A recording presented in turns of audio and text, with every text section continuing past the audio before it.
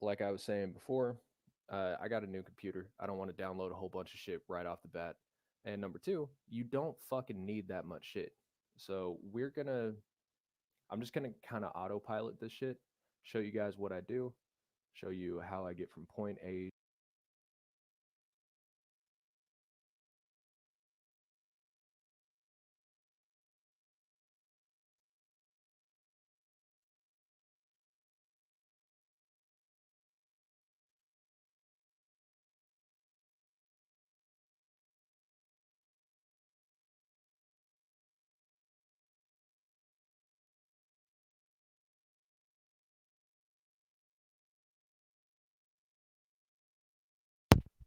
Motherfucker, I was muted. Thank you, Ellen. I hadn't said anything of worth yet, thankfully. I had not said one goddamn important thing. Leaf Blady says, "Hey, Atrix, you want to do a Vivid Strike video today? Sure. You want to send me that on Cash App or Venmo or what have you? Uh, and, whatever the name of the video is. We could do that. I'm down for whatever. Oh, yeah, I titled this, What's Your Ad Category? That's a question I'm going to posit to y'all as you come in. What category of ads do you get? Let's see what Twitter pushes to me if I scroll down. Hey, look, it's me, my live stream. Let's see. Actually, you know what? My Brave ad blocker might be blocking the ads on here. Um, well, can it do that? Can it really block the ads on Twitter that are like embedded Twitter ads? Whoa.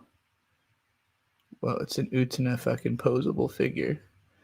That's pretty cool. Yeah, I guess my ad blocker is taking care of the Twitter ads. Well, I can't show you what kind of ads I get then, but on my phone I get ads.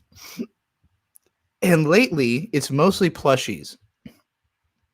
Uh, I'm getting ads all the time for plushies, and I think it pretty much started from when I was talking about how much I wanted the Lackadaisy plushie for my birthday, and then on top of that, the fact that uh, Bird always sends me cute videos of animals on Instagram, and I started sending him back cute videos of animals on Instagram, and now my Instagram has turned into nothing but cute videos of animals and ads for plushies.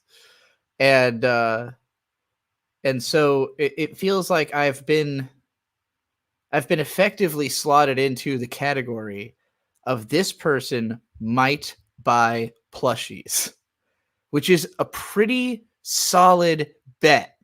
If I had to put myself in an ad category that made sense, that one makes sense. Because Bird and I both like plushies. We have a lot of them. We take them around with us. They're easy to have. Like they're something that even if you're traveling or whatever, they're easy to have around. Unlike say a collection of books or you know they can make good pillows. They can make good bedding when you're camping. So there's good reason to have plushies on top of their adorable and generally nice. But I think that the more that I've been really diving into the furry stuff, and especially having someone like that one Lucario fan around who is very much about cute mascot characters, it feels like the online algorithms have slowly started pushing me. Oh, you're somebody we can sell plushies to. That's where I've been categorized now by the algorithm. So I'm curious how you are categorized. People tell me often that they mostly get political ads, and I assume that's just because people are making political tweets a lot, and I don't. I kind of make a point not to talk about.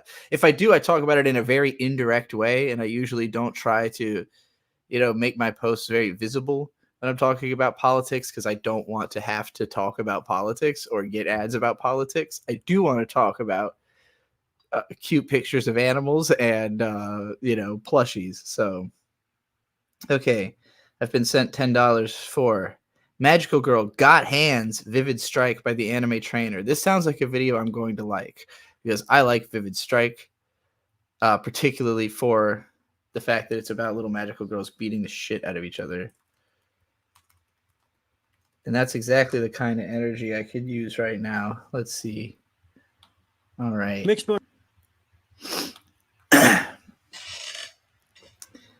Let's go. Thank you, Leaf Blady, for this what's the word I'm looking for? Request. martial arts is one of the world's most popular and exciting sports. Some of the best anime that we've covered or talked about on this channel have been fighting series, Baki, Hajime no Ippo, that kind of thing. But imagine a world where on top of punching, kicking, throwing, and submissions, you could also do magic. Well, kind of.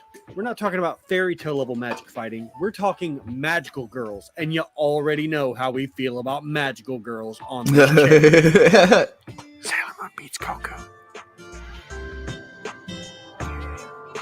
Hey everyone, I'm the Anime Trainer, and today we're going to talk about Vivid Strike. I did But not know before about we get this into channel that, at all. Go ahead and subscribe to the channel for me and throw. The only anime themed fitness channel I've known is Jack's Blade, who I've known since back in the Brony days. Met at BronyCon a couple of times, and mostly I know through Twitter at this point because for for years we've just both been very active Twitter users.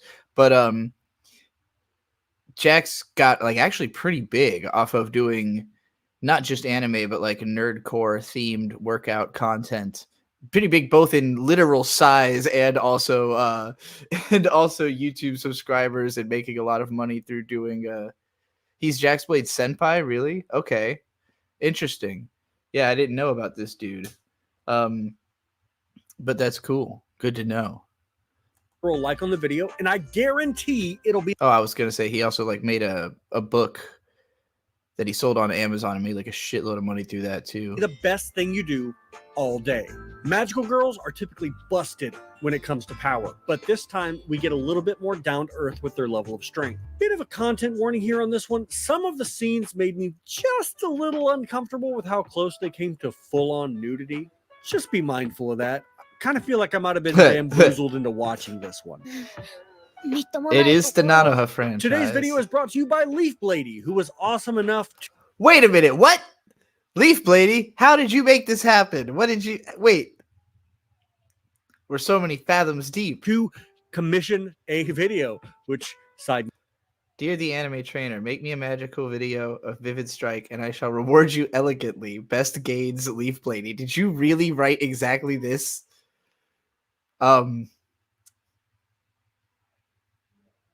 That's incredible. How much did you pay for this? note, I guess I'm taking commissions now. So if you have a video you really want to see get made or want it moved to the front of the line, shoot me a message on Discord. You can join our free Discord with the link in the description. Or if I will also do this, by the way, but I don't know what's a reasonable pricing. So you paid $300 for this? That would be very fair. $300 for a 9-minute video, especially because I have already seen it. But nice. You literally just pitched this like he wasn't doing commissions. You just pitched this commission, and then he said, "Oh well, fuck it. I guess I'm doing commissions now." That's pretty incredible. you just want to support the channel, you can do so via Patreon, which is also in the description. Now, back to MMA and magic. MMA M. Ma'am. It is ma'am. This series is a short one. It's only about 12 episodes long, and it is apparently part of a larger Magical Girl universe, which I did not watch, so we're just going to focus on this. Loser. The magic that That's actually pretty interesting because I do think Vivid Strike is maybe the easiest Nanoha thing to watch without having seen any of the rest of Nanoha, including the original, because it's better than like Vivid Strike by itself is definitely better than the original show by itself, in my opinion. I have, of course, seen all of Nanoha by the time I saw Vivid Strike, and it is maybe like my favorite show in the series. But part of that is because the original Vivid never, like, it only had like 12 episodes and it kind of ended really anticlimactically, and they've never brought it back. And I still haven't finished the manga, which I was really enjoying. And I liked the anime adaptation, just didn't go anywhere. Just fucking went for 12 episodes, and it was just over. And then they did this, which I thought was way better and like actually had a conclusion. So it feels like the most complete story. A's is also a really good, like, solid watch by itself, but that one's a lot harder to appreciate if you haven't seen the original show. So it's a little bit more like reliant on, or at least the original movie, the movie of the original show, I should say. The in-universe movie of the original show. For anybody who doesn't know, the Nanoha films are in-universe considered to be movies that they made retelling the experiences of, in-universe famous characters, Nanoha and Fate. And like that Nanoha and Fate themselves were consulted on the films, propaganda films, yes, as Leaf Blady puts it, because they are military. This is literally like self-celebrating films that the Space-Time Administration created about how cool their leadership is. Yeah, that's fucking funny. That these young under 15 girls wield is more like a power-up than anything. The girls can go through a henshin sequence just like any other Magical Girl series, and they age themselves up because they are pretty young, giving themselves enhanced strength, durability, and access to some kind of energy that can imbue power into their strikes. They definitely become superhuman, but are not on the busted level that some Magical Girl series are, like Madoka or Sailor Moon. The show deals with a lot of themes like friendship, bullying, and overcoming past trauma, but it also has just straight hands. From the get-go, we are brawling in the streets, mixed sparring in the gym, and completely look how fucking wrecking heavy they hit. School bullies. It is a delightful mix of different situations. Her wrecking those school bullies is one of the most cathartic for me, as somebody who got bullied in school and never did fucking shit about it. Seeing this was like, I fucking wish. I truly wish I had reacted this way. I know we're supposed to find this scene kind of scary and alarming, and like the show is about her becoming, learning that with great power comes great responsibility, and you can't just beat the shit out of people who are weaker than you. But learning that starts with just beating the shit out of everybody who's fucking with you. And God, how satisfying would that have been? So that you can see how the girls use their strength without their powers. Dragging the one, and then she kicks the other one in the fucking face. That was diabolical. My goal here is to talk about the series without spoiling too much of the plot. How do we talk about the series without spoiling the plot? Leg kick, boxing, Baji Kwan, karate, boxing skills like crazy, more boxing, this time with footwork. We're seeing a pretty strong mix of modern and traditional martial arts, and I was honestly really hyped to see different styles of fighting play out in this format. Unfortunately, because of the length of the series, a lot of the fights are pretty short, not to mention the fact that Magical Girl transformation sequences take up episode time. And they are not skipping a Magical Girl transformation sequence in a Magical Girl series. We do see a fair assortment of kicks and throws, slipping in solid boxing, kickboxing, sumo-like moves, the flicker jab, and healing magic. Wait, did I say healing magic? These shows have healing magic? Wait a minute, let me go back and look at that. Healing magic? Oh my god! Not only do they have healing magic, they also have... Wow, sorry, I went really, really deep into an imagination hole just now, and I suddenly realized that I was not paying attention to the video anymore. I was having the thought like, man, this would have been such a cool show to grow up with. Like as a kid, if I saw these little girls beating the fuck out of each other, I would have been like, I have to learn. I cannot be weaker than these little girls. I have to learn martial arts, and be as strong. I had the Powerpuff Girls as a kid, but they weren't like realistic to like the shape or proportions I would have had at the same age as these kids. Like I would have looked like these girls, at the time at like age 10, 11.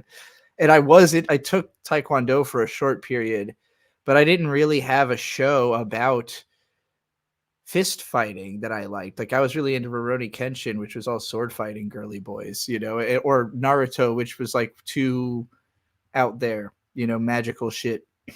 Ironically, even though this is a Magical Girl show, it's way more realistic on the fighting end, And then I started thinking about how if I was raising children, I would raise them with anime like this and teach them judo. And then I was thinking, how would I convince my kids to get into judo? I wouldn't want to just be like, oh, you should do these things. I would probably want first for me and Bird to get into judo, and then we would do it judo in front of the kid and make it look cool so that they'd be like, mommy, teach me how to do that crazy stuff. How did you take daddy down even though he's twice your size? And I'll be like, I'll teach you, but you got to do these moves, judo. And then I'll show them all the anime about it. And then my kid will grow up to be the judo girl. What's her name? Yawara, the judo girl. That's where I was at in my mind just now. By the time I realized I have no idea what this video is anymore. I'm too busy thinking about raising Yawara, the judo girl. All right, let me go back a little bit. I seriously wasn't paying attention at all for the last like 40 seconds. Traditional martial arts, and I was honestly really hyped to see different styles of fighting play out in this format. Unfortunately, because of the length of the series, a lot of the fights are pretty short, not to mention the fact that Magical Girl transformation sequences take up episode time. And you know they are not skipping a Magical Girl transformation sequence in a Magical Girl series. We do see a fair assortment of kicks and throws, slipping in solid boxing, kickboxing, sumo-like moves, the flicker jab, and healing magic. Wait, did I say healing magic? These shows have healing magic? Wait a minute. Let me go back and look at that. Healing magic? I feel like I'm going to get into a little bit of a weird mind hole here talking about this show. Because Nanoha to me is like one of the most like definitively autistic anime series where like its system of logic assumes familiarity on the audience part with like certain ideas. Like if I feel like it like takes it for granted that you want to be the little girl, first of all, like just to enjoy the series at all. There's got to be some level of I want to be or I am the little girl, you know. You also have to want to see like fucking mecha technology, Dragon Ball Z level like fighting, the most like abstractly broad sci-fi concepts possible, like war scenarios but told in a way where nobody has to die necessarily, but where people can and do die, usually just one or two, but somebody will probably die and it'll be a big deal. But like most of it's really pleasant and like nothing's really happening a lot of the time, and it's just characters like being nice to each other and not doing anything. You have to want all of that to like Nanoha. And it's fascinating that that's like a big enough category of people, or maybe it created a big enough category of people through its own existence that it's gotten to just continue. It's been like almost 25 years that we've had this character in this fucking franchise, this spin-off from Triangle Heart that nobody cares about anymore, you know. And Nanoha is like this way bigger deal that's kind of subsisted as this weird, like kind of fringe franchise. Also, I highly recommend watching, if you haven't seen it, my 3-part history of Nanoha retrospective video. It's a little bit like at the time my channel could only post videos up to 15 minutes. So it's like, it's 3 parts, but each one is me trying to cram as much fucking information as humanly possible into it. I did a ton of research for that and it didn't get a lot of views, but I stand by those videos. You should go watch them. Oh, you have seen them. Good. Yeah. I mean, yeah, if it seems like your type of show, go watch it. It honestly, each part of it is pretty short in and of itself. So even though there's a lot of Nanoha, like a lot of iterations, none of them are very long. So, you know, like Strikers being 26 episodes is like the longest Nanoha you'll ever have to deal with. And it's fun. It doesn't feel long, you know, a lot happens in it. So, you know, I would say it's all in all, like it's shorter than Monogatari to catch up on Nanoha. So, you know, if you can put yourself through Monogatari, you could definitely put yourself through Nanoha. And I think it's arguably more fun. I would say Monogatari is for like I don't know. Monogatari is just so masturbatory to me. Nanoha is more about like community, which is of course my favorite theme in fiction. Not so much in the first anime, but as it goes, it just continues becoming more and more about community. Where I was going with this, though, with bringing up the autism part, is that, like, in the beginning, if you get up through Strikers, physical combat is not that big a part of Nanoha yet. Like, Strikers is the first season where it starts to become that way because there's a couple of characters who, like, the main characters, who are like the understudies of Nanoha and Fate, fight with their fists. And so there's like an element of that kinetic action, but Strikers also, like, every character has a totally different fighting style. It's very shonen action feeling in that way. How old is the main character? It depends on which show you're talking about. So in original Nanoha, like, Nanoha basically starts off as just Cardcaptor Sakura. It's a 10-year-old girl from like a nuclear Japanese family, she gains magical powers to collect some gem shards on behalf of this little ferret creature. But then it turns out that ferret creature actually could turn into like a boy around her age, and he happens to be part of the Space-Time Administration Bureau, which is, as it sounds, like basically the police for space-time anomalies. And there's a rival magical girl named Fate, who's also trying to collect the jewels before Nanoha can. And Nanoha immediately wants to be friends with Fate. The second she sees her, she's like, I have to be friends with this girl at any cost. And Fate's like, fuck you, I do not want to be friends. I'm trying to collect these jewel shards for my mom. Her mom is trying to collect these shards because she can create some kind of space-time anomaly that'll make her god or something. That's why the Bureau's trying to stop her. So ultimately, Nanoha has to fight Fate, beat her. Fate's mom is like a super abusive person, so like ultimately Fate realizes that like she shouldn't be following her mom. She should be following this person who actually cares about her, Nanoha. And so the Space-Time Administration Bureau, with Nanoha's help and then ultimately Fate's help, they kill Fate's mom. Fate is locked up, jailed by the STA, the STAB, Space-Time Administration Bureau, STAB, by the STAB. I had never thought about that. Nanoha joins the STAB, and so the second season is about Nanoha campaigning for Fate to be released on the condition that she works with her, and the two of them basically become a couple. Well, they really become a couple at the end of the first show. It's pretty heavy-handed about the idea that like these two are supposed to be gay. They're trying not to say it outright because they are like worried about making it a Yuri show, I think. But over time, by the time you get to Strikers, they're raising a child together. They sleep in the same bed. They are a married couple. As Leaf Plady puts it, Nanoha also feels like Anime Girl DBZ in how much the cast expands and time continues to progress within it. Yes.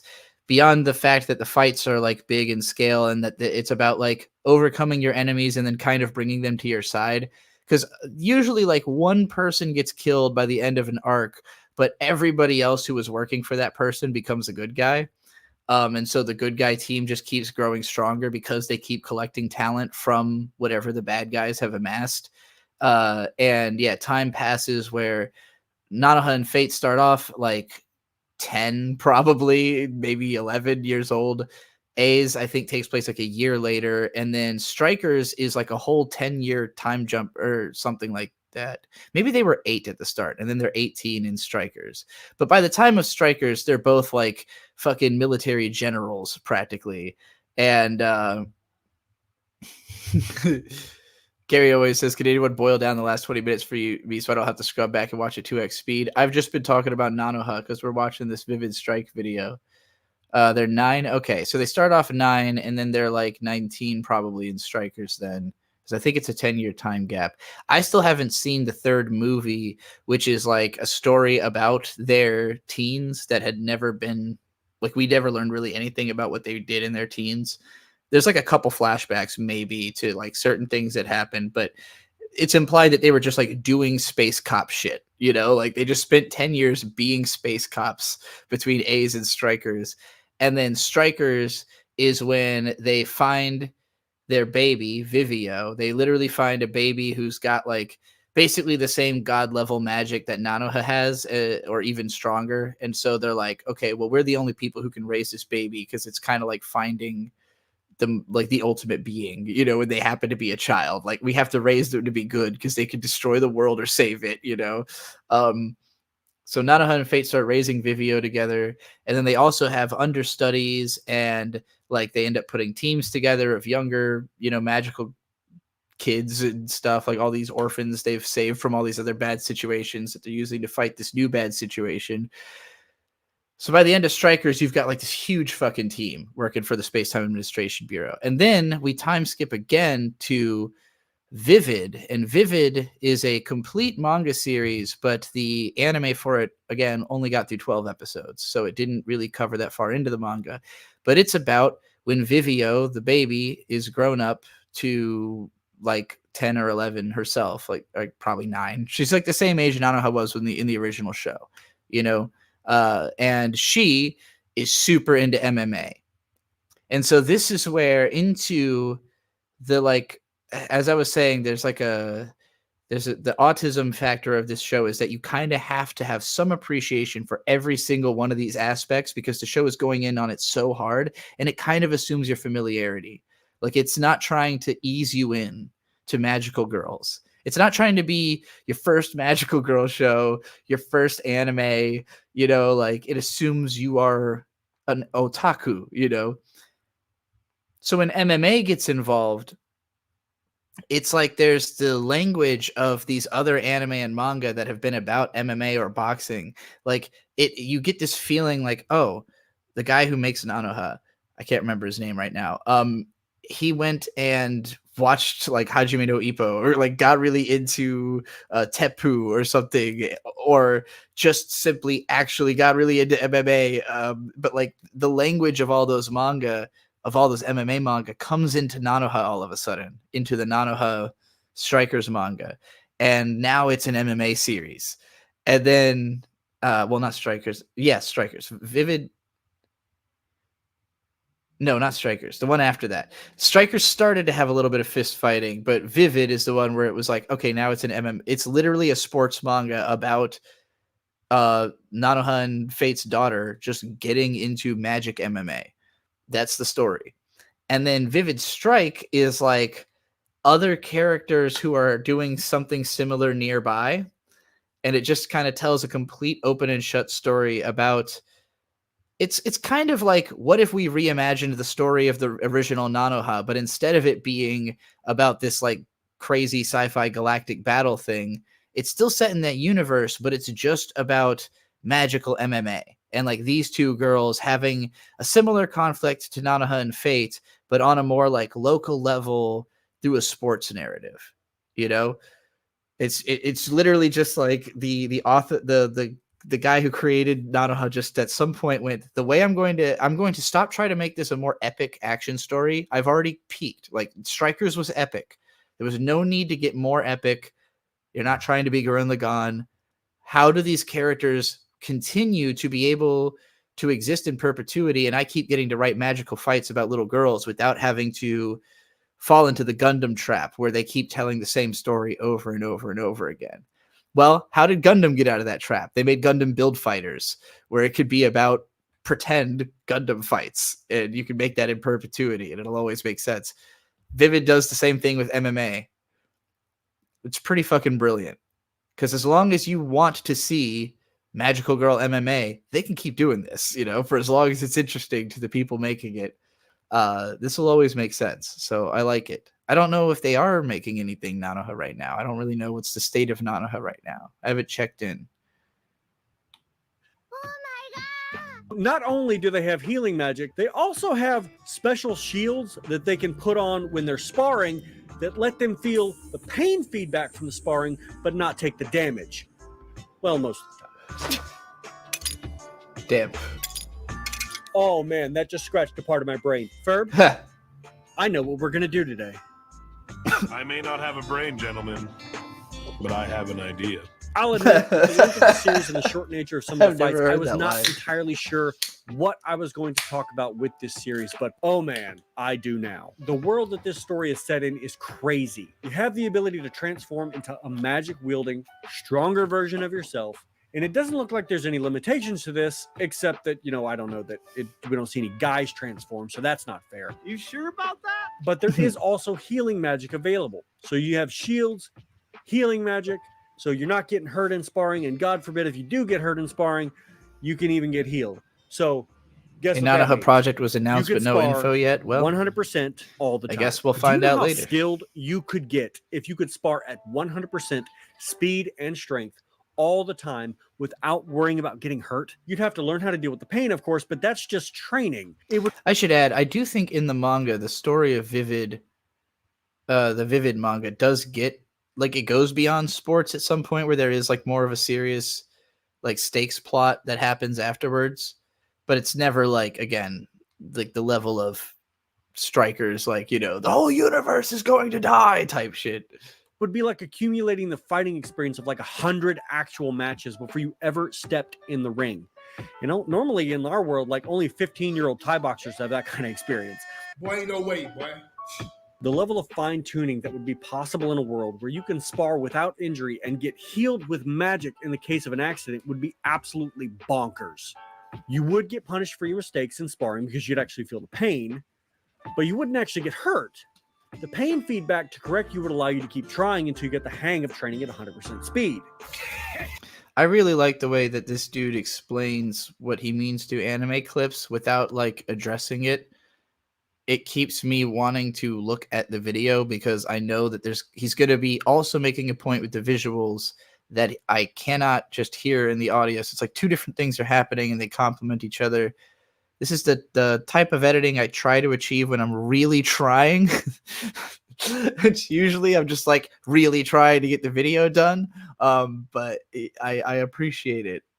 And I also like the unique, weird, like kind of little circles he does. I assume that's mostly for copyright avoidance, but doing it so consistently makes it like a stylistic thing and not just a, necessity. What's the phrase? Necessity breeds invention, some shit like that. Necessity is the mother of invention. That might be the one.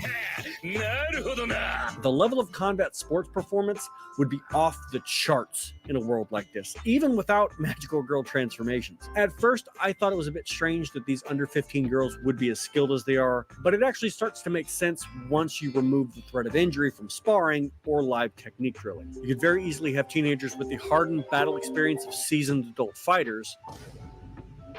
As impressive as magical girl transformations are in giving them the strength to throw someone into a building, I would argue that the existence of the shields in this universe is even more impressive. The protect I like that he's arguing for like why it's justified in universe that they can do this. He's like, actually, like the justifications for why these teenagers could beat the shit out of each other are pretty solid, and I like it. they afford is so strong that you can actually get hit with a transformation buff strike and still be uninjured.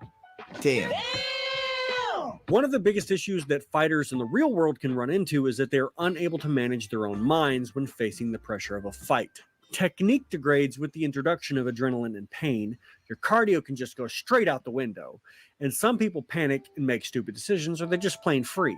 Drilling techniques for hours on end, training to be tough through exercise or body toughening, body hardening, that kind of thing. And I think the reason I like this type of editing is because, like, I know when I write my scripts, when I say sentences like the ones he's saying, I am picturing a specific thing in my head. Like, there's always something that I know justifies what I'm saying that I could reference visually.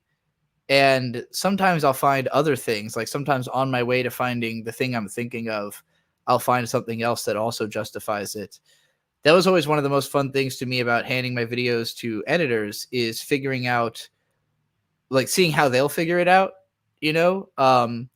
My favorite in the Lucario fan edit of my new video is when I talk about in K, it's a show about characters going around flashing their swords in the streets. And so Lucario found this scene where it's literally like 10 guys in a row just pulling their swords out, and there's like a flash that goes across the sword. It's like literally they're just flashing their swords and nothing else. Such a perfect marriage of image and, you know, description. And like, so I guess with that, it's a little less interesting than moments like this where it's actually you, like, I wouldn't have thought of this scene. I might have thought of something else based on what he was saying, but him showing me this is like, oh wow, that's an interesting example of what you're talking about, you know. It's a little less like on the nose. And I've done this before, but it's rare that I write scripts that allow for as much of it as he does here, where like he's really not even referencing Dragon Ball at all, but putting the images on screen that justify what he's saying, because he knows that this applies to more than just Dragon Ball. So he doesn't want to say, oh, just like in Dragon Ball, because that'll limit your comparison. But by showing you that as an example that you could have come to, it then makes you think about like, what other examples might you know? Very clever editing. Even sparring can only make you. Also, these little sound wave things. So that makes it so like, even though like the edit, like the way that the video is edited overall, because the clips, you know, they suddenly start and stop, they move around the screen, all the elements kind of move around, would create a jarring effect. Now, normally the voice is kind of enough to unify that, but he's doing a lot more. There's also this circle, and even though the circle moves around the screen, it is literally a waveform of what he's saying.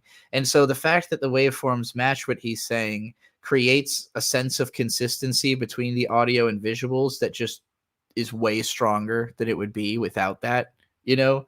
It makes it feel like it's all the same idea still happening, because there's so many elements that keep reminding you that it's the same idea still happening. Also, the background doesn't change. You know, it's been this one shot of the park. So like between the background not changing and the circle matching the voice, and of course the voice being consistent, it just all feels way more unified and holds your attention. I'm basically saying this is better than my editing style. Like, I'm appreciating like, this is a better way to do what I do, you know, like, so I truly, shouts out. I appreciate the level of thought that goes into this content. Partially prepared for the reality of having someone on the other side of the ring of the cage come at you like they want to end your career of being alive. I'm scared to death.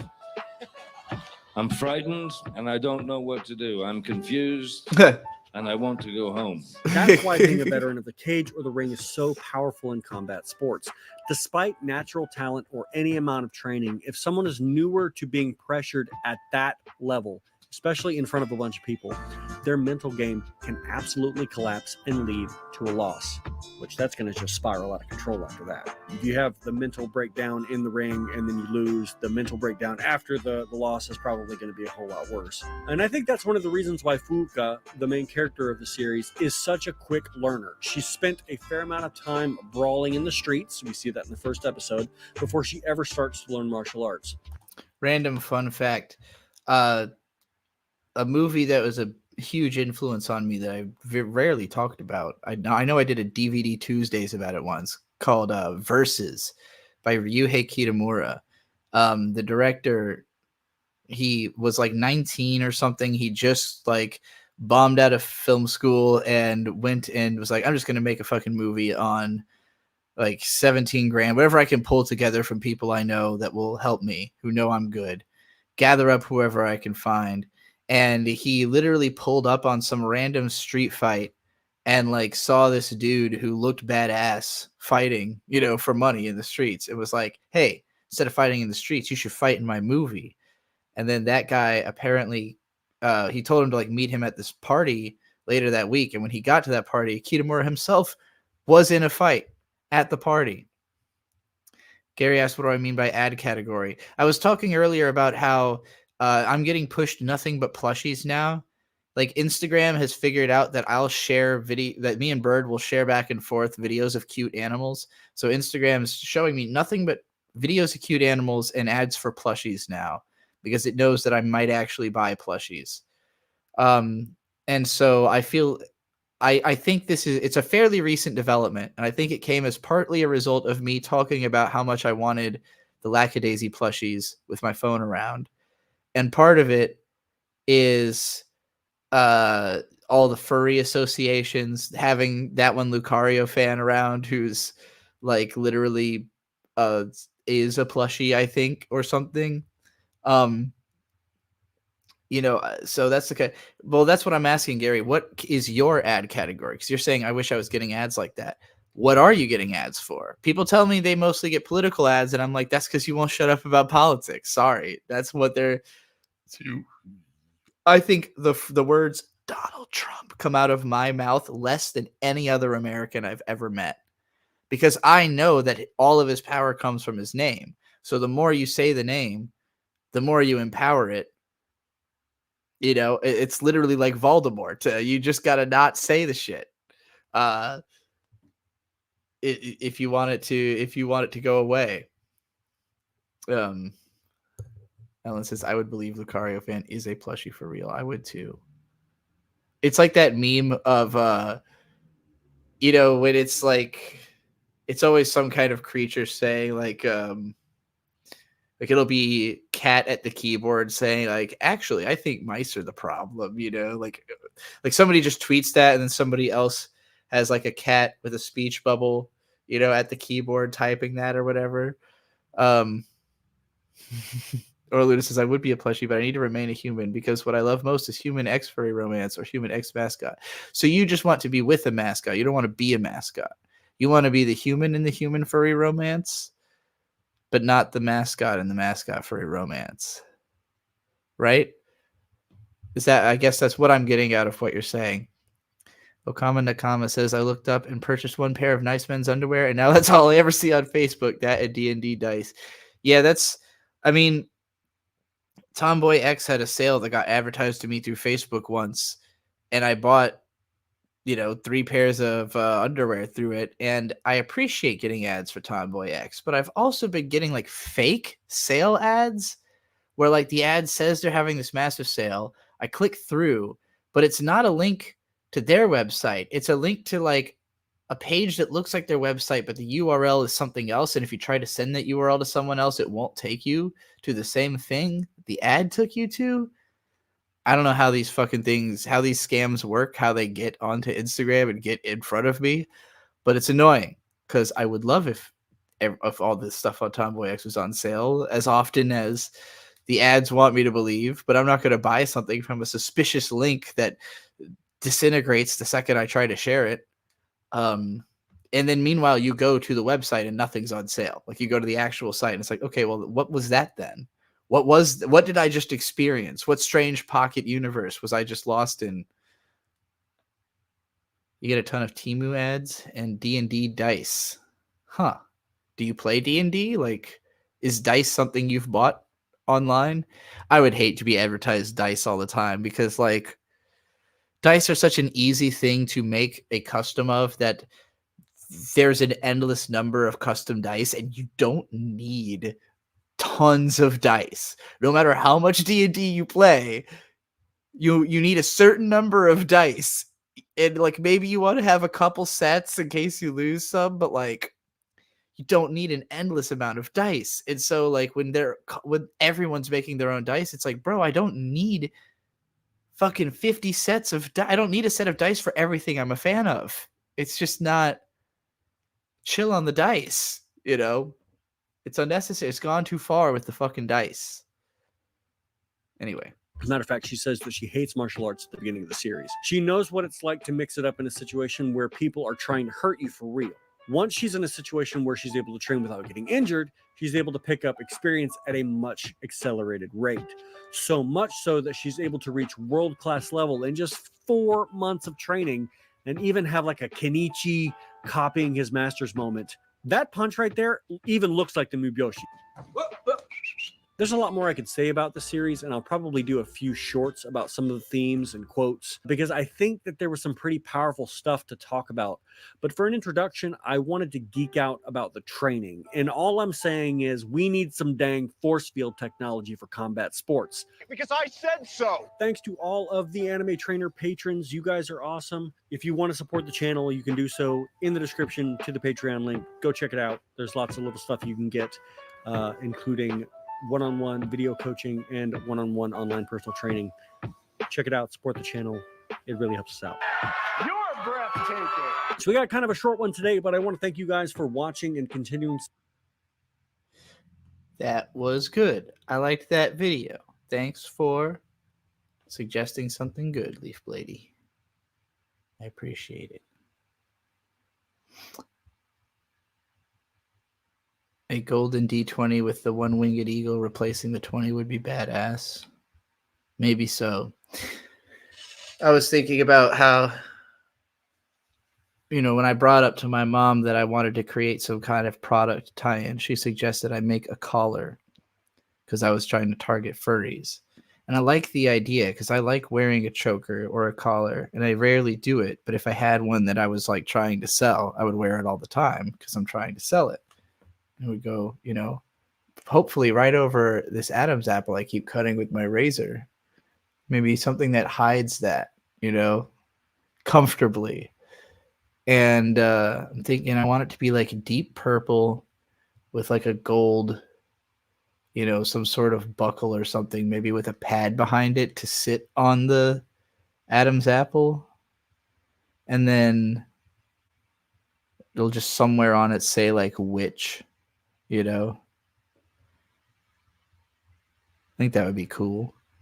I don't know who would buy it, but if it looked cool, somebody would buy it. I have to assume it looks cool. I can't imagine it not looking cool. But I have to figure out how do I produce a cool looking collar. I'm not even in the wheelhouse of knowing how to do that. So for now, it's merely a pipe dream.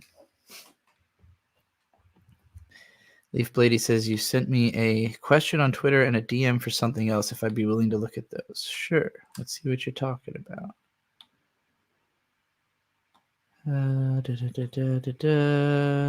Is it just in a DM or? Here we go. Message requests. Can we discuss a video commission sometime if we want? Okay. We will sometime then.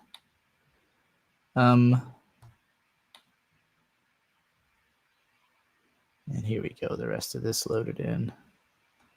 I see Amy is arguing with these dumb shits on Twitter. Looking for magical girls who are skilled at martial arts, boxing, and general unarmed combat. Anyone got any recommendations? Already got some girls from Nanoha plus Vivid Strike, Hibiki from Symphogear, and Yuki Yunya from UUU. Do I know any other magical girls who are skilled at martial arts, boxing, and general unarmed combat?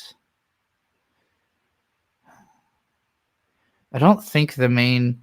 I know the main girl from the original Precure was like a lacrosse player. And I don't think she was like trained in combat. It's just the way they animated that show. It seemed like she knew how to fight. But I don't know enough other Precures. I mean, in Utena, you've got like basically everybody knows how to fence or do kendo or something. I guess only Utena's really a magical girl in that show, though. She could be considered a fencer. That's not hand-to-hand combat, though. That's kind of what you're asking about, right?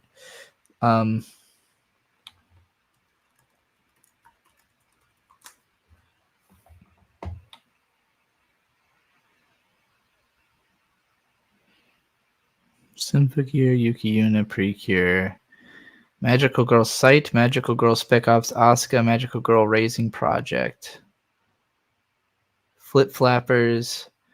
Oh yeah, Twin Angel Twinkle Paradise. This had some pretty fun fights. This is from the same director who did Toradora, which also had some pretty fun fights for a teen melodrama romance anime.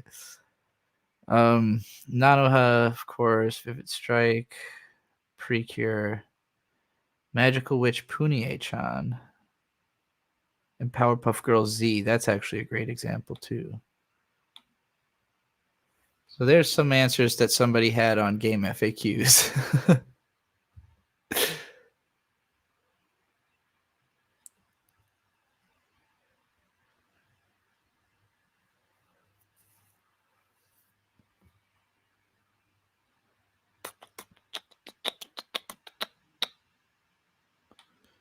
Pure Sunshine's entire arc in Heart Catch is that she is so manly and the strongest person at her brother's dojo, but is afraid to show her feminine side. That's good to know. I literally got to like right when she was being introduced in Heart Catch, and I never watched further. Just because I don't remember why. I don't know. Probably got busy with something or forgot who I was for a day or something.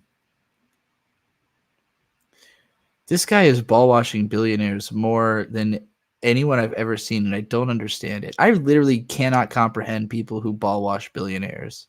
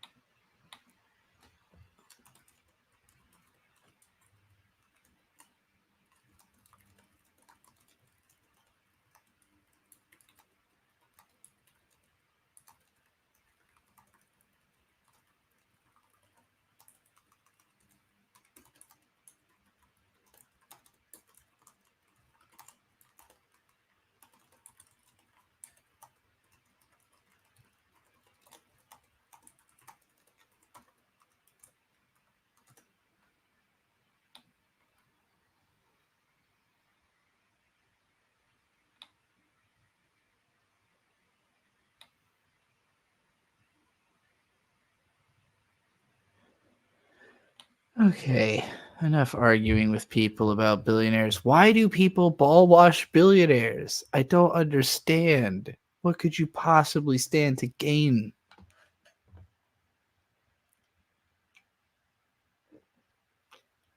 They're not going to give you any money. They got that money by taking money. They didn't get that money by giving money. You don't become a billionaire because you gave a bunch of people money. I mean, you become a billionaire because you gave certain people money, but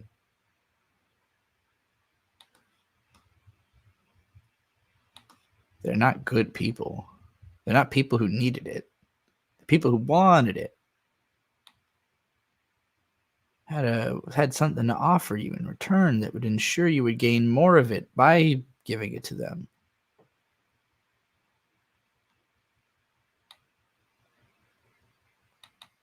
All right, let's watch Pocketbook Head As's video. Okay.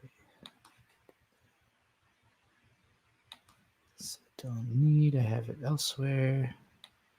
This is done. I don't really need it.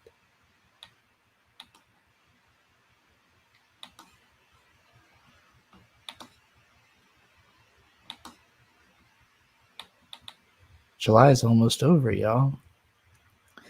It's supposed to be reading day, I guess. I've pretty much decided that I only really care about keeping Tuesday, Wednesday, and Friday consistent because trying to do more than that is too much for my brain to handle. This is enough. This is enough to tax me to the full extent of my ability to plan, is to have 3 days out of the week that I definitively have to do a certain thing. Any more than that, and my fucking tiny mind is going to explode.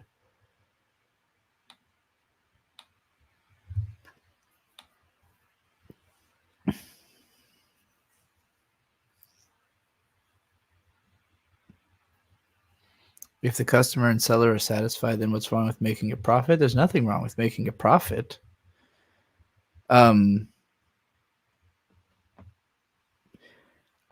My argument on taxing billionaires, I think, is incredibly capitalist. It's like the most capitalist take I could have, which is why I joked that people are going to tell me how the stance isn't left enough, but they went about it completely wrong. My argument is that just the billionaires who live in the U.S., if you taxed them at a rate where everything they had above $500,000 you redistributed to the rest of the American population, it would make millionaires out of the entire United States population. Now, those people who were billionaires before they got taxed all that, they would still be able to have $500 million fucking dollars. Meanwhile, everyone else in the United States would have millions of dollars. And you know who wouldn't have any of that money? Everyone else on Earth, who is now vying not just for the money of a couple of Americans, but for the money of every American, essentially putting the rest of the globe in the employ of all of America. Gary, why would that be sorely irresponsible? What are you talking about? Who is responsibly handling this money? Do you think there's a billionaire who is responsibly handling the money they have? No. Why would you trust anyone above yourself? That doesn't make any sense to me. Why would you not want to put yourself on equal playing field with everybody around you, as opposed to knowing that there's like a couple of people that if you said something they didn't like, they could erase you from the planet because they're so much more powerful than you? You don't trust anyone you know with $1 million? I do. I mean, I don't know that they have $1 million. I trust people I know who have made $1 million. Actually, I'm pretty sure my dad has made in more than $1 million in his lifetime. Like, comfortably, probably more than $1 million in his lifetime. You suddenly don't want me to be president anymore? Why? Ellen, wait. Because you don't want you don't want Brazil to be working for America? Is my argument too powerful? I think it would be so much better. So much better. Because individual Americans have the opportunity to make ethical decisions. You know those billionaires aren't. You just know they're not. They're making whatever decisions make them more money. You don't have to. You can do whatever you want with that money. Why would that be bad for you, Ellen? Imagine that a billionaire is taxed to pay me. Like, all the billionaires get taxed. I now have $1 million. Now, am I going to keep that $1 million in America where it's not going to carry me very far? Like, I'm surrounded by millionaires? No, I'm going to move to fucking Brazil, and I'm going to put so much money into your economy that it's going to make you rich. It's going to make Amy rich. It's going to make everyone I know, everyone you know rich by Brazilian standards. No, it would make literally everyone I know rich. Eventually it would make everyone rich, because it's just simply capping the amount that one person can have at enough to make everyone else rich on Earth. Everyone on Earth could be rich in like 25 years if you just taxed billionaires above 500 million, which is already an unreasonable amount of money to have. This is not like I'm not fucking telling you, oh, we're going to tax them into fucking poverty. They're not going to be able to do their jobs. No one needs $500 million. Nobody. That's Drake's net worth currently. Drake's not a billionaire. Drake has $500 million.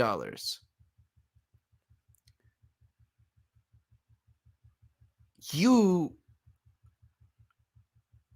could tax people to the level of you can only live as well as Drake and make everyone else rich. You could tax billionaires at a rate of you're only allowed to live as well as Drake. Get away with as much as Drake gets away with. You're only allowed that.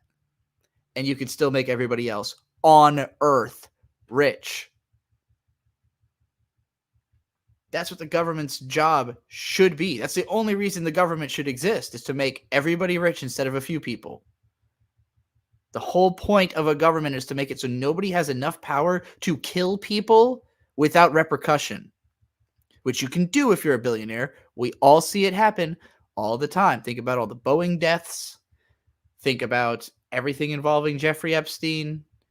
Like, if you have that level of power, you can do whatever you want. Nobody should have that level of power. Drake already has a level of power where he's been doing whatever he wants, and he's even been called out on it now, and he still has not been held to task in any legal forum, has not been investigated on that level. Like, he's got too much fucking money. He retreated to places he knew that he wouldn't be in trouble. He retreated to his people he could pay to keep him safe.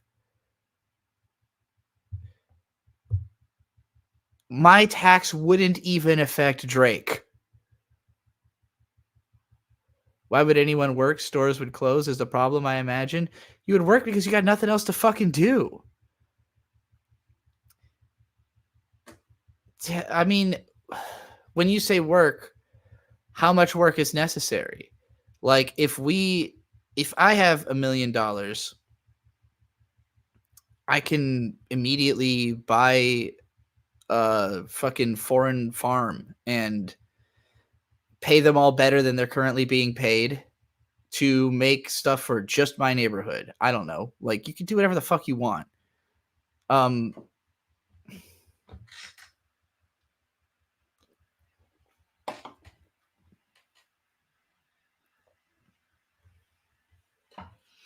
I truly believe in pump up economics, not trickle down. Trickle down doesn't work.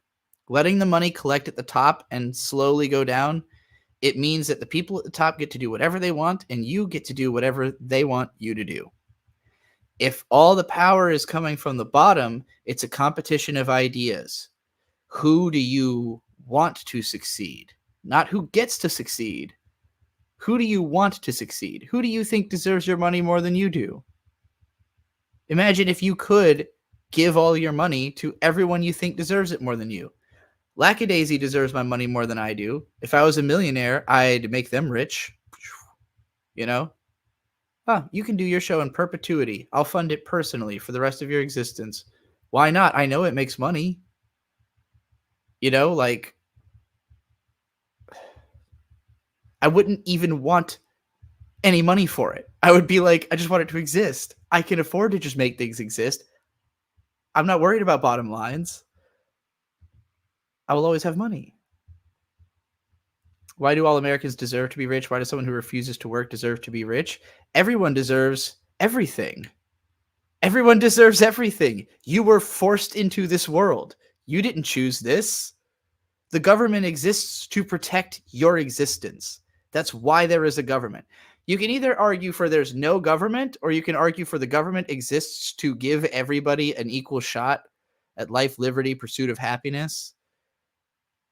I'm not allowed to do whatever makes me happy. The government prevents that. You know, there are some people who doing whatever makes them happy would fuck with other people, and we just say, you know what, you're not allowed to. If you accruing billions of dollars lets you fuck with everybody else, you definitely shouldn't be allowed to do that. Shouldn't you just earn based on what you contribute to society? No, because that's impossible. That's impossible to meter. There's no way to measure that. What contribution can you consider actually worthwhile? Like, if you can justify a contribution and explain to me how having a lot of money helps you do that thing that contributes to society, other than giving that money to other people, you know, like, what can you do with a lot of money other than give it to other people that's worthwhile? And how do you make moral decisions about what other people deserve your money? You can't. Ultimately, the government's job is to make it so that that money just goes to everybody, because you make the decision that as a citizen, you are worthy. Just based on the fact that you are a U.S. citizen, you are therefore worthy of everything. Life, liberty, and property. Thank you, Leaf Blady, the original. You should be allowed. Of course, they took property out. You know what? We really need to make sure we bring that shit back. Life, liberty, and property. Thank you. We're meant to have property. You know how much property costs in the United States? I'll tell you, first of all, it's worth a lot more than it's being sold for on a long-term scale. But nobody's concerned about their children's property value. They're concerned about the immediate turnover. And so they're using that immediate turnover to empower outside forces to own most of America, where like a lot of our real estate is being bought up by, global interest groups and not really owned by U.S. citizens who increasingly are poor, being charged too much for rent, can't afford to live the level of lifestyle that they have been raised with the expectation that they would be able to maintain because there used to be more money in the streets. And now all the money is collecting at the top and none of it's in the streets.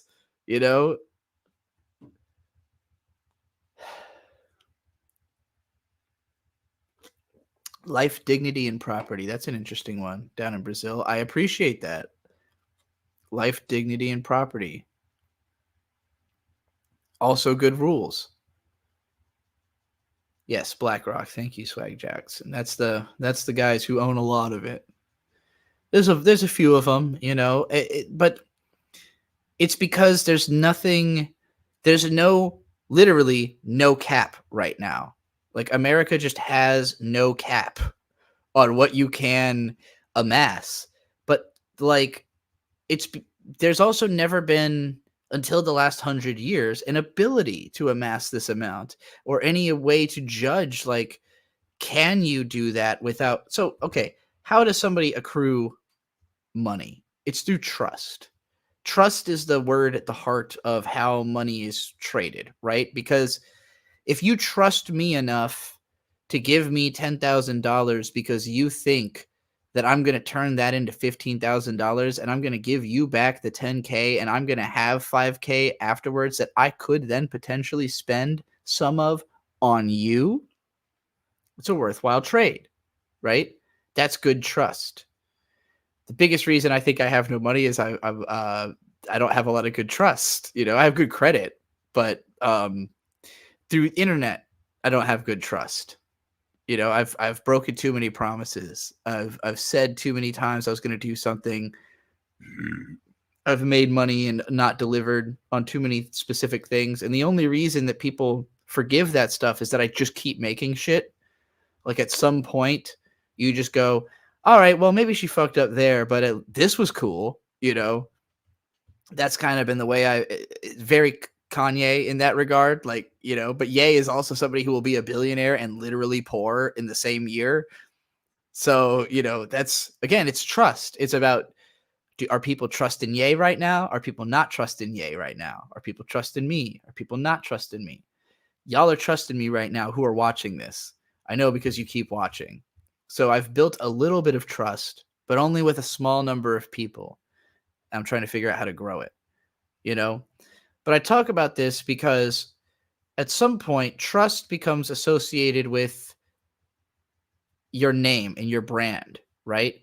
Where like if you are a name that people just trust the name in and of itself, in certain circles, the name Elon Musk is just associated with success. He's currently the richest man. He passed Bezos, richest guy in the world, Elon Musk, because his brand is powerful. And people will look past however many times he's failed because not everyone knows about all those failures. Not everyone's considering all those failures. A lot of people just trust the name because they think that's the name of the richest guy in the world. Trump created that image for himself without even being one of the richest guys in the world. He just associated himself in the public eye with being a rich guy, and he did it through much more social means than normal because most rich people, super rich people don't have the kind of charisma to go and like be in movies, to be in wrestling. Like he made himself a public figure to an extent that when most of the like serious politicians from his generations were dead and he's the last charismatic old guy saying the stuff they want to hear, he gets a chance, That's, again, trust. It's about trusting the name. And he damaged that trust pretty heavily when he made a bunch of promises about what he was going to do as president and didn't deliver on them, and therefore lost his second term. Trust, and yes, Gary, the trust is entirely contextual. There is no context in which you should trust someone with $1 billion. No context. No one man should have all that power. Ye said it. Ye said back in 2010, you should not give me the amount of power you are giving me. He said it. And yet, Ye is so fucking brilliant that no matter how many times he breaks everyone's trust, he'll always get another shot. Because when you meet him, the conclusion you come to is, I don't understand what's going on as well as this guy does. That's what everybody thinks when they meet Ye. Every report I've heard, JPEG Mafia recently met Ye and just said, like, the guy's a fucking genius. Like, I know y'all are going to be mad at me for this, for working with him. I've been dissing him directly for years. But the guy's a fucking genius, and being around him taught me a whole lot. And like you can hear in JPEG's latest songs, you can hear Ye influence. You can hear, okay, I see what Ye taught you. It's a wild feeling, but like it's in there. And I don't know exactly how to achieve it. I don't know how he did what Ye. I don't know what Ye told him specifically would allow him to achieve whatever he did, but he figured it out. That's the trust aspect. And Gary says, it doesn't matter if we trust them or not. The system is already designed to keep them in power. Yes, it's trust among them. That's why. So if you don't know this about American politics, anybody involved will tell you the decisions are all made on the golf court. Most decisions in American politics are made on a golf course. I said court a moment ago. Golf course.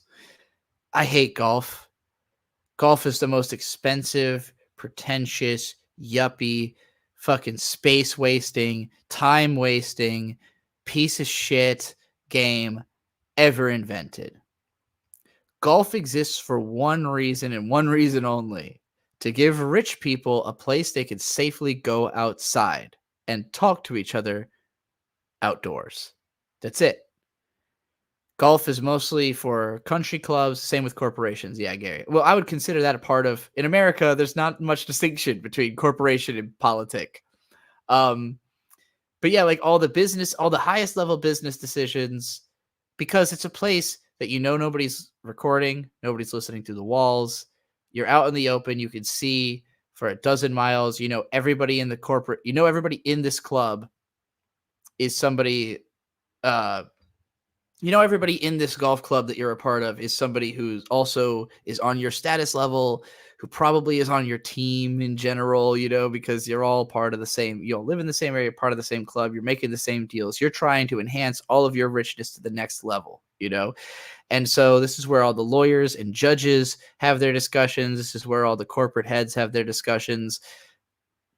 It's why Donald Trump spends so much fucking time at Mar-a-Lago. And it's funny because people will make fun of him for being out golfing all the time. But it's like, yeah, but that's what they do. They go out golfing to make decisions. He doesn't want to hang out in the White House because that's a place he's getting shot at.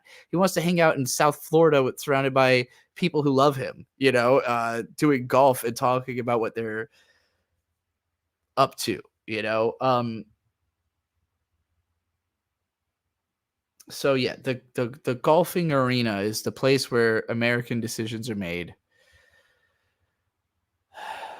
I fucking forgot why I got onto the topic of the golf. I got so angry at golf.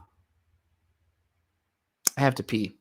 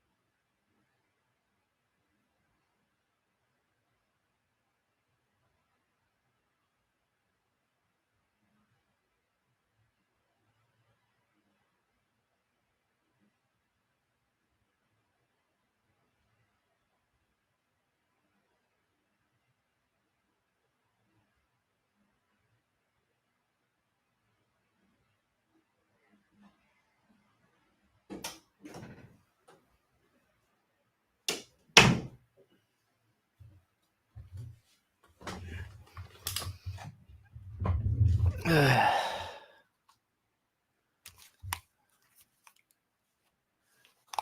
don't know why I'm wearing the headphones. I'm not listening to anything. Ugh.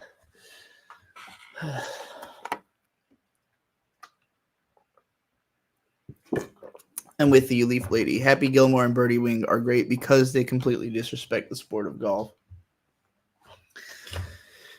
I was actually surprised because Bird watched Happy Gilmore for the first time fairly recently, and I was like kind of overhearing it because I remember liking the movie as a kid, and I had not realized how much it is about like how pretentious golf is and like the undercurrent of kind of political commentary there. Also, just now as I went to the bathroom, I was thinking about that's why Tyler the Creator was so fucking successful, because Tyler very brilliantly attacked rich kids' dads. Like in the effort of attacking his own dad, he was like attacking. You ever heard of Tyler the Creator, Dad? Yep. What do you know him for? I just You know the don't. You just name. know the name. Yeah. Okay. I was about to explain that I think he basically made fun of rich people's dads a whole lot, because his whole brand was about making fun of golf. He had a brand called Golf Wang, and like he would just sell socks that just say Golf Wang on them.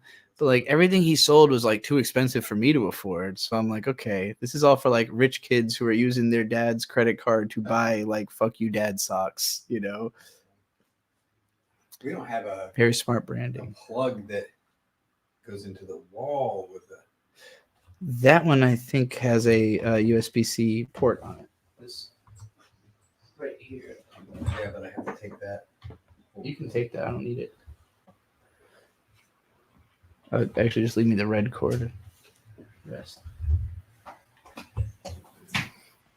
You've been shouted out as Cadet Collins because of the Space Force videos. Oh, really? Oh, that's funny.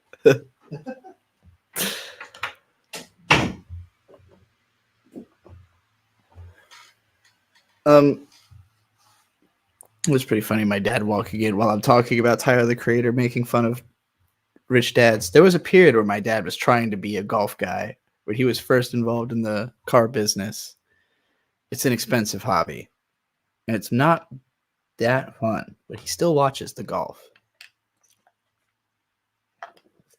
I think as a business guy, you kind of have to watch the golf. It's like part of the coda,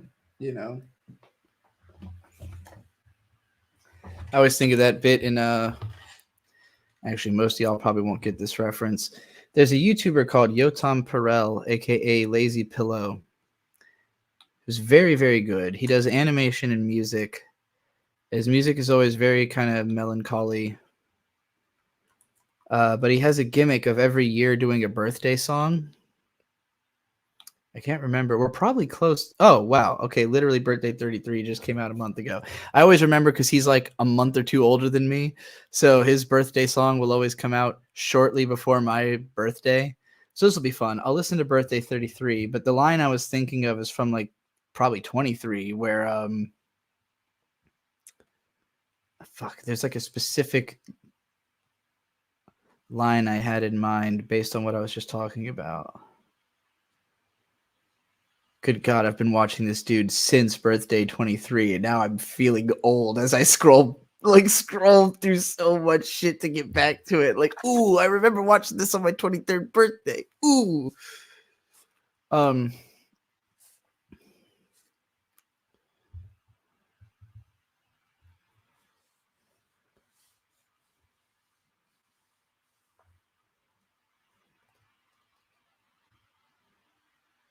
Yeah, we could definitely watch another video, Leaf, if you wanna send another one. Hey guys, ha ha ha ha. Hey, what's with the tone? What's with your tone? You shut up. Whoa, why are you mean? Because I'm just being a Jacob Wagner with $5 says, check this out image. I don't know what you're talking about. Check this out image? What image? You're not going to be able to link on YouTube, just so you know. YouTube chat won't let you send links, but you can send it to me on Twitter or in the Discord, and I will be able to check it out. grown up, business suits. Faxes. No, That's you what I don't- was thinking of. When I think of like golf's relationship to business people, I think about this line. I'm just being a grown up, business suits. Faxes. Being a grown up, business suits, faxes. I don't think I've ever had to send a fax, even still to this day. All right, let's see where he's at now, being my age. Hey and not guys, 23. Oh, hey there, you filthy Zionist. Whoa, whoa, whoa, whoa, whoa, whoa! Explain yourself. What I do? You're not from Palestine. You're not wearing a keffiyeh. You're not doing an intifada. You're existing in Israel. I was born here. You sound like one of those Hasbara trolls. A This is troll. amazing. The mythical creature with a big nose. Okay. Already pulling out the anti-Semitic card. Well, I'm sorry. I've been online for the past however many months. It's hard to avoid. Criticizing Israel isn't anti-Semitic. No shit. This government is evil and awful, and it's been like this for many years. But if you criticize it, along with telling Israelis to go back home, I'm gonna think you're somewhat anti-Semitic. Oh yeah, why don't you go back home? What home? Czechoslovakia? Yemen? This place is all I got. So I vote for political parties that are against the impossible status quo. I protest. I don't spew hate. What more do you want from me? Leak sensitive information to Hamas? No, I don't like them. Huh. There are gonna be a shit ton of political arguments in the comment section, huh? Yeah, probably. I just want my depressing birthday wishes, not discussions about my country sucking. But it sucks. Yeah, but I'm not my country. What are you then?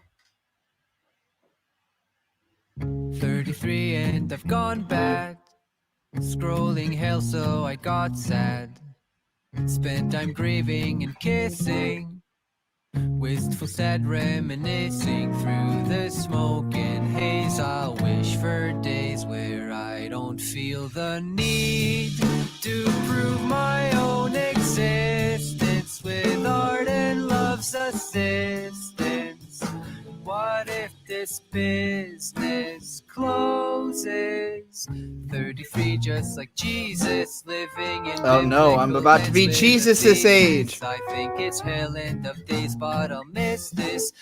If Gog and Magog come and visit through the smoke and haze, I wish for days where I don't fear the need to prove my own existence. Race, science, and abysmal takes it if this business fails. I have no way to flee this shit. Show the zeitgeist fucking dismal. Disdain reigns, distress grows, disseminate discord. I'll keep on dancing, no wars deserve romancing. Forlorn and full of scruples, frightened of what the future holds on. It's getting bumpy, lumps and crooks intensifying. Fighting course, no empathizing, spend the flames, invest in dying. Invest in dying. Invest in dying doesn't sound like a bad idea, actually. I know some people, some like rich people will buy up funeral homes and shit as investments. Maybe I should buy some stock in some kind of death base. Death is never going away. Not in my lifetime, anyway. So it's probably a worthwhile field to be investing in. I should count on death more than anything. It's in the We Love Stuff Discord. Okay, let's go find this stuff. Sweet Baby Ray's barbecue.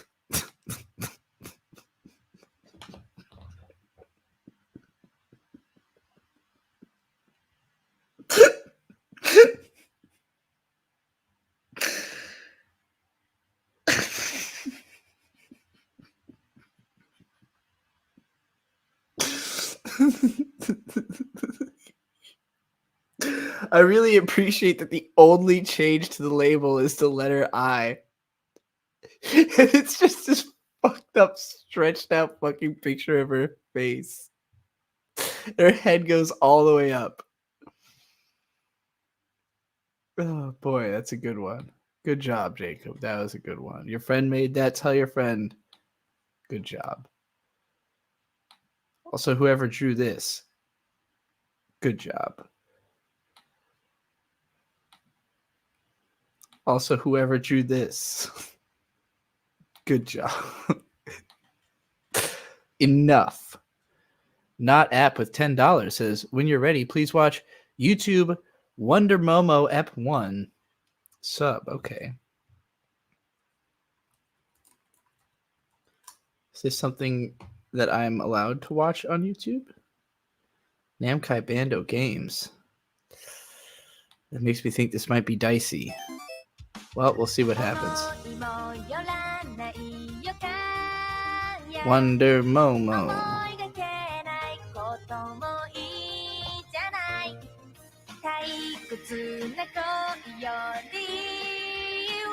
Wait, yesterday's stream got taken down? Hold on. Let's go ahead and fix that real quick. Was it for Shimoon or was it for something else? Blocked. Why? Nope, wrong. That's the one. Okay, why were you blocked? Rodo Mono. Oh, it's one of the. No, that's just monetized. Never mind. Why are you blocked? This is why it's blocked. What is here? What's at 416.50 to 419.45?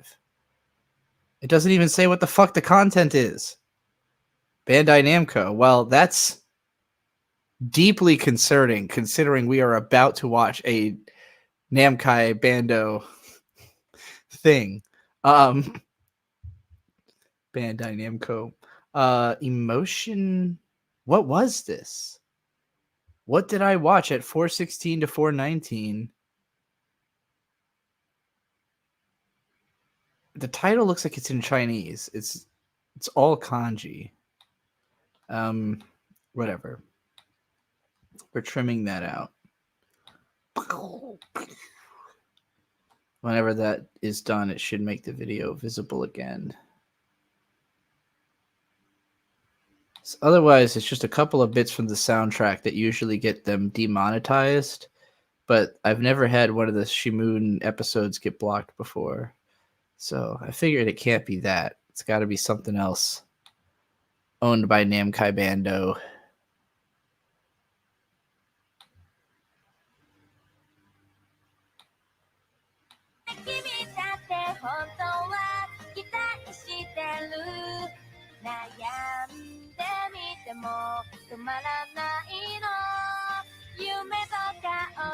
What in the world is this? Is this like just a show or like a video game or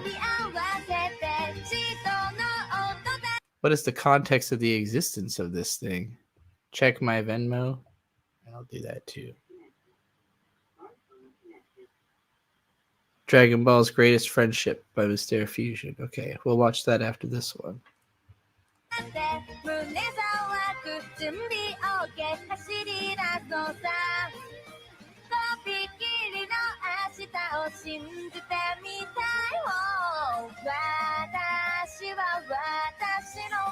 Amy, I did discuss what we were talking about on Twitter on here not long before you got here, actually.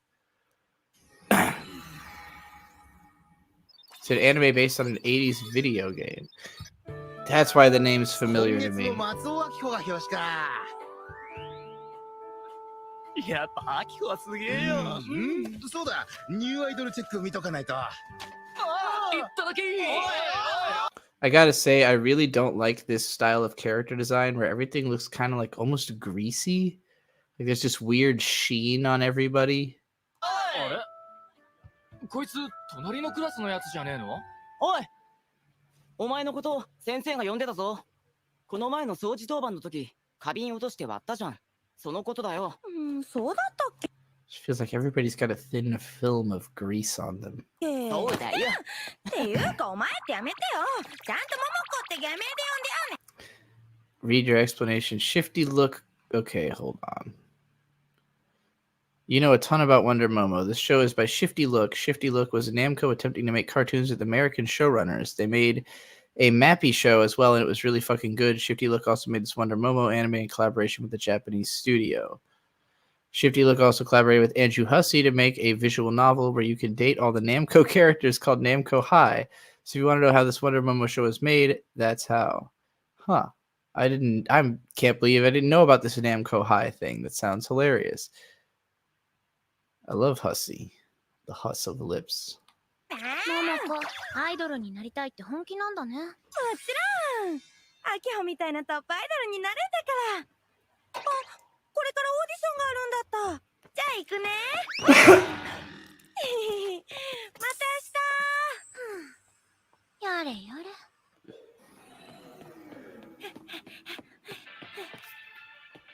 はい、桃子です。ああ、よかった、間に合って。まあ、残念だけど、今日のオーディションなくなったんだ。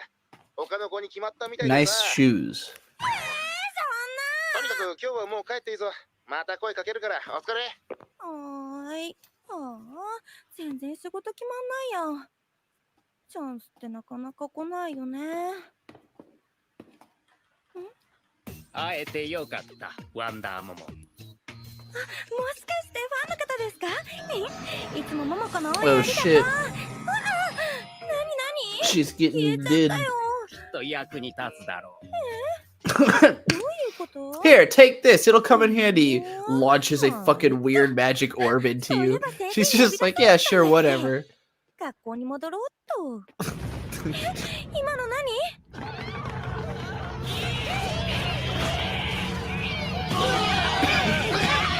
あいつら一体何者？桃子、あんたも逃げなきゃ。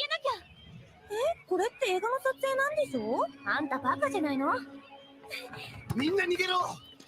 Right now, my take on this is it's kind of hard to tell how like seriously it's like it kind of feels like it's supposed to be funny, but it's not quite that funny. Like the way that guy, like his face was on the ground all tilted, and like the facial expressions of the background characters, just like there's this bit of exaggeration that's almost tongue in cheek, but it's not far enough tongue in cheek to be like funny. It's just kind of like, oh, okay, this is not serious, I guess, you know? みんな置いてかないでよ。あの子一人で大丈夫かな？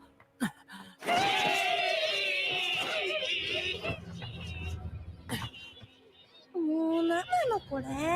あんなところにいた。ここで私が変身しちゃったり。ん？わあ！ワンダーモードオン！ Is this the part where I transform into a magical girl? I guess, yeah. It just happens. There you go. I gotta say, not much of a magical girl vibe, really, though, from that outfit. これ本当に変？ It's giving much more like Devil Hunter Yoko to me than like magical girl. Mixed with like, I don't know. Like it's more tokusatsu, like closer to a Kamen Rider. しちゃったってことだよね。よーし、行くぞ。うわー！これでも食らえ。Ultraman, yeah, I can see that. 結構強い。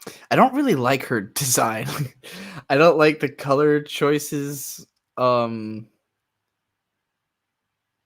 helmet's kind of ugly. It doesn't look right on her. Also, this shot, it's not like her head is like kind of slightly at an angle and the helmet's not at the same angle. I feel like it looks like an asset that was placed over top of the like a, you know, like a layer on top of the bottom layer, but it's not quite adjusted right. 良いかも。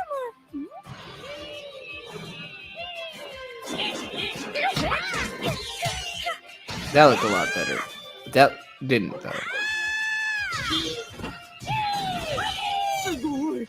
もしかしてあれってワンダーモモ？やっぱり私強いんだ。これで報道カメラマンも夢じゃないよな。やっ！うわー！なんだあれは！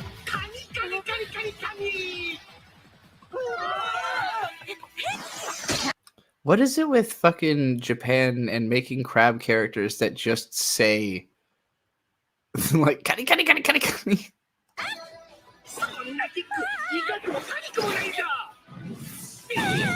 I want to know, like, what was the first one? What was the first crab monster that just kept saying kani kani kani kani kani over and over? It inspired all the other ones. 何か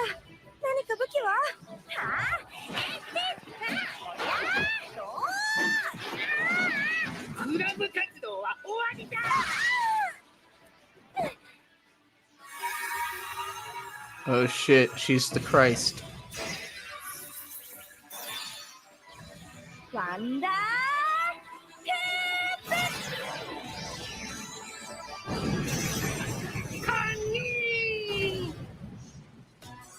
ープ Well, all right. That sure was a Namco-style explosion if I've ever seen one. I don't know what it is about Namco games. They always have the cheapest looking explosions. They captured that perfectly. エリアに勝ったのね。でもワンダーモモはどこに行っちゃったんだろう。モモコ、あんた大丈夫だった？やっぱり映画の撮影じゃなかった。 Except for Tekken, obviously. Tekken cutscenes are like the craziest looking shit. みたいだね。確かにあの子がワンダーモモだった。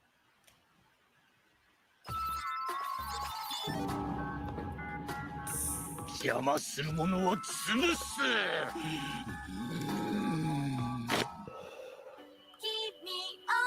Well, that was strange. I gotta say, not having any personal nostalgia for Wonder Momo, I can't really understand what this was like. Why did this exist? It just kind of felt like, all right, okay. Bunch of generic anime ideas, one after another. Kind of reminded me of the first episode of what the fuck was it called? There's this one anime.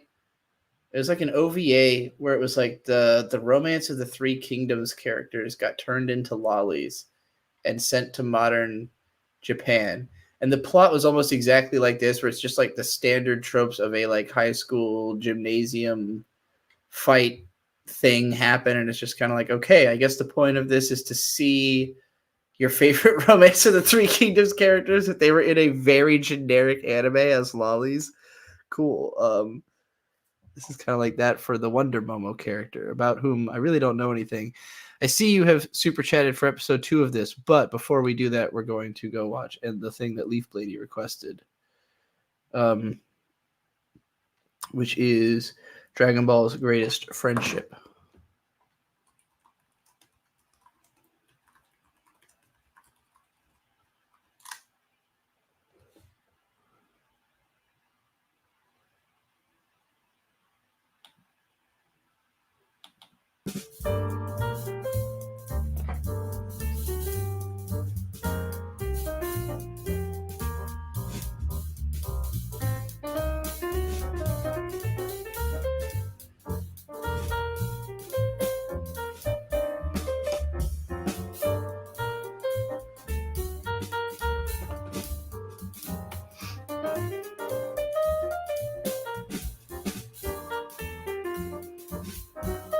I'm saying Aggie Dine with 14 cringiest Naruto moments is another thing we're going to be watching. I'm going to have to put together a queue. No, I don't mean that Gohan is going to have to give up a drug addiction.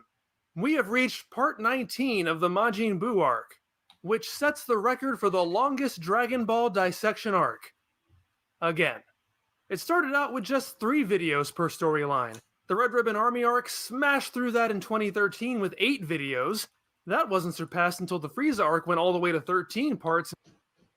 I have to piss. I will just let this part play because he's just summarizing his past video. I don't think I'm going to have anything to say about that. In 2017, and that record was immediately broken by the Cell arc's 18 installments in 2019. So, yeah, that's crazy. Anyway, Majin Buu has kept himself busy since he brutally decapitated his master. He's been living the good life. I mean, not the life of a good person, but doing stuff he enjoys. Unfortunately, the stuff he enjoys is killing people, eating candy made of people, and destroying things. In one of his big city murder sprees, he comes across a terrified woman. Rather than immediately kill her, he asks if she thinks he's cool. In order to save her own life, she insists he is. Because she says that, he asks for a kiss. I suppose that is kind of weird. We're going to find out very soon that Buu does the things he does because that's all Bibidi and Babidi taught him. Given that we witnessed pretty much all of Buu's time with Babidi, it really makes me wonder what kind of creepy stuff Bibidi was up to. At any rate, she freaks at the request. Buu spots a magazine cover of a... In one of his big city murder sprees, he comes across a terrified woman. Rather than immediately kill her, he asks if she thinks he's cool. In order to save her own life, she insists he is. Because she says that, he asks for... No problem, Agudine, about the lack of... I know about the Brazil problem when it comes to payment processors. I will find a way. There must be, besides PayPal, some way, besides YouTube, to trade money between the US and Brazil, and I will find the answers. So that YouTube doesn't have to keep taking so much of your money, because I feel bad about it, especially when the money is, I know, not worth as much as US money, because it makes me feel like it would have carried either of us, you know, like farther than obviously YouTube that doesn't need it. Like, for a kiss. I suppose that is kind of weird. We're going to find out very soon that Boo does the things he does because that's all Bibby D and Bobby D taught him. Given that we witnessed pretty much all of Boo's time with Bobby D, it really makes me wonder what kind of creepy stuff Bibby D... PayPal is a no-go because of specific documents they need from me that I do not have, which makes it so I cannot use PayPal. Until such an issue as I fix that, find those. But yeah, for now I can't use it. I can use Venmo, Cash App, and Zelle I have set up, but I just simply don't know if there are other payment processors that maybe work cross country. I could always have people pay me in Bitcoin also, but then you'd have to know how to Bitcoin, and I'd have to get a wallet set up that I know the name of and how to get money into it. But I would love to collect Bitcoin, so that might be an answer. He was up to. At any rate, she freaks at the request. Boo spots a magazine cover of a movie star and changes his face to look like him. When the lady continues panicking, Boo decides she was lying all along and turns her into candy. Not long after, Boo encounters a young... I forgot about the fact that Boo would I'll turn you into candy. He would always say, "Ah, Boo." Boo kind of sounded like that, right? young boy. Didn't Boo kind of sound like Maria from Movie Neko? I'll take you into candy. Ah. Hoping to terrorize him. We're all gonna become crypto bros. Good. For what it's worth, I am already a crypto bro. I already have cryptocurrency, but I would love to have more. Do I have a way to log into my fucking account here, find out what I have? I recently realized I still had some Bitcoin that I thought I didn't, I think. I was very happy because the price of it had gone up. Bitcoin is like a pretty sure bet for the time being that, like, if you hold on to it, eventually it will go up in value. I have continually held on to Bitcoin, and then every time it goes up, I have some spending money, you know, like whatever I got on top of whatever I started with, I'll sell that off. So that I have some money. I haven't done that in a couple of years, but it did literally help me pay rent a couple of times. Just pure profit off of the increasing value of my Bitcoin. And I'll tell you, the US dollar certainly does not go up in value. So Bitcoin makes a pretty fucking strong competitor as a way to have money as compared to the US dollar. Why can't I find my fucking app I want? Here we go. Uphold. I have my shit in an Uphold app. Okay, so I have $303. That's definitely more than I went in with. Let's see. On a 1 year time scale, what has it gone up by? Yeah. So at the start of the year, in my Uphold account, I had $118. Currently, I have $303. So I don't know what I went in with. I'm sure it was less than $100. So I've tripled the value of what I've put in. Now, granted, if the economy has also gone down, then that means that value, that initial, you can't think of it as $50 became. You have to think of it as like $75 became because of the conversion. Whatever. It doesn't matter. I have more money than I had. Just because the value went up, you know. Very encouraging. Makes me want to buy more Bitcoin. him before killing him. However, unlike the woman, the boy's reaction to Boo is completely neutral. He's blind and does not understand why he's supposed to recognize Boo. Since Boo wants the boy to be afraid of him, Boo heals his blindness. But rather than being scared, the boy is overflowing with gratitude. So ultimately, Boo sits down and chats with him. The boy had been trying to shop for milk only to find all the stores closed, so Boo gets some for him. He finds a nearby man trying to flee, turns him into a carton of milk, and delivers it. And as he flies away, he blows up a city. I can't get over how compelling a villain Majin Buu is. He's already been mercurial, hilarious, and threatening, but here he becomes a person for us. These two scenes inform so much about his character. It's not necessarily that he has changed yet. It's more that these encounters put a magnifying glass over the character's priorities, letting us know how he reacts to certain situations so that when he does begin to develop, we understand why. The Majin Buu who befriends and heals the little blind boy isn't any different from the Majin Buu who murders the terrified woman. It's the exact same scenario. He didn't become more merciful in between those two encounters. Toriyama makes sure to put a little button on the scene with the boy to demonstrate that. Buu is pure id. He fulfills his own wants. He values what is of use to him. He has no concept of other people's needs and desires, but he possesses a curiosity of those emotions when it interests him to do so. His instincts are very basic. He kills the woman because she does not give him what he wants. Rather than understanding her fears and boundaries, he only experiences the world through how it makes him personally feel. So he sees her as a mean person who lied to him. Likewise, Buu doesn't heal the boy to be nice. He heals the boy because scaring people makes Buu happy, so Buu reasons that healing him will generate the desired reaction. If there is the kernel of development here, it's that Buu learns that he can also derive joy from being treated kindly, and he values the source of that joy enough that he will not harm it. Like everything else he does, it's still motivated completely out of self-interest, and that is why these so-called good deeds can be so effortlessly and humorously juxtaposed with acts of barbarism. They're completely consistent with each other despite being so diametrically opposed. His motivation is his own fun. Number 16, number 17, and number 18 work around the same basic concept, but Buu does it in a way that's more interesting. Buu doesn't really have the experience to know what all makes him happy, which leads to a far greater variety in responses. The artificial humans are rather blasé about the whole thing, bored teenagers as opposed to eager gluttons. But most likely the biggest problem with the artificial humans is that their story got interrupted before it could go anywhere. Thankfully, we get to see how this one plays out. It certainly seems like Toriyama had every intention of playing this one out, and made no secret of it. In his blurb accompanying the chapter with the blind boy, he states, "The character Buu has made a move all on his own. Perhaps he might even grow into someone awesome?" Majin Buu's next game is to create a life for himself.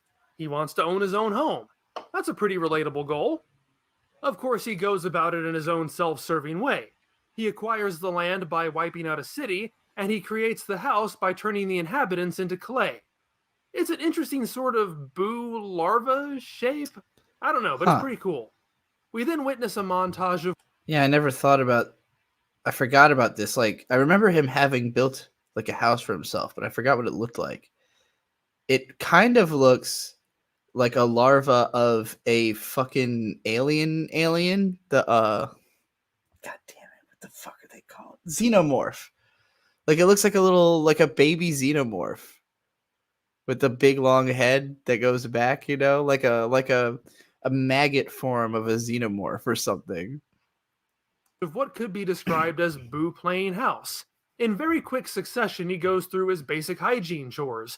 The scene is very comical, but it could also be seen as Buu getting to live his life for the first time.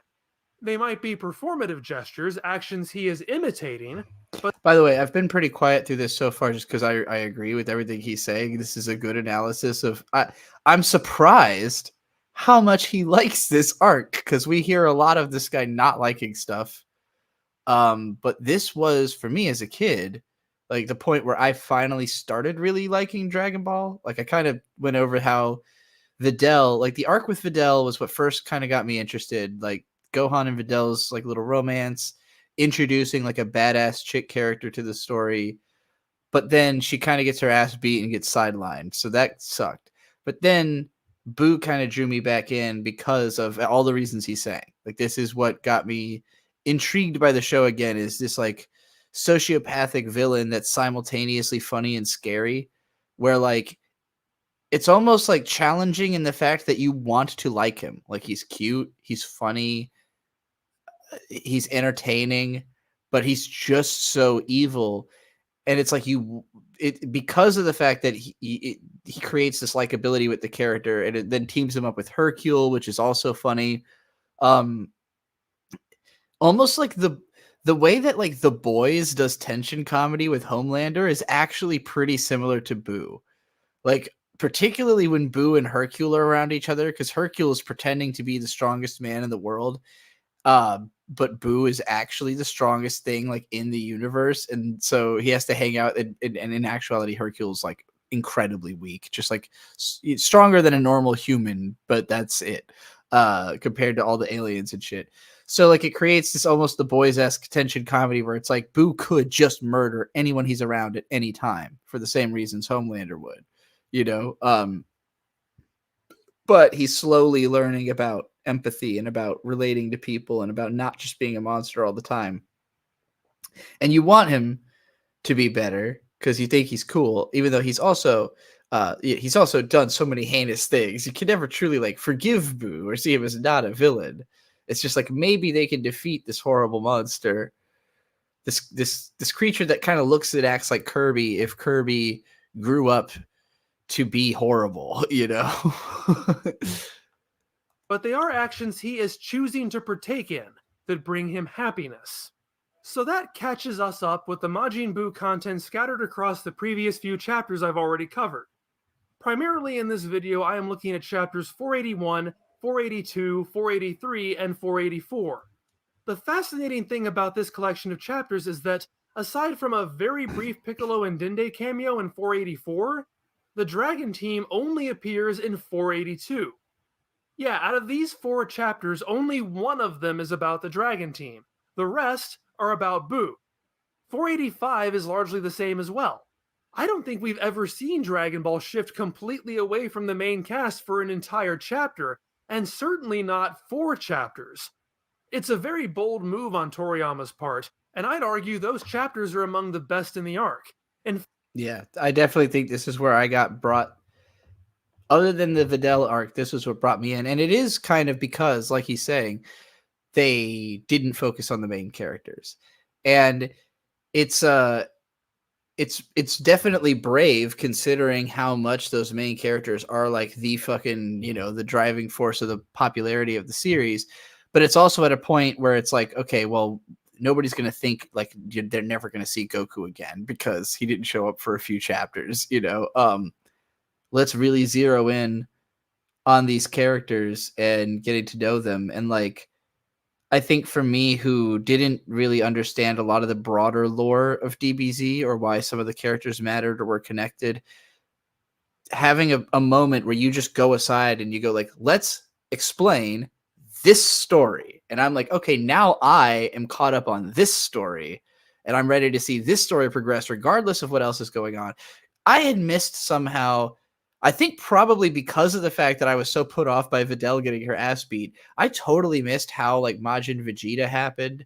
I totally missed like the start of the Buu arc. I literally only remember the Great Saiyaman shit, the start of that tournament, and then this, like, next. I couldn't tell you what's in between, you know, other than like Vegeta has an M on his forehead for a while. There's like before Buu, there's like a darker pink dude who's around for a little bit. I don't even really remember his name or know what his deal was. He also had an M on his head. I know like a bunch of people get killed at the tournament or something. That's all I can remember. In fact, 482, the one that does focus on the heroes, is by far the weakest of this group. It has a beautiful Also a whole lot of fusion dance. A whole lot of fusion, which I loved, but they did a lot of it. It was a lot of them trying to fuse. Page spread of a title page in full color to boot. But that just makes the story content even shorter. And it's nothing but more fusion gags. They're funny enough, but they don't progress anything either. It's just a repeat Yeah. of what we saw last time, only in a different wrapper. They and really in did it for color. a while. It feels as if 482 was the concession. The fans are going to get restless if we focus on Boo's wacky home life for several weeks in a row, so here's one chapter to break all that up. And it's in color! That's cool, right? Hey, at least it forced Toriyama to draw a new angle on the fusion dance rather than reusing the same panels again. But it's so inconsequential that you might as well have not even bothered. Even the art looks particularly off-model here, as if all the effort went into the title pages. Oh well, you can't win them all. And this probably wouldn't feel as underwhelming if it wasn't sandwiched in between some of Dragon Ball's best storytelling. I think, if anything, the problem is a lack of contrast. A lighthearted installment can be a nice breather in between a lot of heavy material, and a dramatic moment can hit really hard in between light material. But this is breaking up goofiness with different goofiness. The thought this led me into just now, I was thinking about the strengths of Dragon Ball overall, because I was thinking about how well Toriyama draws young boys like with so much life in a way that I think a lot of people like don't put themselves into the like a lot of people become an adult and then they regard children as like another world that they're disconnected from, probably because they're blocking out their own childhood. And like they'll regard, like the way they regard children is like they have forgotten what it was like to be one, whereas Toriyama never gives that sense. You have this feeling like he's almost becoming 8 years old again when he draws an 8-year-old, you know. And I was thinking about that and how like I think what made, because like even in the beginning of Dragon Ball, like he would have been a grown adult drawing a story about a young character. And so I think in a way he probably was trying to create like his ultimate son, you know, literally Son Goku. What is, if I could create the coolest son imaginable, what would I want my son to be like? And he creates Goku. And that's kind of the same logic that Miyazaki always approached his movies with. It's like, what would my ultimate daughter be like? You know, what would if I could raise the perfect little girl? Professor Utonium accidentally added a secret ingredient to the concoction. Chemical X. And thus you created Nazca of the Valley of the Wind. You know, like, I think on some level, like really making a great story, like a really iconic, transcendent character requires you to think like that character's parent. Like, you're not writing this character because you want to be them or you admire them per se. You want to admire them, but you want to admire them because they grow up to hold these values that you instilled in them through the journey you took your character on, you know? So in this sense, Toriyama really fathered these characters. You know, he created them as children and drew their entire upbringing, and through fathering them, fathered a whole generation of people who were looking for fathers in media. You know, so I think it's a powerful approach. Yes, Gary, the K-On! Girls, exactly, and that's what separates the original manga from the show. Is that the original manga is written from this perspective of like, I want to see cute girls play music, you know, and the animators are going like, well, okay, us as a bunch of like moms in our 30s and 40s are looking at these teenage characters and going like, well, I wouldn't let my teenage girl leave the house with that. Like, if we're assuming these characters are supposed to have good parents, you know, if part of the narrative is that their parents are looking out for them, they're not going to let them leave the house in less than this layer of, you know, clothing in the wintertime. Like, that's just not appropriate. That's the mentality that makes you as an audience member feel like you would be cared about. Like, if you were the child of this author, you know, they would care about you just as much. You know, you feel like you're in good hands. That's what I always feel like is missing from Love Live. When I see girls who are already look very skinny talking about how they've gained weight, I'm like, you can't put that in little girls' heads that they look fat and then draw like a little skinny girl and she's complaining that she looks that, like, it literally revolts me, you know. Where K-On! Is like, you know, Mugi actually like does like gain weight, and it's not like a thing she's made fun of for. She looks cute. I don't know. I can't with the without the parenting It's aspect. goofiness that doesn't really matter. So let's continue on to the goofiness that does matter. Chapter 481 opens with narration. As a reminder, unlike its animated adaptations that open and close every installment with it, the manga does not use narration all that. Or Luna, I agree. Nana, by contrast, is fantastic because it uses that very element of revulsion to its strength. Yeah, Nana constantly makes you wish like the parents, like someone you want there to be an adult. You're like, God, I wish one of them would talk to an adult, but like it's a bunch of 20-somethings and their influences are people like 30-something-year-old man children they're trying to fuck who have no sense of guidance to make their lives any better. And you're just like watching it. It's so crushing, Ugh. That often.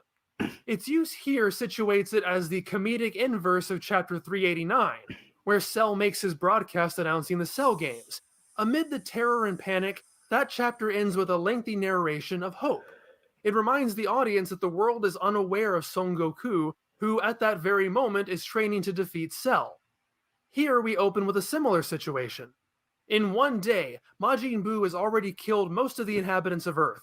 The militaries are destroyed, people live in fear, but there is hope. A champion is coming forth to defeat. I didn't realize how many people Buu immediately.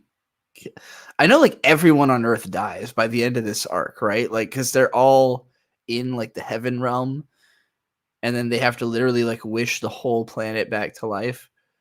I forgot how fucking nuts this arc really is. Defeat Buu, a champion who, like Goku, has been sealed away until the appropriate moment. A champion who has apparently forgotten he has a daughter. It's Mr. Satan, whose handlers fly him to... I assume in one of these videos he explains why he says Satan. I really hate that. Of all the pronunciations he does, this one bothers me by far the most. His name's fucking Satan, man. He's Mr. Satan. Come on. He's Mr. Satan. Majin Buu's house. Just like if I narrated every punch in a Satan. fight, this section is so gag-heavy that it'd probably be pretty tedious if I Sounds like you're talking about Saitan, like the spice. described every single joke. Take my word for it that they're really funny. I am reminded, though, of what I know it's how it's pronounced in Japanese, but he doesn't do all of them how they're pronounced in Japanese. Like he has very personal rules for why, like what his logic is for each name. And I understand all the rules. I've got my own rules. We've all got our own rules about how these names should be pronounced, all right? Everybody's got their own rules. That's how it's said in Portuguese, is Satan. But that's normal for y'all. Y'all call the devil that, too. We don't call the devil Satan. We call him Satan. So as far as I'm concerned, he's Mr. Satan. That's the joke. Like, there was another one, someone else in the show, he explained that he was saying it because he was preserving the joke. Like, he was preserving the idea of the name. And so, to me, preserving the idea of the name in this case would be calling him Mr. Satan. Because of the Hebrew pronunciation? Okay, I mean, and I'll acknowledge this, right? So, I've gone back and forth when we're playing Umineko. Everybody says Beotorichi.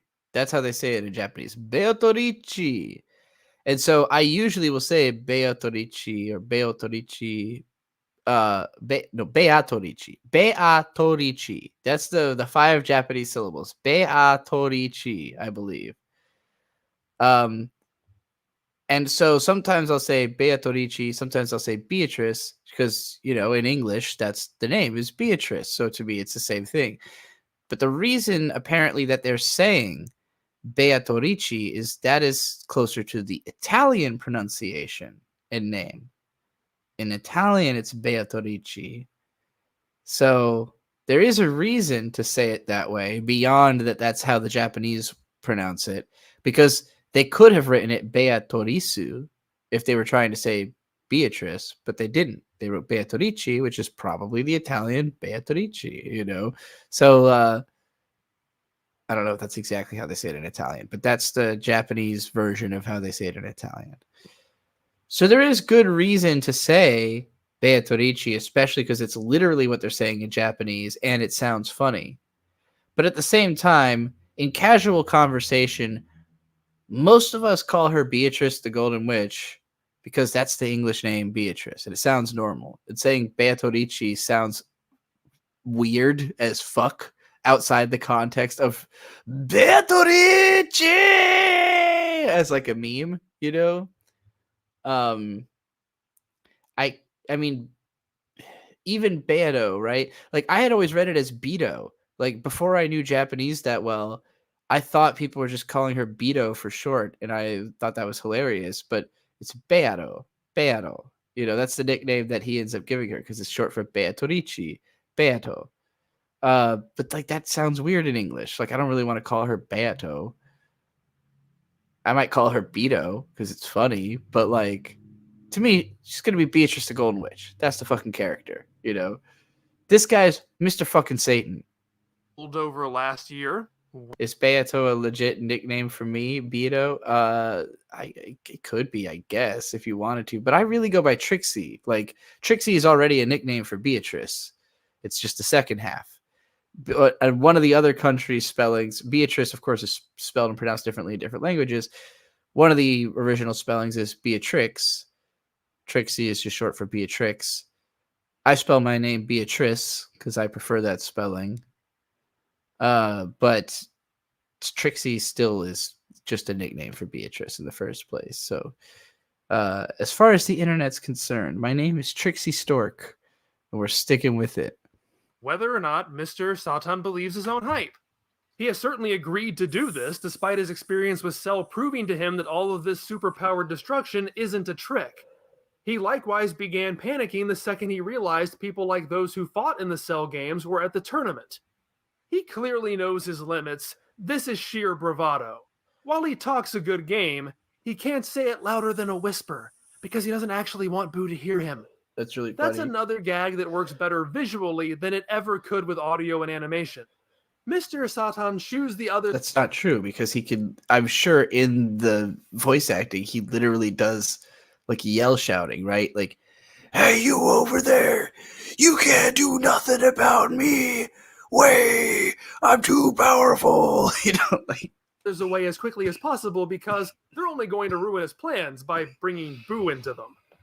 Once they leave, it becomes readily apparent that he knows he can't take on Majin Buu in a fight. Instead, he's banking on using more underhanded methods to defeat him. Like with the little boy, Majin Buu is entertained enough by Mr. Satan that he does not immediately kill him. And he doesn't understand that Mr. Satan is trying to kill him.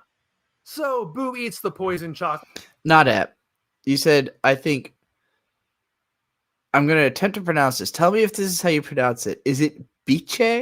I think Bice is an Italian nickname for Beatrice. Don't know if they ever used it in the games, because if that's true, that's really funny. Bice. It's to no effect. He loves the exploding... I will definitely accept being called Bice as a nickname. ...handheld video game device.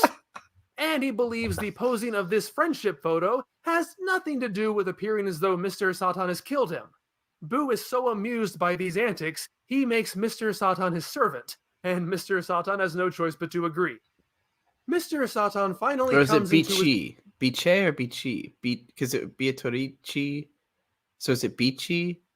Or Bitchy even? I don't know Italian. I don't know how they pronounce things. Bici would be really funny. Bice. Which is weird because typically characters in Dragon Ball are at their best when they're introduced, only to languish in obscurity for the rest of the series. He's introduced as a one-note joke, a non-believer, a blustering coward. But in pairing him with a villain who's actually even more interested in engaging with him, the story forces him to adapt rather than simply commentate from the sidelines. There's a lot of change happening here, and I'm not just talking about on the inside. Let's literally look at Mr. Satan in the Cell arc. He's a huge, intimidating man, which belies the truth that he's actually way out of his depth.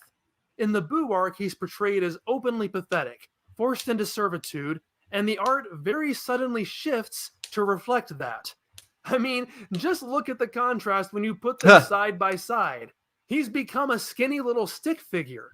Even if you Yeah. compare him to This is what I was talking about, though. Like the number one thing about Toriyama's art that I feel like nobody has done to the like full extent he has is the constant body morphing, like just totally changing the proportions scene for scene across his manga. earlier in this arc, he looks like a completely different person. At the beginning of the chapter, you can see that Toriyama has already started nudging the design into something far slimmer. But within the span of a few pages, Mr. Satan seems to lose a couple of feet too. Now, Toriyama has never been terribly consistent with... It's all about the emotions. You know, he's drawing them based on what he wants to communicate about them emotionally more than what the way he wants you to literally think they look. And so in a shot like this is where I think all anime does this, right? Like there's those certain shots where they put all the detail in, and the implication is this is what it always looks like. But we can't make it look that way all the time. So most of the time it's going to look like how it feels. You know, it's not going to look like what it literally is. It's going to look like what it feels like is happening. And there are some people who would prefer that it was always very literal. I think that would just be weaker storytelling for the most part. I think you can use subtlety to make something that's like more hyper literal, but has subtle implication of being, but that doesn't read as well. It doesn't read with the quickness and the immediacy that like morphing reality to reflect the emotion does.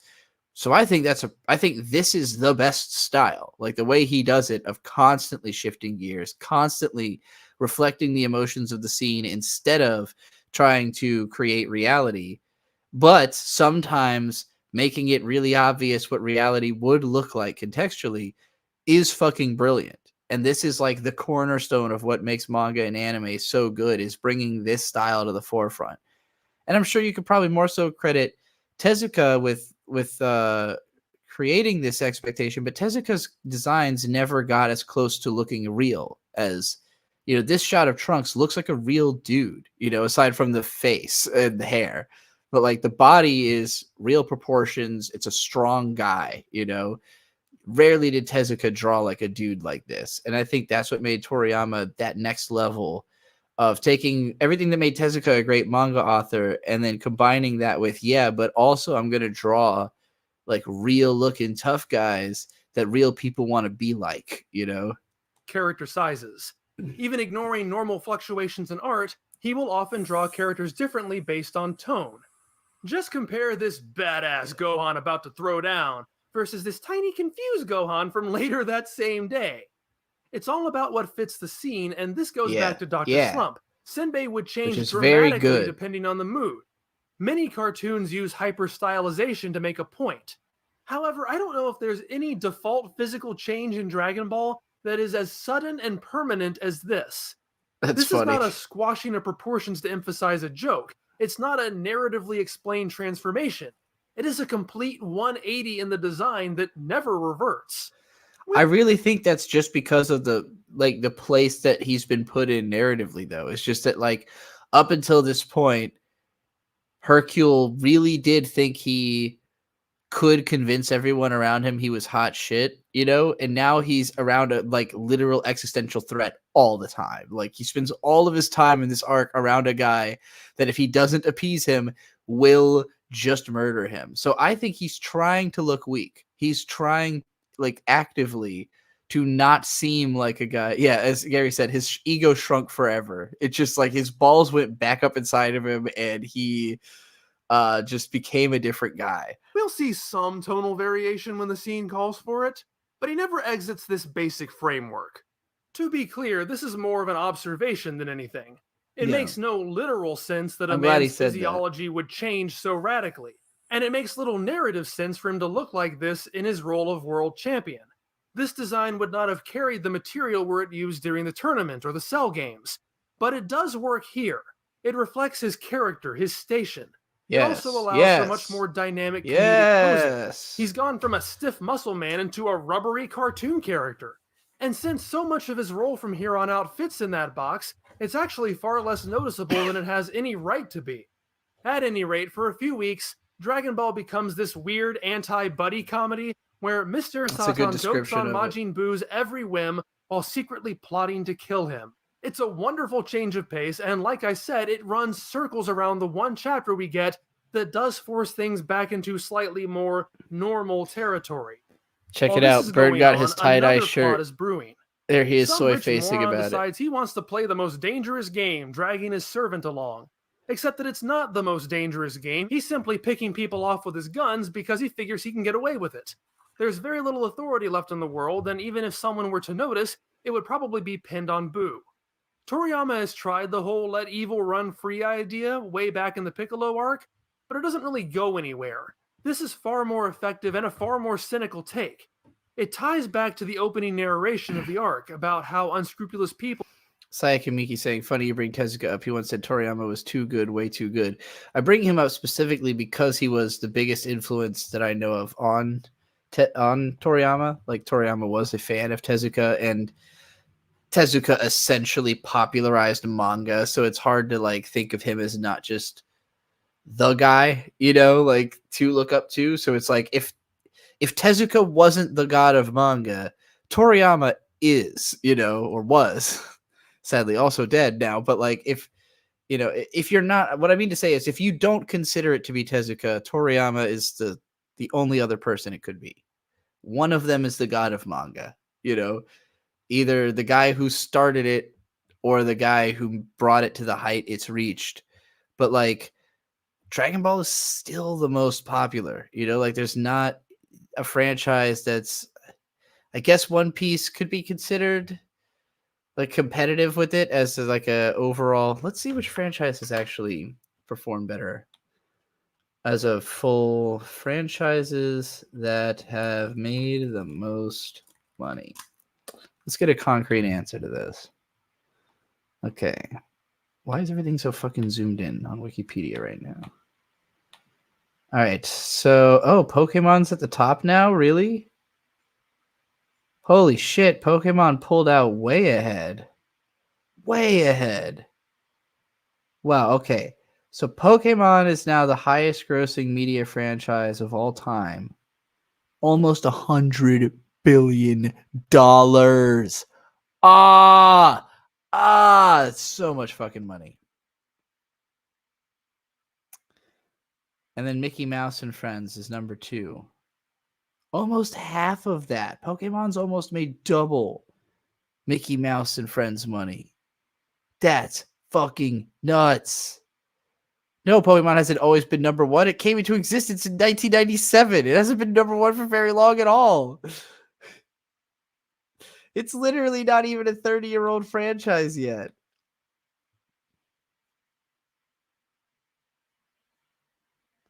Motherfuck.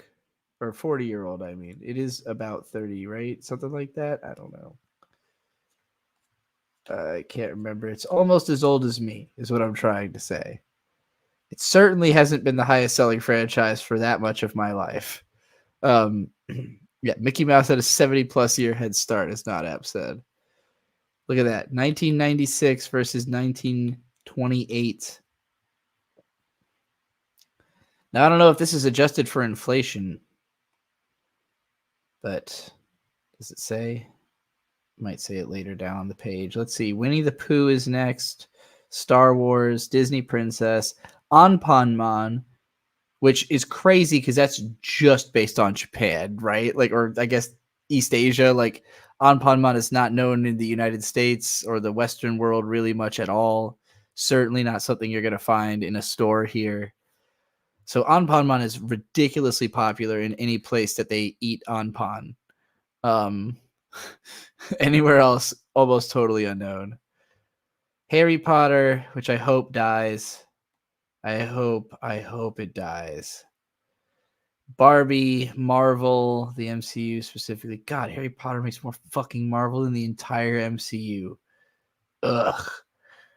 Call of Duty is up here. Batman, Hello Kitty, Spider-Man, Transformers, Dungeon Fighter Online, Cars, Candy Crush. Wow. Looney Tunes, Ninja Turtles, Dora, Pac-Man, Lion King, Toy Story, Peanuts. I know we're looking for something specific. Dragon Ball and One Piece, right? They got to be Here we go. Here we go. All right. In the 5 to 9 billion range, we got Dragon Ball from 1984 with $9.48 billion, $6 billion in merchandise sales, $317 million in box office, $28 million in home video, and $3.14 billion in video games. I knew the video games would contribute a lot to Dragon Ball. That's the main reason I knew it had to still be above Demon Slayer. But look how close Demon Slayer is to catching up. Holy shit. Demon Slayer is almost... Dragon Ball's been around since 84. Demon Slayer's been around since 2016. And it's almost overtaken Dragon Ball. Way bigger box office and home media numbers. Well, no, not bigger home media numbers. Bigger box office numbers, bigger retail sale numbers. There's got to be something else. I guess it's just a crazy retail sales. Yeah, it's just the crazy merch sales for Demon Slayer shit. Wow. That's insane. Angry Birds, Thomas and Friends, Fortnite. So wait, did we pass One Piece and I missed it, or is it that much further down than Demon Slayer and Dragon Ball? Because I would not have thought that both of those were so far past One Piece. Yu-Gi-Oh! I always forget that Yu-Gi-Oh! Also counts as like a manga franchise, because I really do think of it as like a card game in an anime. My Little Pony is pretty fucking high up on the list too. Yeah, Yu-Gi-Oh! From 96, 5.2 billion. Gundam with 5 billion. Is Gundam made more money than One Piece? Is it just that One Piece is hard to merchandise for, or what? Hold on. Where the fuck is One Piece on here? Because maybe it's not even in the list. Maybe it hasn't even grossed this much money. Hasn't even made it into the billions? Could that be possible? That seems impossible to me. Maybe they're just really bad at merchandising One Piece. You got Gundam up here. You got fucking Mission Impossible up here, making more money than One Piece. You got Bratz and Hamtaro. I don't understand how the fuck Hamtaro has made so much goddamn money. Where is Hamtaro so popular? Is Hamtaro like way bigger in Japan than I realize? Like, the show's been off the air for a long time. Maybe when it was at its height, it just made like a crazy amount of money. I think they had like Tamagotchis or something for Hamtaro, right? Like a digital pet thing. Maybe that's why. Yeah, One Piece definitely has the highest manga sales, but I guess just because there's never been like really good One Piece video games or really good One Piece products. Even Evan fucking Gelion has sold 2 billion, and I don't know why it's considered a manga franchise, not an anime franchise. That's goofy. But like, they've merchandised the living fucking shit out of Evangelion, and I'm sure I've seen less One Piece merch than Eva. It just seems weird that they haven't been able to make this kind of money off of One Piece. Maybe it's just not making good enough. It really must just be the video games not being good. They really just got to make better One Piece games. Because Dragon Ball has made so much money on the video games. And there's a bunch of good Dragon Ball games like that I can think of. Like, there's the Game Boy game. There's the fighting game. The Xenoverse games. The Tenkaichi games are beloved. Like, why isn't there a good One Piece game that I can name? Not even one. Anyway. Will crop up. In that instance, it was how bad people would take advantage of peace. But here we have someone taking advantage of disaster. Dragon Ball tends to keep a very rigid line between good and evil. It's relatively simplistic. And this guy is definitely pretty evil. But it is a new twist to have a character doing evil things only because he feels he can get away with them. There's something a bit more down to earth with that concept, and that's what makes these acts so chilling. I've talked at length many times about how Dragon Ball's scope has raised so much over the years that the effects of violence have diminishing returns. It's difficult for us to process destruction on such a ludicrously unrealistic scale. but we can process someone sniping an elderly couple in the head. And that makes it one of the strongest action. I love how fucking insane the violence in Dragon Ball is. It's always like some cutesy character getting fucking sniper domed. Like, what the violence in the series, not in sheer scale or brutality, but because it's so shockingly realistic. And as realistic as it is, it draws an eerie parallel to the main villain's more outlandish murders. The servant is at first This really does make me feel like Toriyama was not in a great mood when he got to this point in the series. It definitely gives like Gundam, I don't give a fuck anymore. Like, I'm angry, they're making me do this. I'm gonna make my character like a sociopath and just murder everyone. Fight at what is going on around him, but when he is forced to participate, he finds the whole thing quite fun, which is what turns him around to it. That's really no different from Majin Buu's attitude. He kills because it's fun. He kills because Bobby D tells him to. Buu's destruction has torn down the rules of society, allowing these guys to do the same thing. Evil spreads. Mr. Satan waves goodbye to Buu as he heads out for another day at the Very office. Devilman-esque, which for him is because that's kind of the way Devilman works. It's like the world is getting worse because devils are going and doing bad things and encouraging humans to act more like devils. And so eventually it, reaches a tipping point where the devils have had so much influence that they just fucking cause an apocalypse by making humans engineer their own demise, turning against one another. Another one of his rampages against Earth. But while Buu's gone, Satan's planting dynamite. That'll get him for sure. However, Buu returns sooner than expected. He's confused by this hurt puppy who won't run away from him. When Mr. Satan explains it's because of his hurt leg, Buu heals the puppy. Like with the blind boy, he does it not to help, but to facilitate the reaction he wants. But also, like with the blind boy, this act of charity endears the puppy to Buu.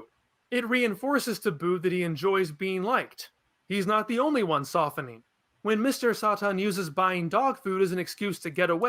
I like this because I think on some level, this is like what storytelling mostly boils down to, is like education on why being around others is good.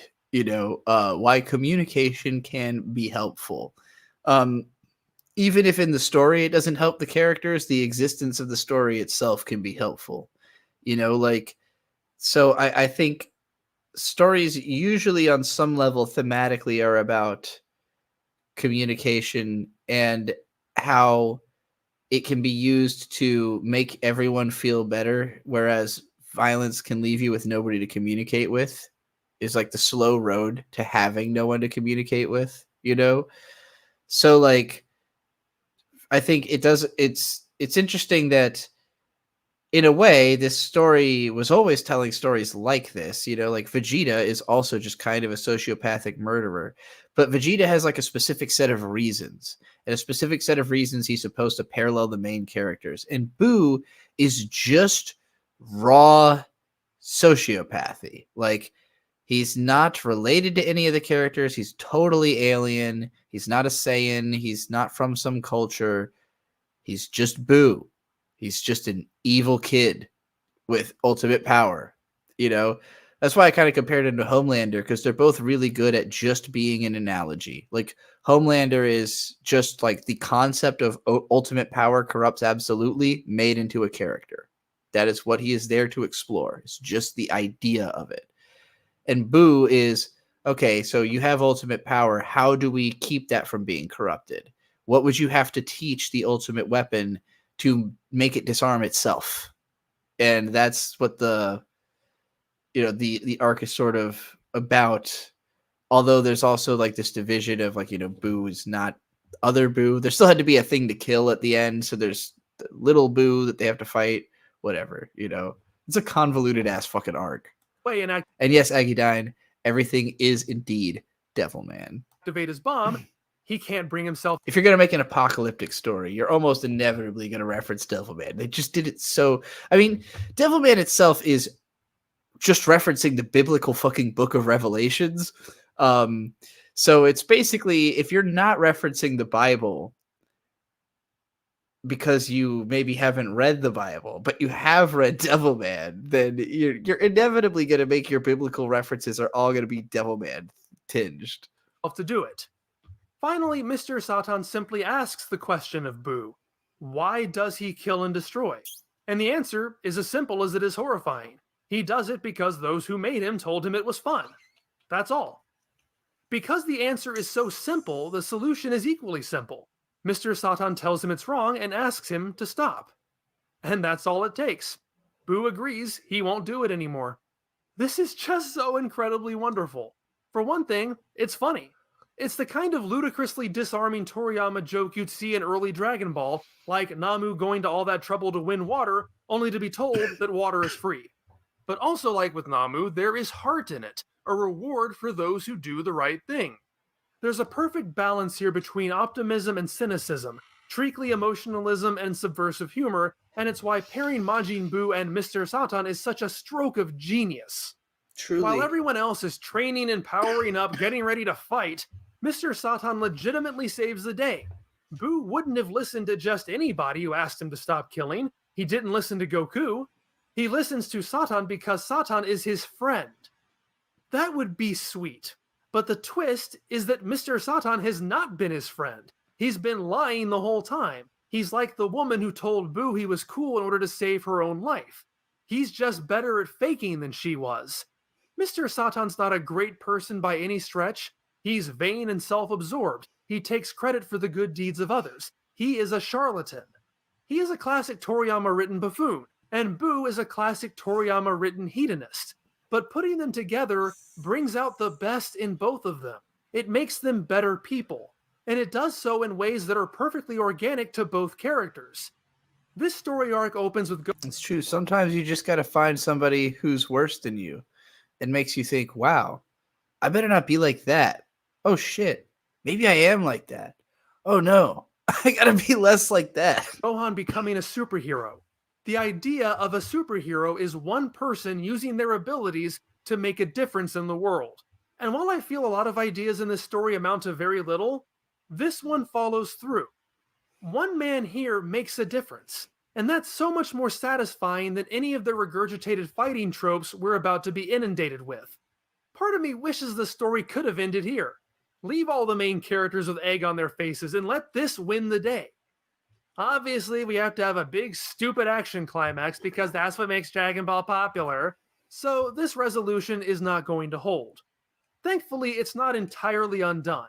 These actions do have consequences, even if they're not as pronounced as I would like them to be. I did not know that Toriyama's first editor said there's nothing to learn from Dragon Ball. It's not applicable in the real world. That is kind of wild to hear said so bluntly. But I think a lot of people believe that about most art. I think a lot of people think if you have to work for it, like if you have to think about it, then that means it's not like endemic to the work.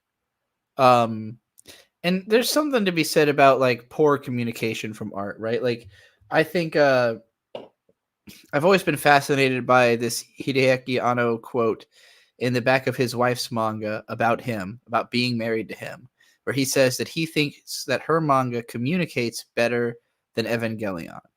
And I completely agree. Like, Evangelion can mean a lot of things to a lot of people, but it also traps people in an argument about what it means. And it becomes this consuming thing that it was never meant to be. Like, people who become obsessed with Eva are missing the point of it because that's not what the message was not to become more obsessed with anime. You know, it was to embrace to embrace continuing to try with other people in spite of how difficult it is. That's the point of Eva is, yeah, I know it's the hardest thing you're ever going to have to do. It's literally world-endingly difficult, but keep doing it. Keep trying. Keep trying. Keep trying. Keep trying. Keep trying. But then eventually he got married and he didn't have to like keep trying. He got it. He got in. He's fine. He's like living a good life. You know, so he redid Eva where he said like, hey, go outside, touch grass, get married.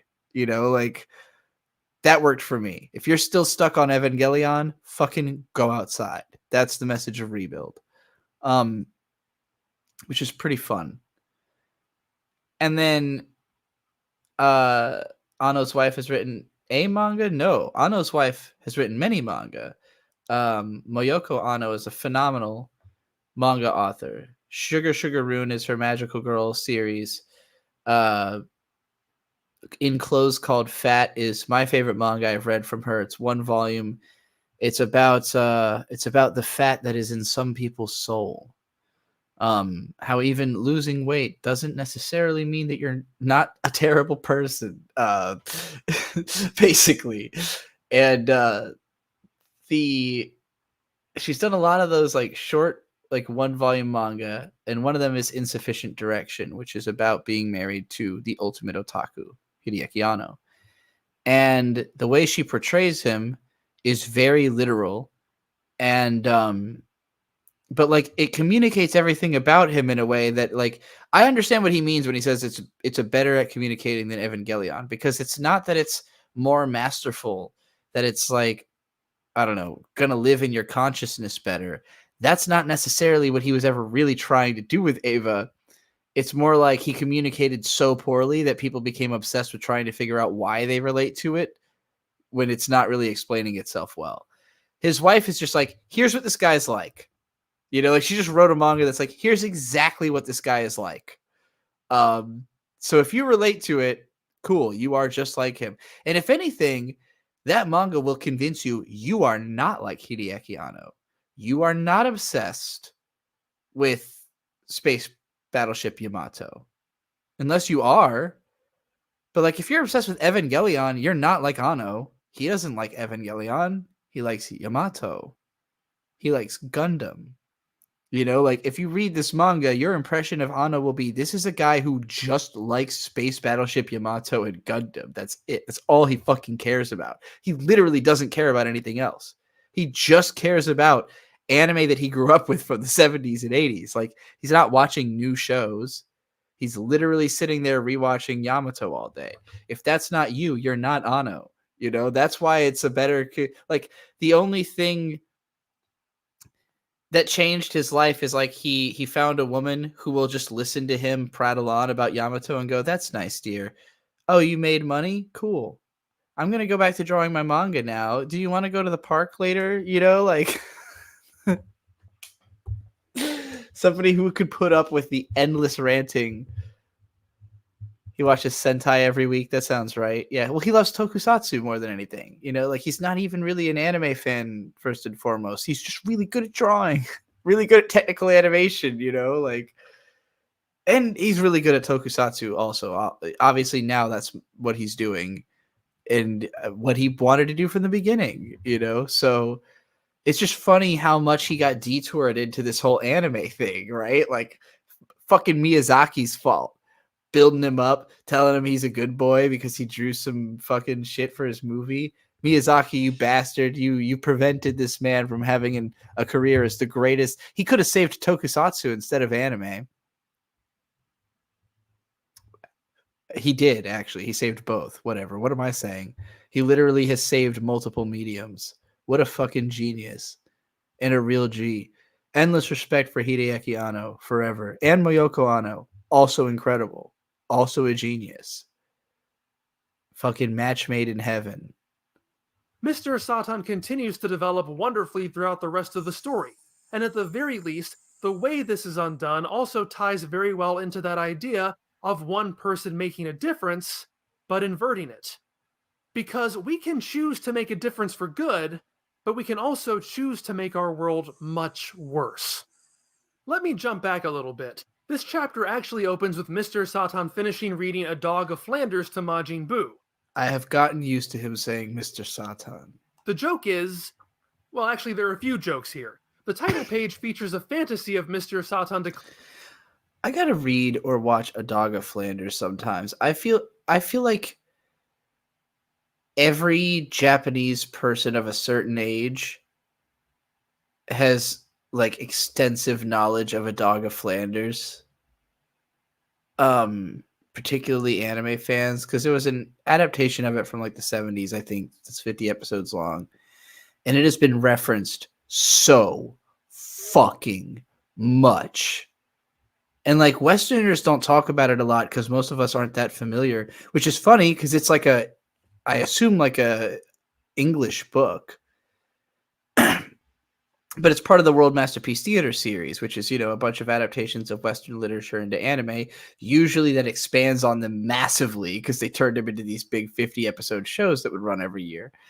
But like the Dog of Flanders adaptation, I guess, has this really depressing ending that gets referenced all the time. If you've ever seen the Pokemon scene that Mumkey used to play in his videos all the time, where James is talking about this Growlithe that like waits for his master who dies in the snow or whatever, like that's a Dog of Flanders. I'm sure Europeans also know a Dog of Flanders. It's just Americans. Like I never see it come up in our discourse about anime. We never bring up the fact that a Dog of Flanders is referenced all the fucking time. Hayate the Combat Butler, the whole like first episode is just a Dog of Flanders reference. And I haven't read or seen a Dog of Flanders. I just, through the fact that when I see anime reference the same thing 5 times, I have to look into it. I'm like, why are so many shows referencing this fucking thing? Wasn't that a Japanese legend, though? That's probably where the connection is, honestly. Because, well, and the thing is, the concept of a dog, like, waiting for their dead owner, not only popular, because in Japan, not even legend, there was a real life, like, in the 90s or something, like a very famous dog who would come to the station every day, and their owner died, and the dog kept going to the station to its own death. Very popular story. I don't remember if that was before or after the Futurama episode that told the same story, where Fry's brother's dog, or no, it was Fry's dog, right? Who kept coming to his workplace for like 100 years or whatever after his death. It's a popular type of a story, but a Dog of Flanders, I think it's the owner dies in the, like, just, he's so poor. Like I believe it's a story just about like a very poor kid who's trying to take care of this dog, but ultimately he can't take care of himself, and he just dies in the cold in the winter one day because he's a fucking pauper. Hachiko's before Futurama. Okay, then Futurama was probably referencing Hachiko with that whole episode. But yeah, Dog of Flanders is from like this. I think the anime is from the 70s or 80s. But it's obvious that it, like, everyone of a certain age saw it because it's referenced the way that you would offhand reference something you thought everyone had seen, like Titanic. Like if you were an American in the 10 years after Titanic came out, I have never seen Titanic. I've never watched the movie. I would understand any reference to Titanic. You could reference any scene in that movie and I would understand it because it was referenced so fucking many times. I've also watched the Mr. Plinkett video about it. So like, I know what happens in Titanic. Never seen the movie. That's the level a Dog of Flanders is on with Japanese anime people. It seems like, just because it's referenced so much. Here it is in Dragon Ball Z, which I'm sure enhances it even further, because if you have access to, like, if you're a Dragon Ball Z reader and you have access to the show, you would then go watch it. We've never had access to the Dog of Flanders anime in the US. I don't think it's ever had any kind of release or translation. It's not on a streaming site I know of. Like, totally mysterious anime to the average American. Clearing his intent to take Boo down. So this smash cut into the reality of subservience is humorous. Not you're completely correct about this. The fact that USA makes so much film makes it hard for foreign film to have a chance. It's also that Americans are incredibly impatient with anything that is not about themselves. Like, kind of our national identity is like narcissism and being self-centered. And to an extent, it might be necessary because, like, that's kind of culture. Like, that's what our country is bringing to the world. Is like, what if it was possible to be entirely about yourself and just not at all, like the minimal level of about social togetherness, the absolute minimal level of giving a fuck about other people is what America's about. And so culturally, that self-centeredness like compels us to self-celebrate. And so we make these pieces of art that are like these amazing self-celebrations, amazing like will to power art pieces, and the rest of the world goes, holy fucking shit, I never even considered that I was that powerful. That's why Drake got so popular off of the song God's Plan. That was like his biggest, it was already very popular, but that song like made him a global phenomenon because it was basically him insinuating that God wanted him to be famous. And so anybody who hears that, who like believes that God has a plan for them, can listen to that and go, holy shit, God's got a plan for me that's going to make, I'm going to follow that plan. I'm going to make good on God's plan for me, and he's not even American. He's Canadian, but that's just being a fake American. Canadians actually, they might even be, they want to be Americans so badly that when they pretend to be American, they do it to like an extreme, like a parodic extent. Like a Canadian like Justin Bieber or Drake, who like ends up hanging out in America and then misunderstanding our culture. Like, we're proud to be Americans. We're not just proud to exist. That's how those guys are. They're like, I'm proud to be Drake. I'm proud to be Justin Bieber. And we're like, no, you're not. But that's not the same. You can't come to America and talk about how proud you are to be a guy from somewhere else. It's not the same thing. Americans very proud to be ourselves. We're very proud of American culture, American stuff, because it's the only thing that keeps us from murdering each other. Like, our principles tell us if somebody tells you you can't do what you want, kill them. They are now the government. They are now an evil government conspiring against you. Make them die. That's the American way of life. So we have to at least unify under like, okay, well, if they're in the country, they're not your enemy. Like, at the very least, if they're in America, they don't have to die. You got to change their mind, but you can't kill. They're Americans. They're Americans. Some people don't want to be Americans. They admonish America. Like, it's a very bold move to do while living in America. Very scary ground to be treading, to say that you don't have allegiance to the country, who the allegiance to it is the only thing we even give a fuck about at all. It's like the only bar for being considered human and citizen is like that you have an allegiance to the concept of not fucking with one another. Okay, I really have to piss. I've been ranting about America too much. I gotta go pee.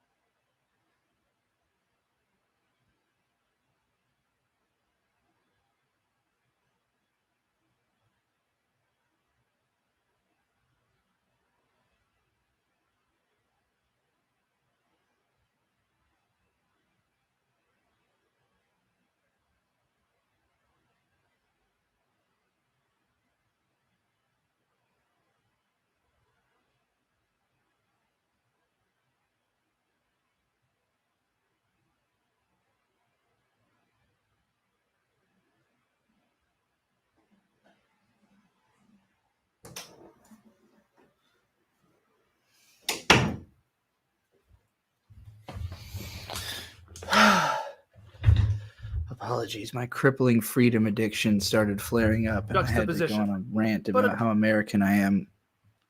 My fucking neck. That's why I have to learn Spanish and Portuguese, though, because then I can be Pan-American. I want all of America to be unified as one America. I don't think our cultures are dissimilar. We're all just colonies built on indigenous rape babies. It's a continent of rape babies, basically. No reason we couldn't all get along. The Dog of Flanders is a real 19th century novel about a young boy in Belgium who befriends a dog. It ends with them poor and homeless freezing to death in each other's arms in a church. So the dark joke is Boo's giddy response to this horrific tearjerker of Not even America the continent, America the supercontinent, because I'm including North and South America.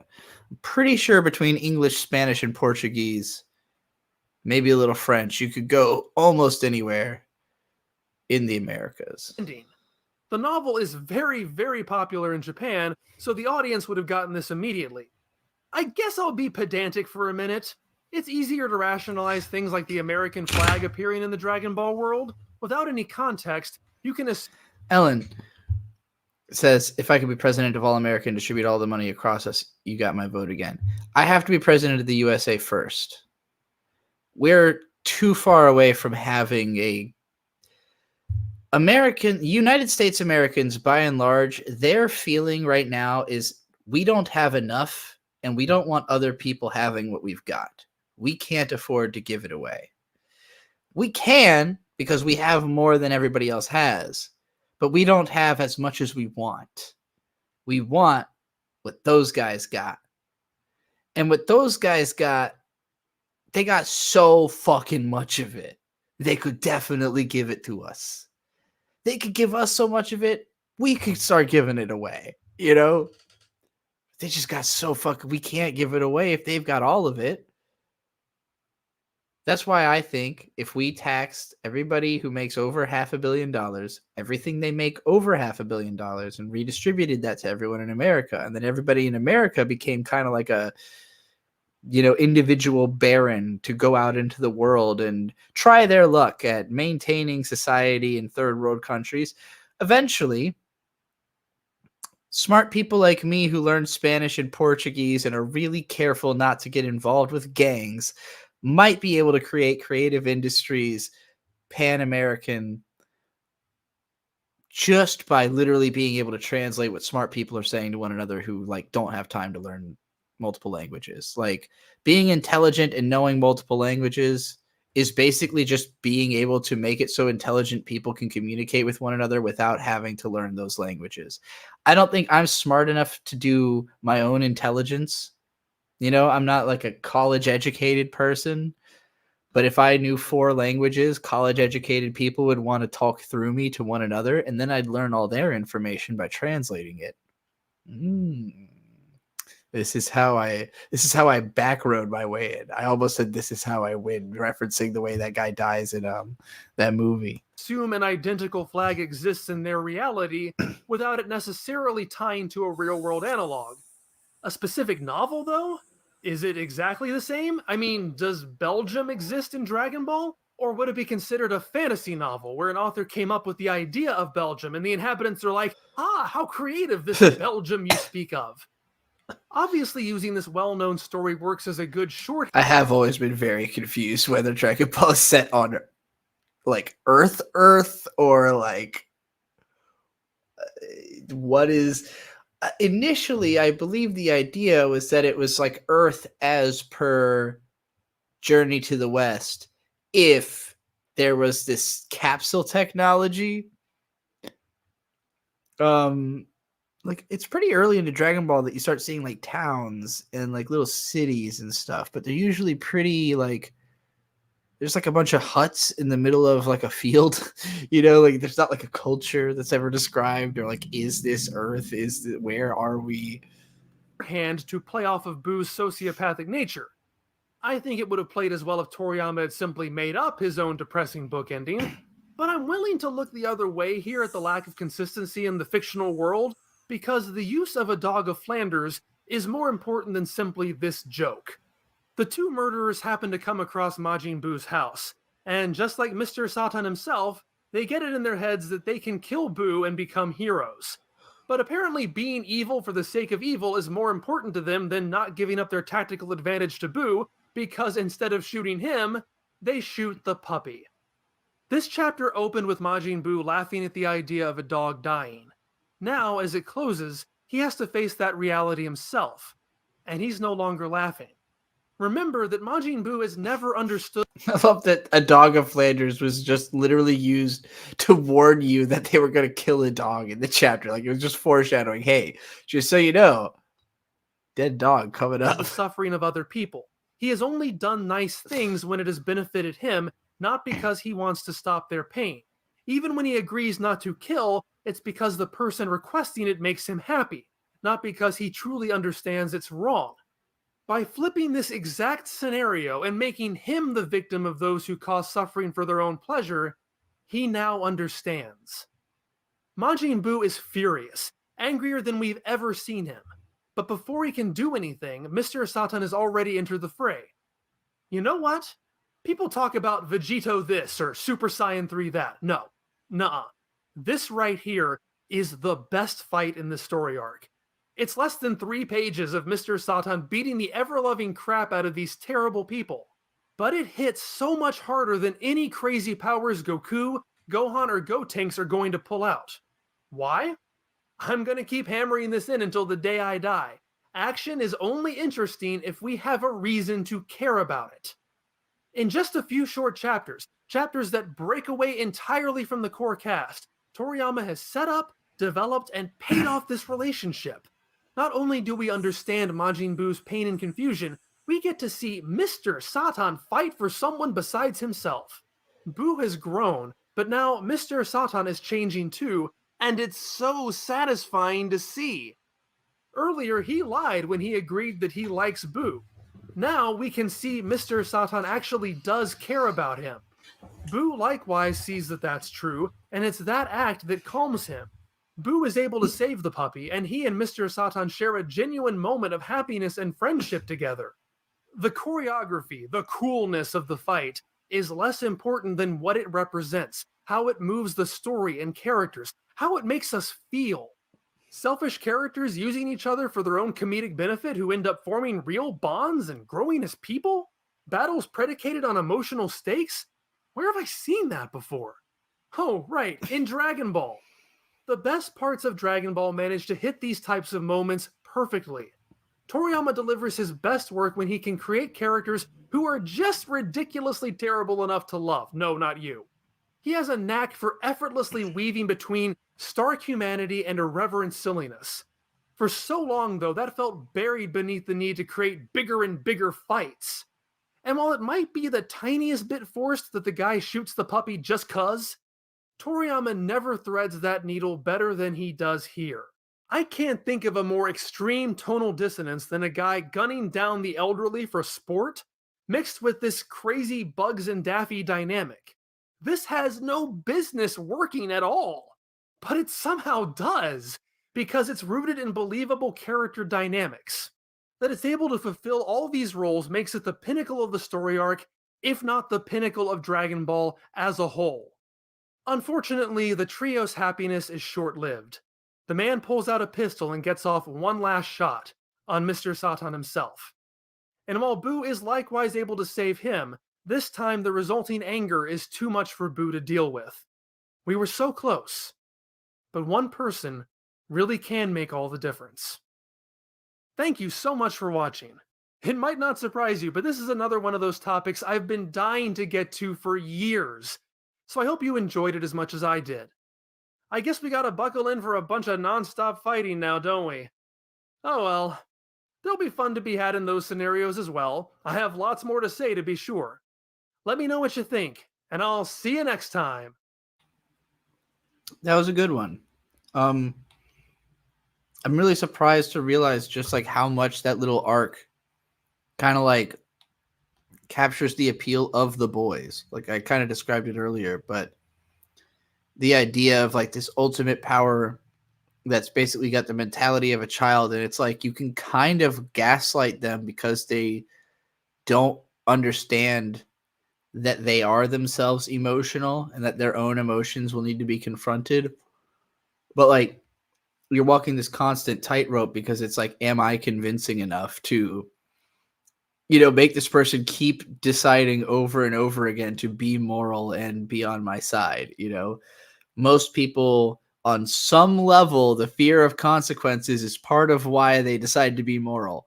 It's somebody who has no fear of consequences that has to truly, truly make the decision that that's something they're doing on purpose.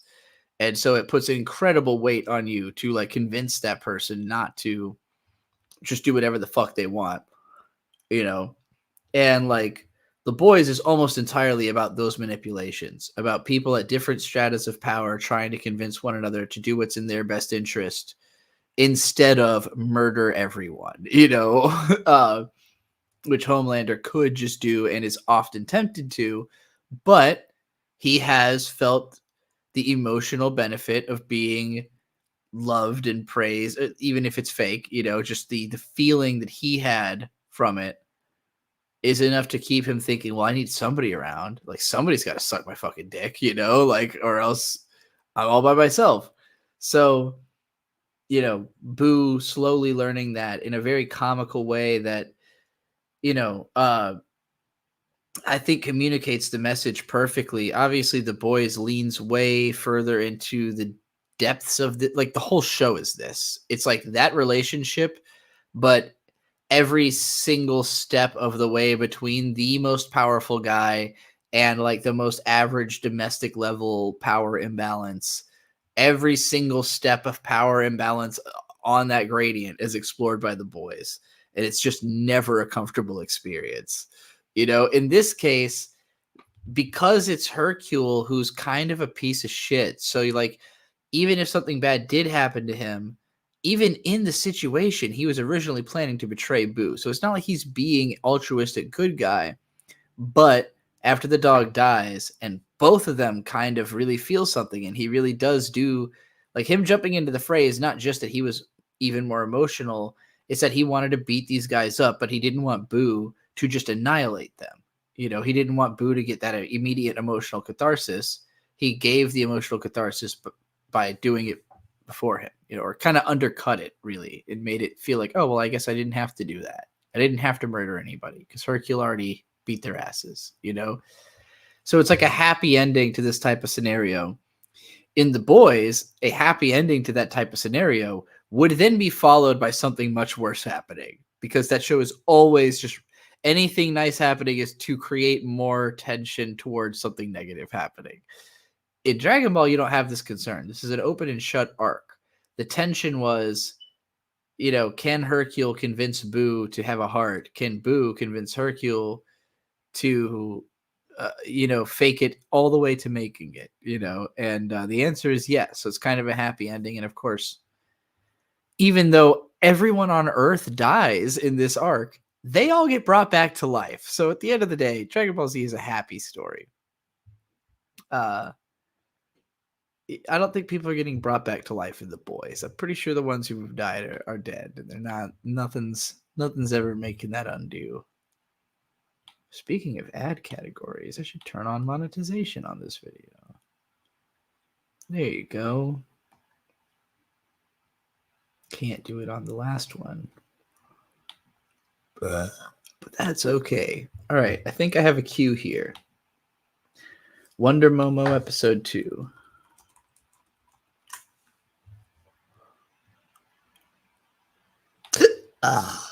This is from 10 fucking years ago. I didn't realize how old it was.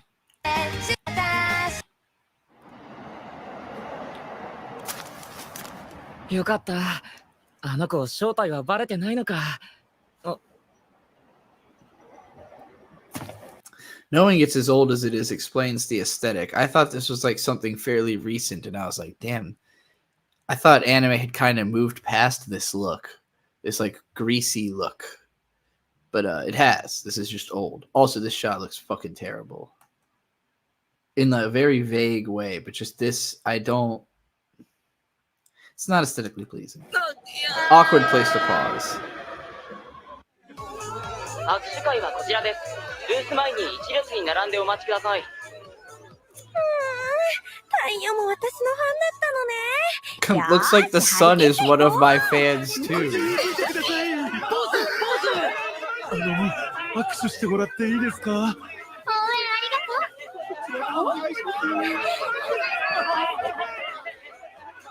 う。なんで私だけダメなんだろう。 Why is this on PinoyAnime.tv? Like, what? That would mean it's Filipino, but the show's not. Is it a Filipino co-production? Like, is this like Philippines Toei or some shit. Like, why is it on PinoyAnime.tv? It's not in Tagalog. Like, it's not a Tagalog dub. It's not Tagalog subtitles.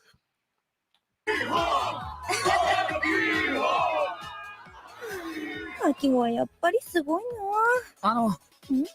桃子さんだよね。はい、アキシですね。今日はどうもありがとう。君、ナムコ高校の1年生だよね。あ、俺3年の寺島夏彦。よろしく。あのさ、これって君だよね。あの騒ぎの時偶然見かけて。それで思わず撮っちゃったんだ。よく撮れてるだろ。いや、我ながらナイスショットだな。私、忙しいんで。ちょっと待って。気を悪くしたなら謝るよ。別に君の正体を探ろうとか、写真を売り込もうとか、そういうんじゃなくて。なんていうか、君と話してみたいなって思ってさ。同じ高校生なのに、どんな子なんだろうって。I agree with you, Gary. I hate the breathy anime boys sound. And anime girl sounds. I'm not a fan of the breathy acting. 大丈夫？平気。あいつらって何者なの？わからない。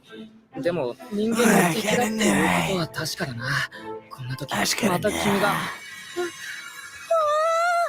この前と同じだ。タイミングバッチリ。こうなったらやるしかないよね。ワンダーモードオン。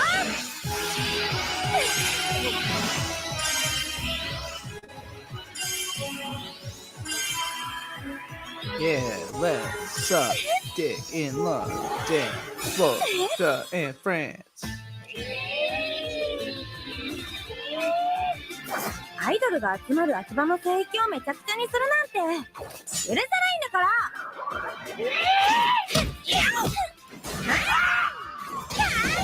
Some pretty decent animation here.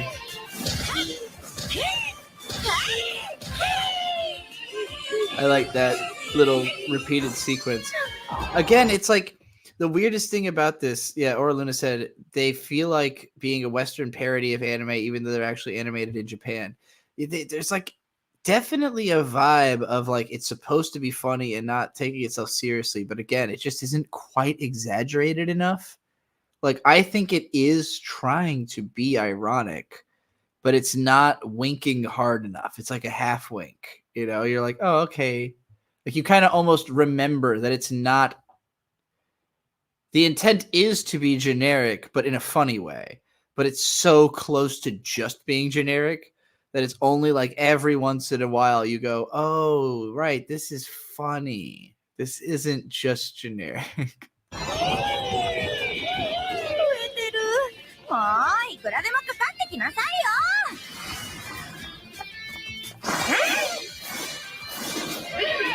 I like the triple flip.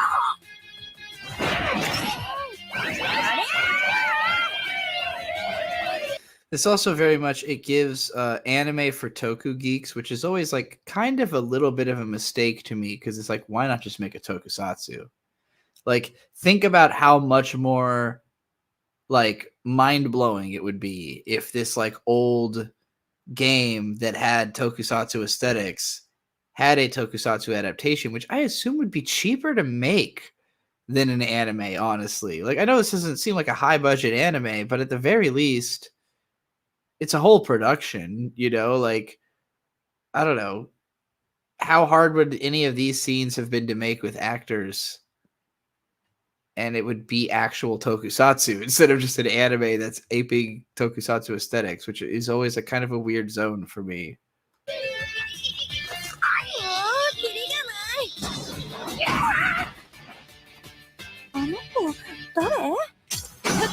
Basically what I'm saying, we need a lot more Akiba Ranger. We need a lot more like adult parody tokusatsu stuff.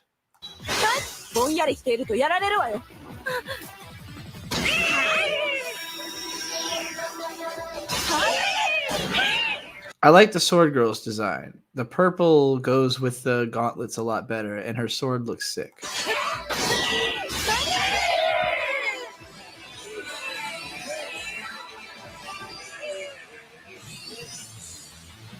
I won't say I love it, but just like the red and yellow with the blue, it's really not doing it for me. I don't like the helmet. I don't like her hairstyle. I don't like the shoulder pads. It's weirdly generic. This is like a better version of the same thing. It's not like main character level to me. This is like background character level to me, you know? Her ass do be just like out though. That was like the faintest hint of cloth on her ass. 怒んなくてもいいじゃん。私はワンダーママ。あなたは？はあ？あんたがワンダーママ？笑わせないで。What? You're Wonder Momo? Fuck そ off, んな格好 bitch. してるからって調子乗んないでよね。嫌な感じ。 So I guess there's lots of people who can transform, and Wonder Momo is like more special than them, but on a level where like other people who transform are like, bitch, you're not Wonder Momo. Fuck off. Whoa. Okay, way better outfit. That's actually pretty cute. That's the first outfit I really like in this show. I'm not as big on the front window thing on dresses like this, but I assume it makes it easier to walk, so it's probably good. アキホ？やだ、アキホだ。私、アキホの大ファンなの。すごい、こんなことってあるんだ。アキホも私と一緒に変身できるなんて。あのね、私はあんたとは違うの。トップアイドルとしてもヒーローとしても一人で戦いながら生きてきたの。それが私の運命だから。あんたみたいな素人ヒーローと一緒にしないで。勘違いアイドル。アキホさんだ。大丈夫ですか、アキホさん。 See, scenes like that make me feel like it's not as ironic, you know? Like when it kind of just does like generic anime plot stuff, it's like, well, okay, now it just feels like I'm watching a generic anime. Whereas like when it does the occasional little like kind of funny thing, it's like, oh, okay, this is like a little parody. This is cute, you know? I wish it was just more heavy on that aspect and less like just kind of sticking to being really, really safe anime writing, you know? All right, what was next on my list is the 14 cringiest Naruto moments.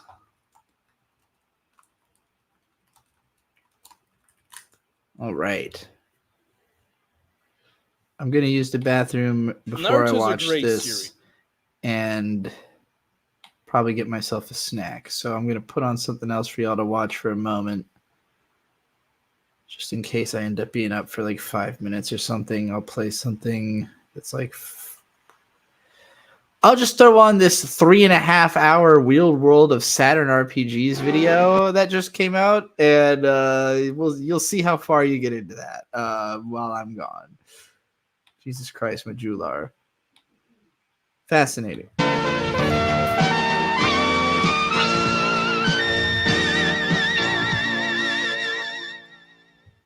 Many moons ago, I dug into the RPG library of the 3DO Interactive Multiplayer.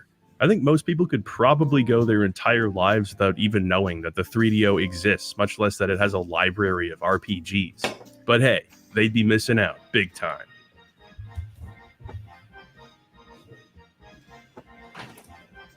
Do you have the flask of Tefnut? Do not attack me! Since then, verily have I searched for another console that could deliver such an avant-garde RPG experience. The Sega CD, well, it has Lunar, which is cool, but, you know, every system has Lunar. This version is in all caps, which I guess is kinda kooky. There's also a port of Eye of the Beholder with Eurobeat playing in the background. I love me some Yuzo Koshiro, but I'm not entirely sure about this one. The Atari Jaguar has one RPG, Towers 2 Plight of the Stargazer. I could come up with about 90 seconds of things to say about this game, not really suitable for a video. The Philips CDI is bereft of RPGs altogether, well, aside from the Flowers of Robert Mapplethorpe, but I'm already planning on doing a big video on that, so the CDI is out. Yea, indeed, it has seemed bleak, but a thought has crossed my mind. I'm reaching a bit too far into the darkness beyond space and time. Perhaps I'll have better luck if I pull it back a bit. Between familiar video game territory and this no man's land, for me, is the Sega Saturn.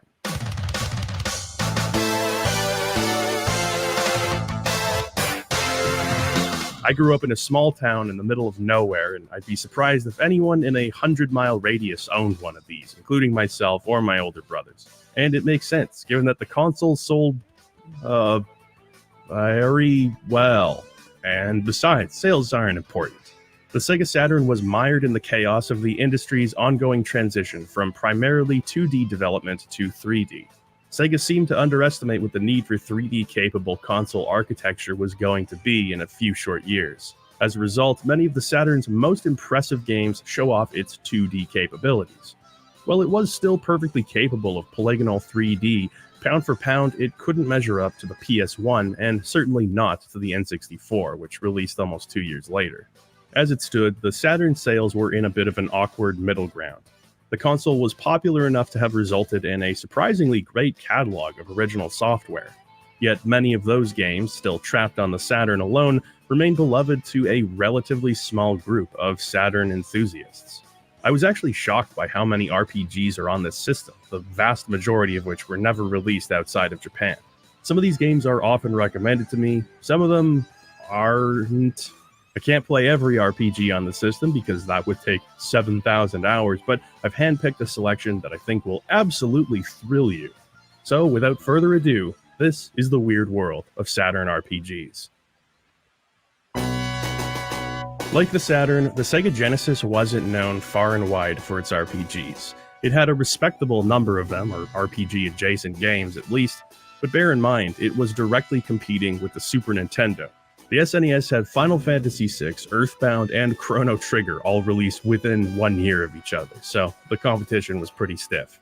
The Genesis had comparatively little to offer on that front, which made its few heavy hitters all the more important. The Shining series, along with select few others like Phantasy Star, defined the Genesis RPG library. The series began with Shining in the Darkness, a 1991 dungeon crawler inspired by similar Western titles such as Wizardry and Dungeon Master. The game was developed by Climax Entertainment and Sonic Software Planning, the latter of whom was established specifically for the development of Shining in the Darkness. The game was well received, but the series didn't truly hit its stride until a year later with the release of Shining Force, and a year after that, Shining Force 2. The Shining Force games would tread a very different path than Shining in the Darkness. Rather than having the player assume the role of a party exploring dungeons and battling in first person, Shining Force was top-down, tactical, and turn-based. Alongside contemporaries like Fire Emblem, Shining Force became a seminal work in the tactical RPG genre. Also, they made Shining Force CD, and it's awesome, but nobody knows that because it's on the Sega CD. Sonic Software Planning had a great relationship with Sega, and with a powerful new console on the horizon, they took a crack at something totally different. Shining Wisdom released on the Saturn in 1995, and it did not follow in the footsteps of its older brothers. Wisdom wasn't much of an RPG at all, rather it was an action-adventure game, quite similar to The Legend of Zelda. The game was unimpressive and uninspired. Hindsight hasn't done a hell of a lot for the game's reputation, but it's just charming enough to squeak past obscurity. By this point, the Shining series had become a bit of a multi-genre experiment. There was no real expectation of what the games were supposed to be. So for their next game, Sonic Software Planning went back to the series' dungeon-crawling roots. In late 1996, Shining: The Holy Ark would release for the Sega Saturn. Aside from the dungeon crawling, Shining in the Darkness and Shining: The Holy Ark both have something deeper in common. The word shining in the title is used as a verb rather than an adjective. When I hear the title, I look forward to playing an unlicensed Christian game where you use chamois cloths to help Noah clean his boat before the big flood. I apologize, that joke barely made it into the script, and it absolutely shouldn't have. Holy Ark is an example of the blobber genre, a term used to describe grid-based first-person dungeon crawlers where you control a team who battle enemies. Your party moves together as a unit rather than as individuals, like a blob. More recent examples would be something like Labyrinth of Galeria or Etrian Odyssey. The game begins with a group of mercenaries hunting their bounty. Melody, Fort, and the player character all search for a ninja named Rhodey.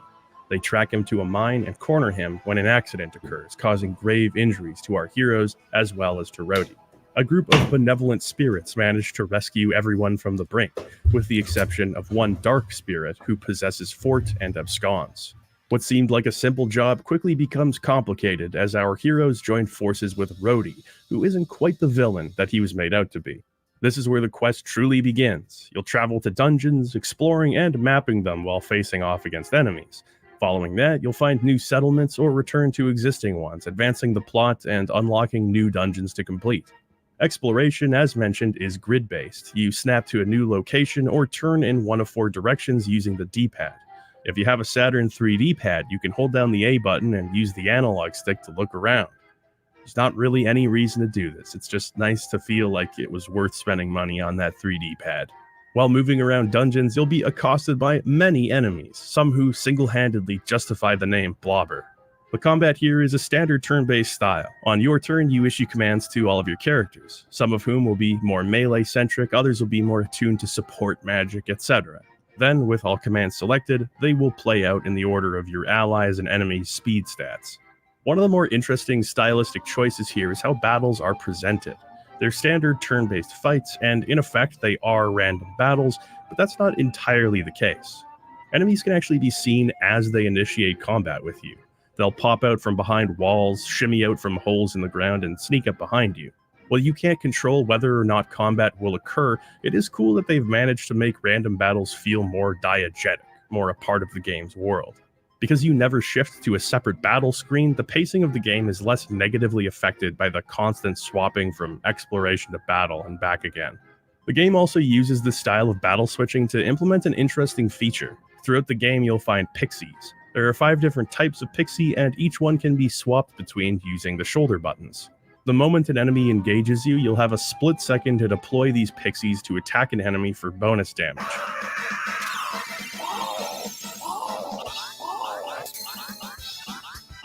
The trick is that each pixie type will only attack an enemy that comes from its corresponding direction type.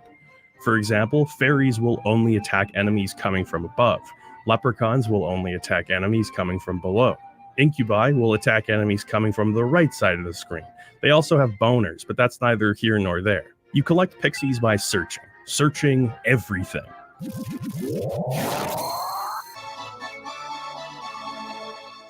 Pawns, chests, seemingly innocuous alcoves and dungeons, secret doors hidden within seemingly innocuous. The only Sega Saturn game that I've ever played is Magic Knight Rayearth, which is great. I only played a little bit of it, though, a long time ago, when I was starting my adventure action RPG series, which was going to be my original YouTube series. This game looks kind of sick, though. I really like the art style and graphical style. All right, let's watch this 14 cringiest Naruto moments video. But that doesn't mean it's immune to cringe. So today we're going to be ranking the 14 cringiest scenes / moments / things in the Naruto world.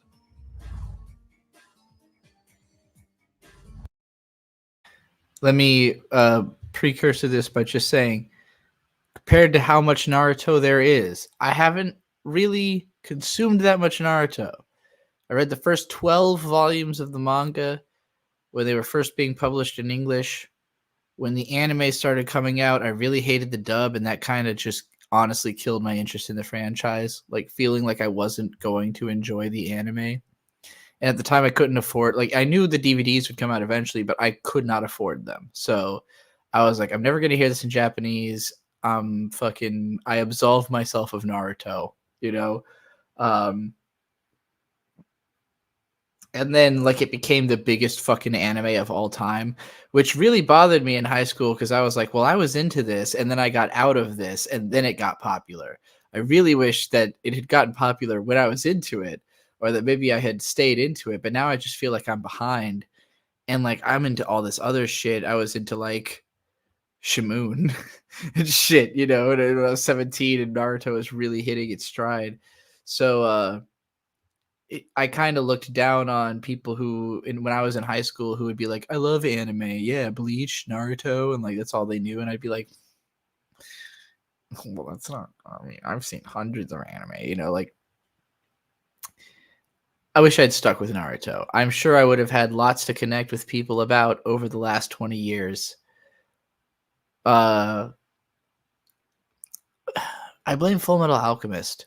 That was the show I liked the most at the time that the Naruto anime came out and the dub sucked, and I was sitting here like, I don't know, I've got Full Metal Alchemist over here, like, you know. And then FMA, like, I got halfway into it, and then they repeated the first 26 episodes. I moved, and I didn't have cable anymore, and I never saw the second half. Probably for the best, because the second half fucking sucks. But when I finally watched it, I was like, wow, good thing I never saw this. It would have totally ruined my image of this show. But, you know, whatever. I'm sure I'm not going to know a lot of these moments from Naruto, is what I'm trying to say. So this will be fun, because I'll learn it for the first time. Starting off with Tenten, just the character Tenten. She is absolute cringe. She talks a lot of smack and pumps herself up, saying she's going to surpass Tsunade and whatever when she's introduced, but she loses to Temari immediately in one page. And after that, the only thing she does in the series is to wank Neji off. In the Chunin exams final round, for example, she's just like, oh, Neji, he's amazing. He has the absolute defense. It's completely impossible to bypass that. And then Naruto promptly defeats him. And then when she gets the 6 path stool, like, that's so cringe. Oh, I'm gonna seal moderate. Trust me, bro. This, by the way, the biggest turnout for me, the reason I stopped reading Naruto beyond not liking the show. And I know I stopped right before, like, the best moment, because I stopped reading right before the Gaara versus Rock Lee fight, which everybody loves. But I just hated how much explanation they would go through for everybody's shit. Because it became like a tournament arc. But every fight would be like somebody does a move, and then there's like a whole page explaining why, and then they do another move, and there's another whole page explaining why, and I was like, I fucking don't need this, you know? Even as a kid, I was like, this is too much text. I just want to see what's happening. Oh, bro. God, I hate Tenten, and she is cringe. Number 13, Killer Bee's rapping. I understand this may be controversial, but Killer Bee is just an annoying character to me. His rap gets annoying the 3rd phrase he utters, and by the 6th phrase, it's absolutely unbearable. Win after win is the way that it's done. When I'm through, you wish we never met, son. I did not know about this character. In the manga because you don't actually listen to him rapping, but the anime is, I mean, I can't stand the guy. And even in the manga, it's kind of annoying to read all those rhymes while he speaks. And it's almost every single line of speech that he has. Can you imagine This kind of drove me insane with Rave Master. Like, there would always be these, like, raps and, like, lyrics that were written in Rave Master. But they never had, like, an indication of how they're meant to be sung. I assume because they're translated, they didn't really come through right. But, like, usually I could not figure out. As a kid, I would literally sit there and try to imagine. I can still remember. It was one of the songs, like the hook was supposed to be Rave Master. So I would think, Rave Master, Rave Master. I don't think that was the theme song of the show. I think that was just my imagination of what it would sound like. Maybe that was the theme song of the American show. I can't remember. There's like a lot of lyrics that are just written into Rave Master, and I remember trying to imagine what they would sound like, and most of them not seeming obviously tuneful, being very confused about it. And that's how it feels with the complaint about this rap in the manga. It's like, what's the flow here? Like, you're just rhyming stuff. person speaking in rap bars the entire time, and how absolutely cringy that would be.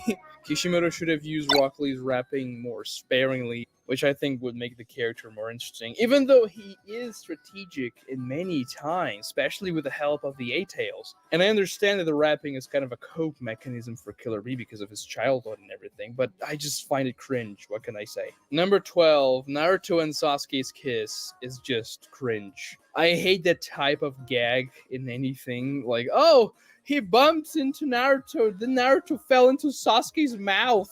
That's not funny humor. I mean, I know humor is subjective, but I am right, and if you find that good, you're wrong. In hindsight, after having seen Naruto several times, read the manga several times, it is funny to see Naruto and Sasuke kissing, but just because you know. I'm being told apparently clip channels are being taken down randomly for impersonation violations. So everybody make sure you put "I am not this person" in the description of your clip videos, I guess.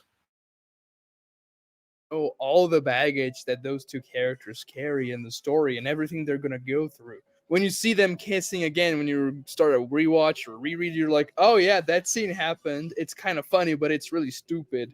Number 11, the sexy jutsu. Almost every scene the sexy jutsu is used in is cringe and just fan service bait, if we're being honest. Yeah, it can be funny from time to time, but especially in the beginning of the series, the sexy jutsu was definitely overused. It's a good thing that Kishimoto grew out of it. But even still, in Naruto uses on Jiraiya to convince Jiraiya to go and train Naruto, that's an absolute cringy scene. Oh yes, obviously, Jiraiya would only agree to teach his own godson if he uses the sexy jutsu and entices Jiraiya that way. Also, in Naruto Chapter 1, and this scene was cut out from the anime, Naruto defeats Hiruzen Sarutobi using the sexy jutsu and manages to steal the scroll of the Shadow Clone Jutsu just because he used the sexy jutsu on Hiruzen and Hiruzen was knocked out cold by it. So Naruto literally beats a Kage level fighter in the first chapter of the series with that jutsu. It's a stupid gag jutsu. I don't like it. And it's very cringe when it's used. Number 10, Gaara's speech to the Shinobi Alliance. That speech is cringy, man. You're telling me that 80,000 people were convinced by a single speech that's not even that well formulated? We're protecting Naruto because Naruto protected me in the past. He made me a better person, whatever. These words carry meaning for the audience and a handful of characters in the Alliance, and not everybody else. Also, it's just a really cheap way to make the Alliance cooperate with each other. It would be much more interesting if the Alliance had a lot of beef during the war arc itself. It would have made things much more tense.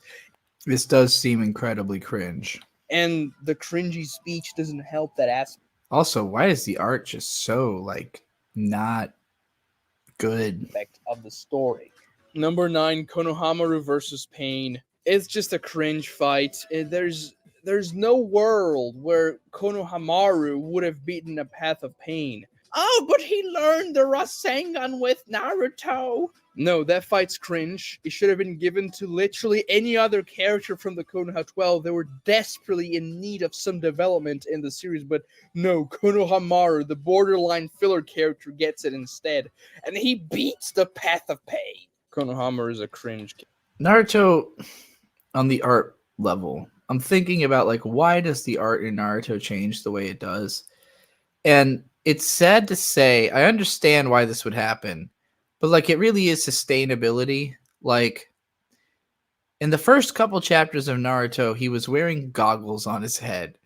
And Kishimoto came up with the headband because he quickly realized that drawing those goggles on every fucking panel was really hard. It's a really complicated thing to draw.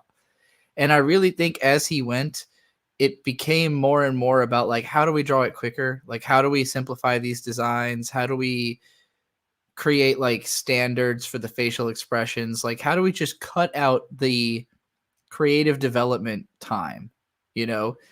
And I think that's understandable if you're in the mindset of this thing is so successful, it needs to remain an empire so that people will continue having it in perpetuity. But at the same time, what people liked about it is probably whatever you liked about making it in the first place. And as soon as you stop liking making it, some of that spark goes away. And that's when it becomes important to pass it on to future generations, which luckily Naruto has done, much like Dragon Ball. You know, we got Boruto. Just like, it's not made by the original guy. It's made by people who are invested in, like, keeping Naruto alive.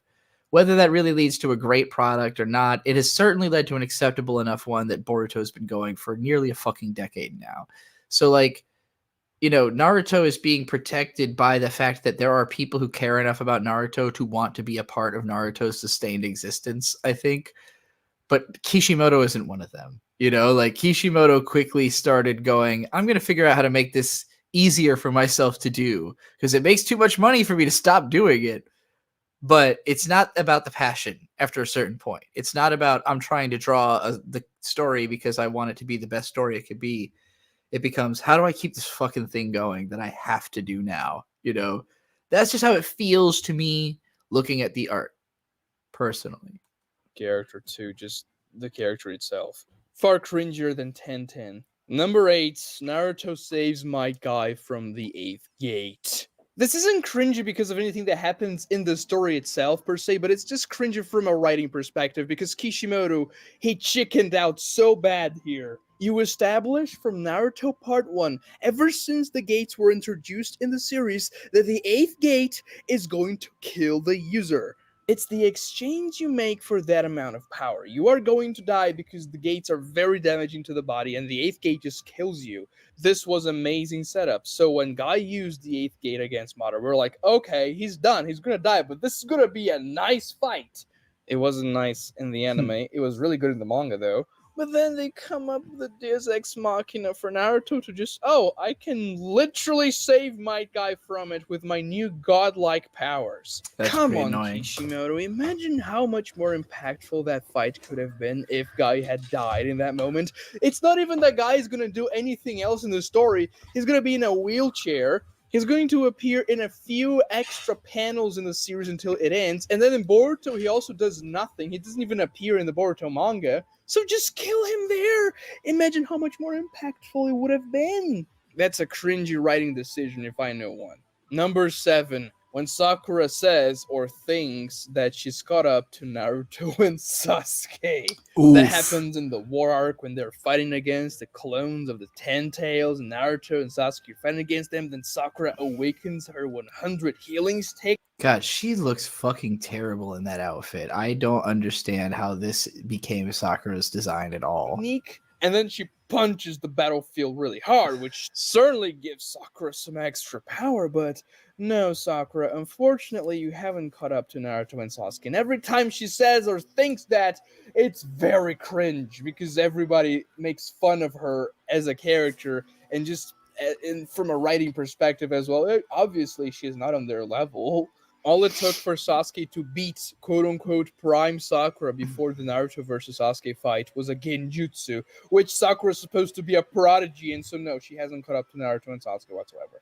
Number 6. Naruto tells Minato that Sakura is his girlfriend. So when Minato arrives in the battlefield of the 4th Great Ninja War, Sakura's healing Naruto up, and then Minato's like, oh, I really Naruto- I know it's... I'm not the biggest fan of like colorizations of manga. But the weirdest thing to me about this is I don't really mind the colors. I hate the line art. And I definitely didn't feel that way about early Naruto. And I know early Naruto is just a combination of like Toriyama and Otomo art styles.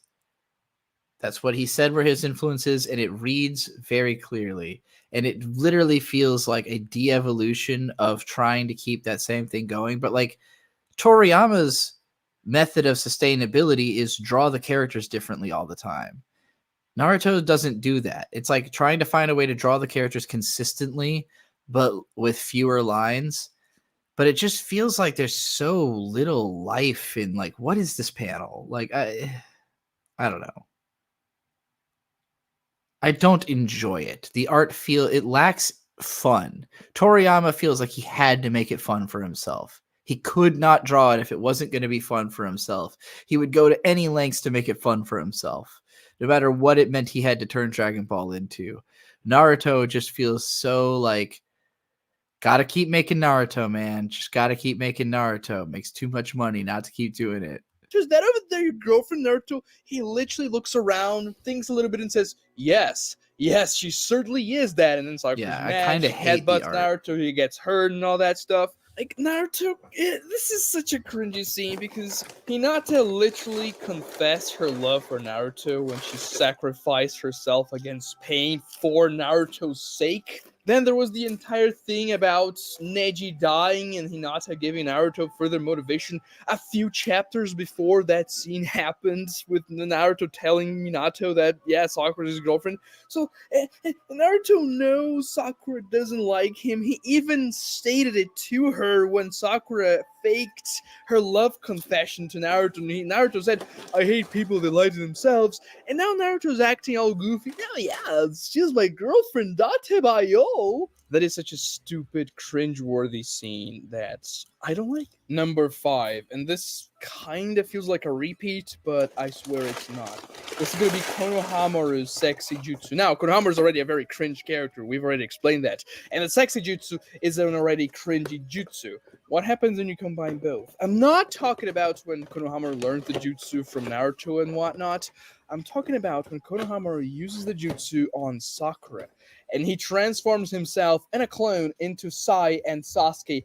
And they I did not know perform, about this. well, acts on each other. This literally happens in the Naruto manga. I don't remember exactly how it happens in the anime. I'm pretty sure it's heavily censored. But this is one of the stupidest things Kishimoto has done, if not for the Kaguya thing in the end of the story. This is probably the stupidest thing he's written. Like, there's a sex scene in Naruto, and that scene is between a person and his shadow clone, and he is 13 years old. He's transformed into 15 years old, and they're having... I hate that scene so much. And a lot of people Keep showing forget it, though. or are not even aware that scene exists. I think it's because it's cut off the anime, because I don't remember it in the anime, but I certainly remember it in the manga. God, I hate Konohamaru. I hate that jutsu. I hate everything about it so much. It's so cringy. I don't like it. Let's move on with number 4, Madara's Betrayal. It's funny because my take on the sexy clone no jutsu, very weirdly low-key trans, right? And like I think there's a lot of low-key trans theming in Naruto, especially early. You got Haku. All the kids are like kind of girly. They're just like shrimpy little kids, you know, none of them are like masculine boys or anything like that. They're not like, you know, buff guys. They're like little twinks. It's a bunch of little twinks running around. Half of them look like girls or act like girls or transform into girls when they do their jutsus. But then Naruto got really popular with girls, like drawing all these girly boys. Turns out most boys don't want to look like little girly boys, but plenty of little girls can relate to little girly boys and their little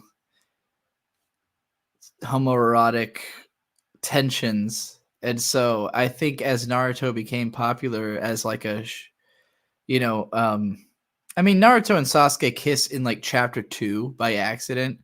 So I don't know that he wasn't like setting himself up for this. I don't know if that was just intended to be purely funny or if he really was like, I'm going to stoke the fucking fires of yaoi right from the start. But the fires of fucking yaoi were stoked pretty early with this series. What is with the line art? I'm telling you, that's what I was saying, Ducky. Like, it's just the artwork of Naruto gets so weird as it goes. Like, it's unique. It's just not like good looking most of the time. It feels weirdly stiff and lifeless. By and just not fun. Black Zetsu, and the fact that Madara turns into a meatball to become Kaguya. Like, if the betrayal wasn't already the worst writing decision in the history of fiction, Madara has to become a meatball, a massive, gigantic, gargantuan meatball before he becomes Kaguya. That's one of the cringiest things that ever happened in the Naruto story. Why does he have to become a ball of meat? Why does Kaguya have to exist? Anyways, number 3, Boruto, and pretty much his existence. Boruto is one of the cringiest characters in fiction. He's not number 1 on this list because there are things that are cringier in the Naruto series. But just the fact that he's the main character of the final chapter of the series and not Naruto Uzumaki, the namesake of the Naruto series, already cringy in of itself. Also, the fact that he is defacing the Hokage statues just like Naruto was doing in chapter 1 is so cringy. Oh, I want to be like my dad, but my dad doesn't pay attention to me, so I'm going to deface statues. Also, look at his hair. It looks like 2 bananas hanging out of his hair. It's a stupid design. He looks cringy as hell. Number 2, Black Zetsu saying the history of Shinobi is the history of his mother's revival. I despise this so much about the Naruto series, and it's delivered in one of the cringiest ways possible. Yeah, do you know all that stuff that you really liked about the Naruto series so far? It's everything's about this really bad character that we made up in the final 10 chapters of the series because we need a villain for the Boruto series, so we're gonna make an entire clan of aliens to make them very strong. this was not Kishimoto's fault. Shonen Jump demanded him to do that, so I mean, it is what it is. But Shonen Jump kind of ruined the end of Naruto for that. Black Zetsu is really cringe too when he is in Kaguya's sleeve there, like, my mother, she's really strong, she's the goddess of Shinobi. Like, shut the hell up, man. Nobody likes you. Nobody even liked you before. You're just like a background character that for some reason was elevated into the status of a demigod because Kishimoto needed the worst possible reason to include Kaguya in the end of the story, and Zetsu was the only character left in the bad guys that wasn't Madara. So yeah, I guess the entire story now has become the story of Kaguya's revival. And yes, I know that in the end of the fight, Naruto says, oh, the history of Shinobi is not about you, it's about us and whatever. But no, I mean, the line is cringy in of itself. Oh, where's the history of Shinobi? It certainly looks like this is why they're trying to say here. Because the history of Shinobi, technically, as the story is written, led to Kaguya's revival. So, I mean, that statement is not incorrect, which is cringy in of itself from a writing standpoint and just from the characters and the way they say things. Number 1. I want you, exactly, you, the person who's watching this video. John, Steve, I know you're watching this video. I want you to go in the comments and comment which moment you think is going to be the cringiest moment in the Naruto series. And while you're doing that, please like the video and subscribe to my channel because a lot of people don't do that and it really helps me out. And this video made me revive the worst experiences I had with Naruto and poor storytelling decisions Kishimoto made. So please help me out. Alright, the cringiest moment in the Naruto series is obviously going to be Obito was the coolest guy, Date by yo! So after Obito dies, Kaguya and Zetsu, they're like, oh, Obito was a trash dude, bro. Ha ha ha, he was just a pawn, he was garbage. And yeah, they're right. He was all those things. He was a trash guy. But then just because in the last 5 minutes of his life he did something decent, Naruto's like, no, Obito was the coolest guy. Even though Obito literally held a kunai to Naruto when he was 2 minutes old. Not even that. He threatened to kill a baby because he wanted to destroy the Leaf Village with the Nine Tails. He killed Naruto's dad. He killed Naruto's mom. He killed a lot of people because he wanted to see Rin again.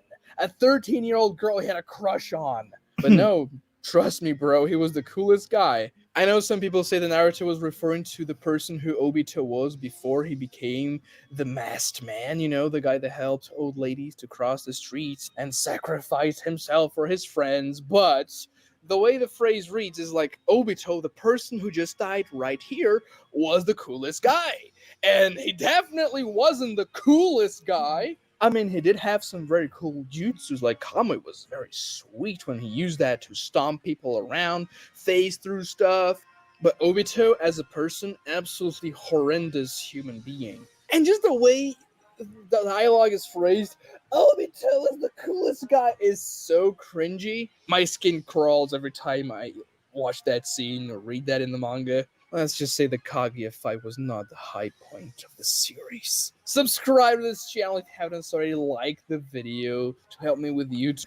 Well, so it's hard for me to have an opinion about the moments he talked about because I don't know the story well enough to know if I would have found those moments as cringe as he does. A lot of it sounded really cringe. The one about Naruto like talking up the guy who murdered his whole family.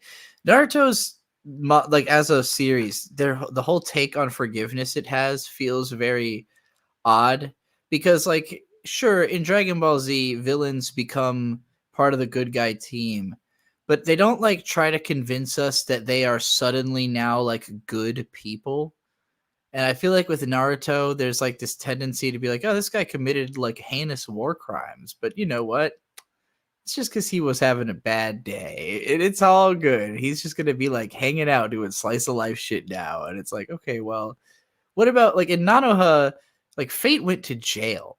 Fate was seriously as like a 9-year-old facing like serious time, possibly a life in jail, if not for the fact that they could make such a strong argument to the courts that like, okay, we know she did some really bad stuff, but she was a kid. Her mom was really evil. There's a lot of gaslighting and abuse involved. She's on a path of retribution. She's friends with Nana. She's going to be under supervision. You know, she's like going to specifically be watched over by people who can control her. Like in Naruto, it's like Sasuke like commits mass murder and then like just joins the team again, as I understand it. So yeah, I don't know. It's a weird angle on the like forgive the bad guy thing. All right, I got paid for Wonder Momo Ep 3. So let's go do that.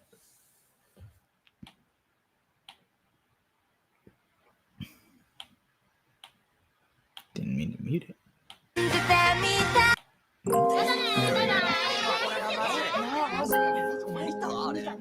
トップアイドルとしてもヒーローとしても一人で戦いながら生きてきたの。それが私の運命だから。あんたみたいな素人ヒーローと一緒にしないで。Oh, I missed a Gary Always super chat. I didn't even see that one. When was this? Neil Cicierega Pokemon. Oh, I think I remember seeing the words Neil Cicierega come across my screen, but I guess I didn't read the whole thing. I am very familiar with this particular song. Pokemon Oh is wait, an there's a video. There's a music video. Pokemon is an Yes. undeniable obsession with Yes. children across the country. So what exactly is a Pokemon? Cute, cuddly characters who become supercharged so they can fight their enemies. It's a Japanese term short for pocket monster. Pokemon are incredible creatures that share the world with humans. It began as a video game from Japan and has become an international phenomenon in the form of books, music, videos, a TV show, and trading cards in the hands of school kids all over the world. Well, I can't believe that's a look that was still around in 1997. Holy shit. That feels when I was a kid in 1997, I would have looked at that person and thought this person seems impossibly old to me based on the way they look. Seeing that now is like, did I just teleport like fucking to the 60s? What the fuck? Oh, I thought I saw Bird finally getting home, but it's actually my mom's friend. Pokemon has swept the world. Little, reclusive, power-filled monsters. Characters named Pikachu, Mankey, and Snorlax. School officials are finding that Pokemon cards are responsible for fistfights. And the Pokemon is creating a monster of a commotion for American kids. They get into fights, but no one dies. Parents should not let their kids watch Pokemon, Play Pokemon. buy Pokemon cards, have anything to do with Pokemon, because the message is violence. The genius of What was the message of your face and all that fucking plastic surgery you had done? Do you want kids to learn about that? Pokemon is you have to keep collecting characters, the game's constantly innovating, and so the epidemic goes from being a craze to an entire world order. Constant trading is not only distracting kids from classwork, but turning the playground into a black market where they buy and sell rare the cards. children are developing relationships with all these Pokemon creatures. Now kids are going just wild over this Pokemon and stuffed animals and collectibles and Pokemon trading cards. But why should they carry these monsters in their pocket? The entire Pokemon I love that so much. Why should they carry these monsters in their pockets? phenomenon is the enemy. Pokemon world is the world of the demonic, of the satanic. Coming soon to a theater near you, Pokemon the movie joins Pokemon the video game and Pokemon the trading card as must-sees and must-haves. To start us off tonight, NBC News correspondent Herman Cain. But I believe these words came from the Pokemon movie. Life can be a challenge. It's never easy when there's so much on the line. But you and I can make a difference. Just look inside, and you will find the Pokemon.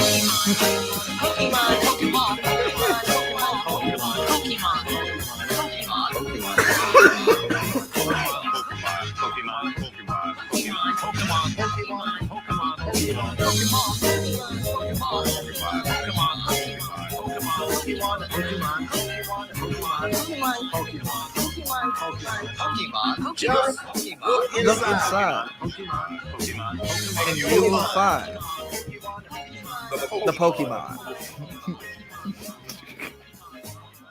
The Pokemon. The Pokemon. Somewhere in the multiverse, Herman Cain became president because of that clip. That clip was not shared very much.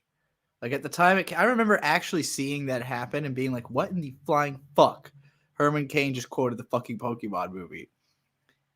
And nobody talked about it. And then like years later, Neil Cicierega remixed it into 2017. No, surely the actual song is older than that. 10 years ago, that sounds right. Time keeps on slipping, slipping, slipping into the future. 勘違いアイドル。はあ。元気ないじゃん。らしくないな。や。Glossy ass looking motherfuckers. That was a weird cut.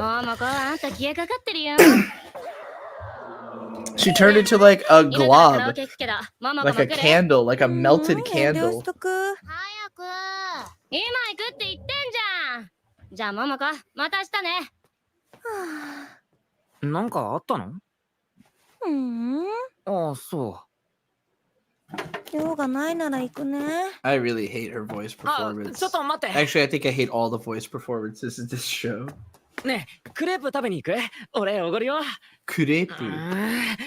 トッピングもアイスも好きなだけ入れていいから。本当に？じゃあ行く。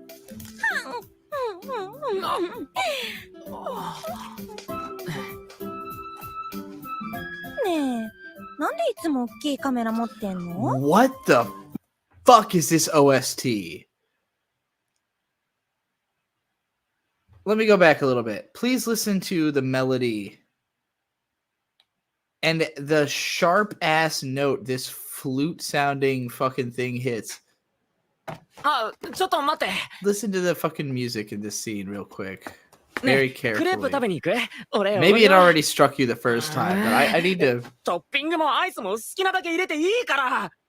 本当に？ I went back a little too far. Right here. Listen to the melody right here. ねえ、なんでいつも大きいカ That メラ持ってん sharp ass の？ note. もしかしてカメラ小僧？ああ、これ。俺将来報道志望なんだ。それでどんな時もシャッターチャンスを。 This sounds like me playing the keyboard who does not know how to play the keyboard, just being like, all right, I gotta hit notes, you know, but very sour notes in there. 逃さないようにってね。将来のこと考えてるんだね。一応。 It's like it's out of key or something. I don't know what the problem is. それで君はなんでアイドルになりたいの？ I wish I knew music theory enough to just easily like throw out 4 phrases that were like, this is exactly what's wrong, but something's wrong in that melody. 私はただみんなに認めてほしくって、だから秋穂みたいな特別な人になりたくて。でも今はアイドルからも遠ざかってる。レッスンしないといけないのは分かってるんだけど。私はあんたとは違うの。分かんないんだ。何したらいいのか。勘違いアイドル。もうあなたになんか返信できなくなっちゃえばいいのに。すいません、すいません。秋穂みたいになりたい。 That was a それなら fun も set う of 慣れてるじゃん。 expressions. 君は初めから特別な。それならもう慣れてるじゃん。 I hit the wrong key. 君は初めから特別な人なんだよ。どういうこと？だってワンダーモモは誰でもなれるってわけじゃないんじゃないかな。君は君にしかなれない、誰にも真似できない特別な存在だろ。君が君だか The らこそ music is like ワンダー way モモ too になれるん weird だ for the rest of the 別に scene. 将来に確信なんていらないんだよ。 It's very like moody, atmospheric kind of music, and どう like したらいいか the 見えてくれ。多分 the ね。 voice acting and the visuals are very 私にしかなれない pedestrian. 私か。そうかもしれない。Why did she cream herself? Just out of nowhere, suddenly, let's cover her in cum. Let's do that shot real quick. Just sudden fucking splooge out of literally nowhere.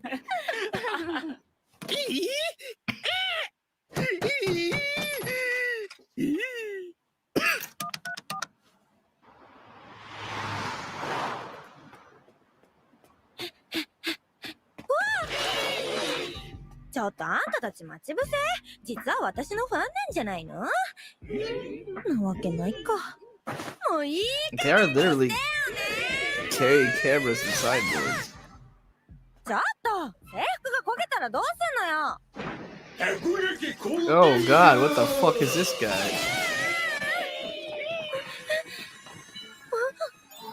ワンダーモードオン。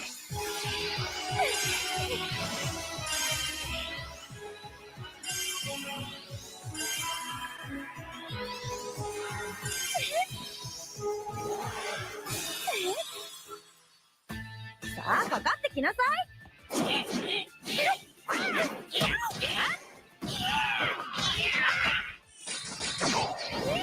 Huh. That was cute.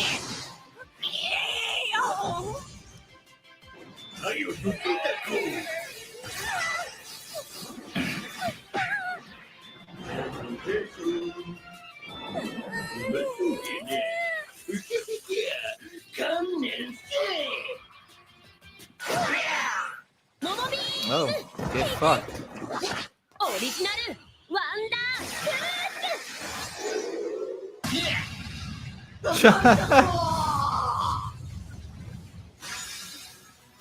ーもう見てられないわ。あなた修行が足りないわね。ママ？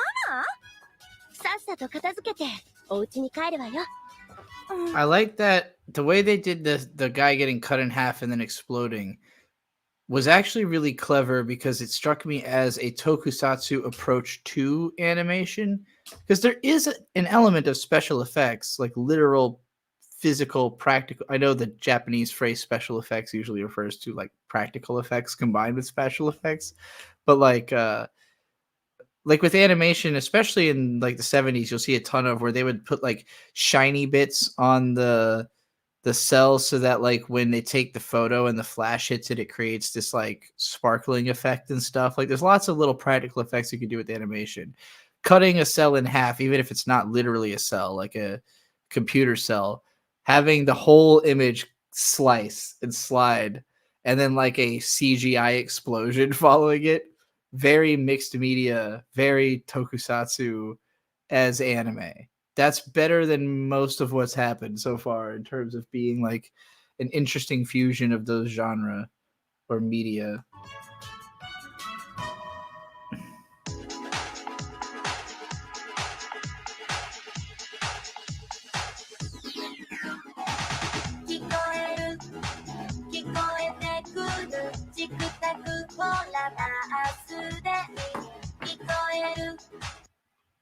All right. Episode 4 has also been paid for, so I guess we're continuing.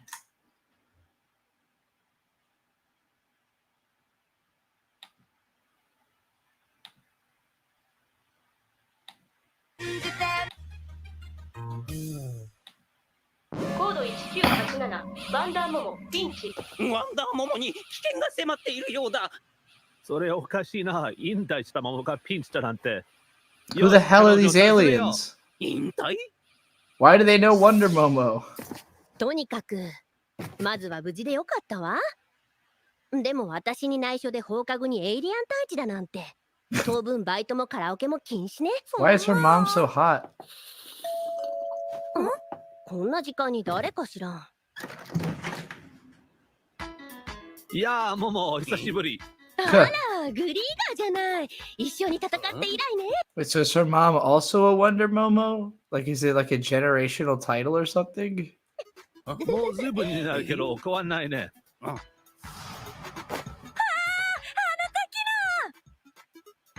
なるほどね。Oh, the alien's the one that gave her the powers. Okay. てっきりこのお嬢ちゃんが本家本元のワンダーモモなのかと思って。やだ、私が戦ってたのってもうずいぶん昔のことなのよ。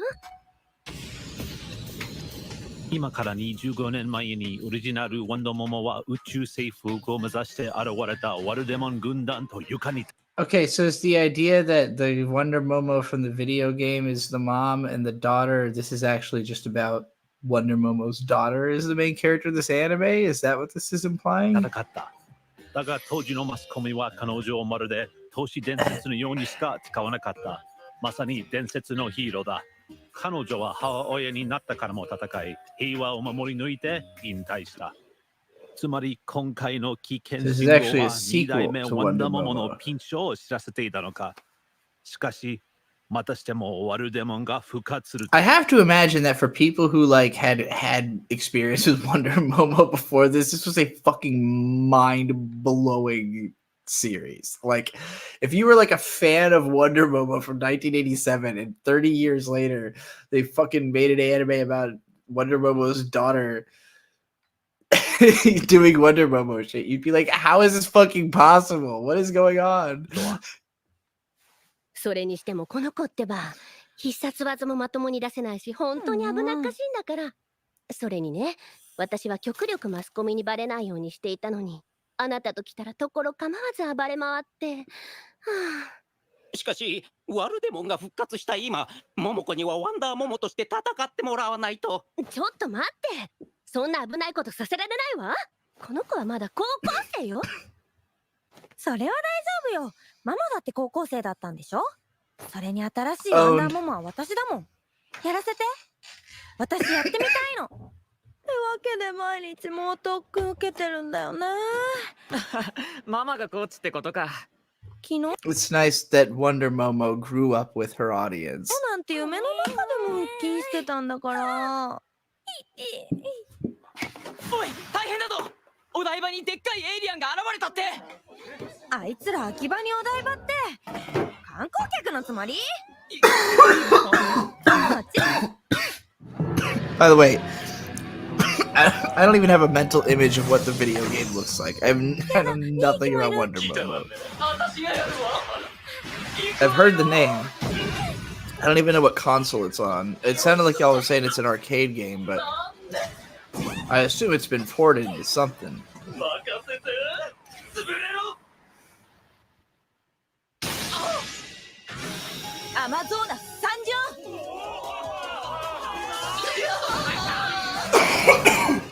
I'm guessing it's an old Namco arcade game. Bandai didn't make games before they combined with Namco, right?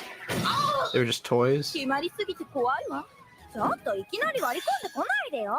何アマゾーナって名前。いかにも悪者の名前だし。はあ？私が相手よ。ちょっと素人ヒーロー黙りなさい。ああ、何してんのよ。PC いい Engine, 加減 okay. 偽物だって認める。二人まとめてペッシャッコ。 PC Engine is definitely one of those big generational cultural differences between Japan and the US, where like the PC Engine was legitimately competing with the like Super Nintendo in Japan, and in the US the TurboGrafx is like very niche, very obscure, you know. Nowhere near as many games came out for it as the Japanese PC Engine. I really only learned about even the existence of PC Engine because of a fucking show called Tokyo Encounter. I don't know if y'all have heard of this, but it's the guy who played Kyon. Can't fucking spell. Tomokazu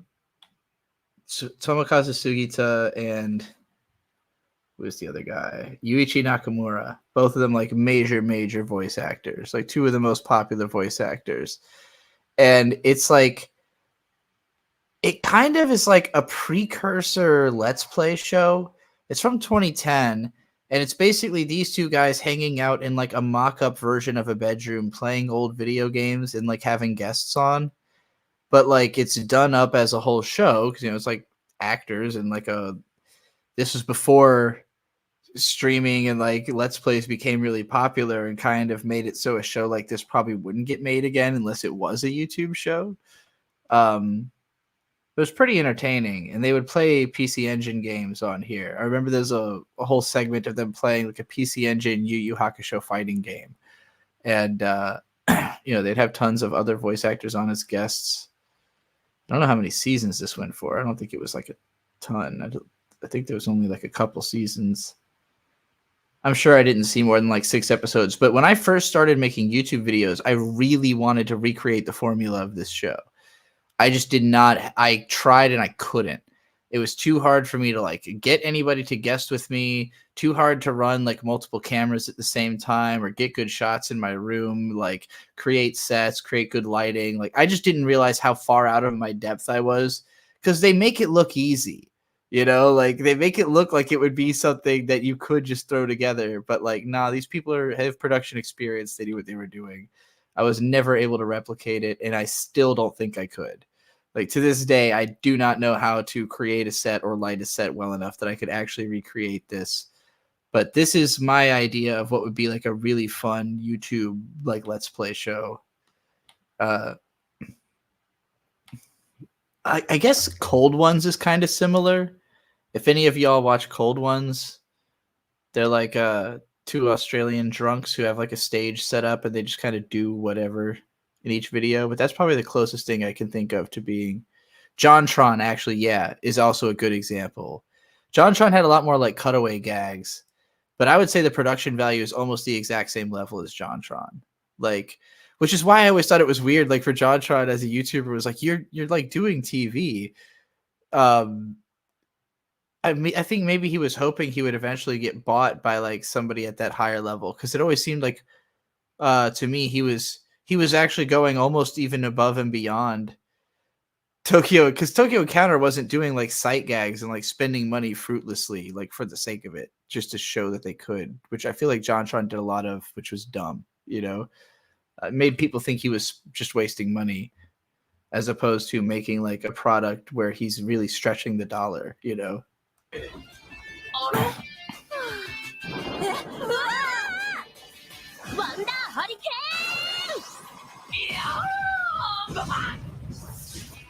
あなたたち戦うなら集中しなさい。いやー、本物のワンダモモ復活したのね。よくも転がしてくれたわね。オリジナルワンダーフリープ。ちょっと不やだ嘘。I love the text said original Wonder Who. See, you're a fake, just like I said. Well, this is actually I love this turnaround, because I really thought that I didn't understand why she was making fun of her, or like thought she couldn't possibly be Wonder Momo. Now I'm realizing, oh, she literally isn't. She is 2nd generation Wonder Momo. She is a pale imitation of her mother's legend, really funny actually. And a clever way to kind of diss the anime itself. Like, well, we know this doesn't live up to the original. This is how cool the original actually is. Like, it's kind of clever. うるさい。いい加減にしなさい。で、こちらの金髪ちゃんはあなたのヒーロー友達？違います。いつも桃子がたまたまいるだけです。何それ、いつもいいとこで現れてカッコつけて。それは当然。2人とも分かったから落ち着いて。じゃあ3人でならいけるかしら？Team Momo. All right. This is very comic book. More so to me than feeling like a Western parody of anime. It feels to me like an anime parody of like a comic book, or like anime idea of, because Western comics move at that very quick pace where it's always introducing a character, a conflict, resolving a character, a conflict, like page for page, something's always happening. Not App with $5 says, do I think anyone from Wonder Momo is hot? Who and why? Only the mom. I mean, maybe just because the main characters come off as too youthful to me. Like, I find youth annoying. Like, people being too much younger than me, I can only think about how much explanation it would take to get them to understand my perspective on anything. And like, I see that when I see that somebody looks young, it makes me think also they will be difficult to communicate with. Like, It's endemic. It's like symptomatic of the problem is the appearance of youth.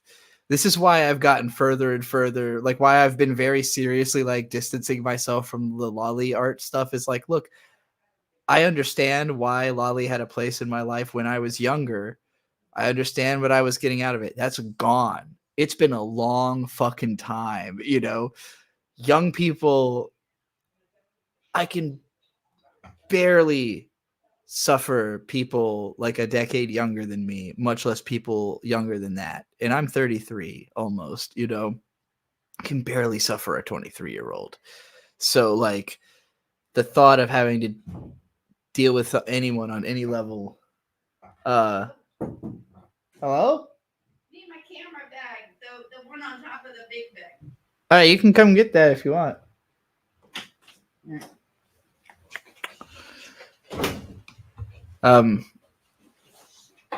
Shit, I forgot what I was saying. I forgot when the hell Bird is getting on. He sent that picture of him in that cool tie-dye shirt earlier. That was like an hour and a half ago. I haven't heard back. Anyway, I haven't seen what she looked like when she was young. What is Wonder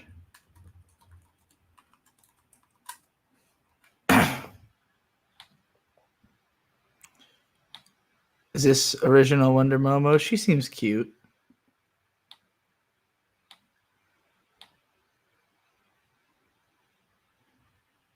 I mean, I wouldn't really call her like hot. She's like spunky, fun. Definitely like a character you could see like, oh yeah, I want to kick like her, you know? I don't necessarily feel like, oh, I'd want to look like her. I don't love her outfit that much, but I like her attitude. I like that she can kick above her head with confidence because she's got them big thighs, you know? I've been working on my thighs, trying to grow myself some big, trying to get that that fucking what's the fucking quote from Jean-Claude Van Damme? Because of my big legs and karate, I can do the splits no problem. Yeah. But let's see. Wonder Momo adult. No, I didn't get any pictures.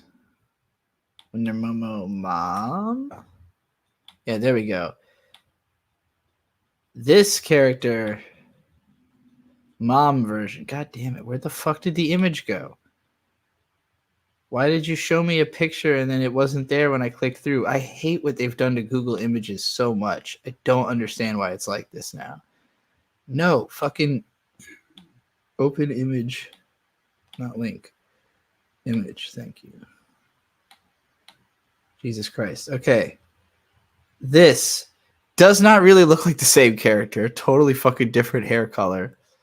But she's got that like stern motherly attitude. She looks like she's been through some shit. She looks commanding. She looks like she's not going to take no guff from nobody. And she's still taking care of herself. You know, that's staying power, longevity. Still looks good in old age. That means she's always going to look good. I would say, you know, it's easier to imagine finding the original Wonder Momo attractive knowing she's going to turn into this. Like, hey, if you get with this girl, you're going to end up with this woman. So that's a pretty strong fucking bet, you know. Whoever her dad is, lucky man. Don't know if we're ever going to meet him, but. Did we finish this and I went back? Yeah, okay. Okay. Yeah. You asked me who I thought was hot in Wonder Momo. Right. Okay. I think I'm going to take a break from streaming for a little bit since I've caught up now to all of the super chats. And I've been going for like 4 hours and 20 minutes. I'm going to probably come back later because I don't think I'm going to be doing anything else tonight, but I just need to take a break and recollect myself. All right. Catch you later.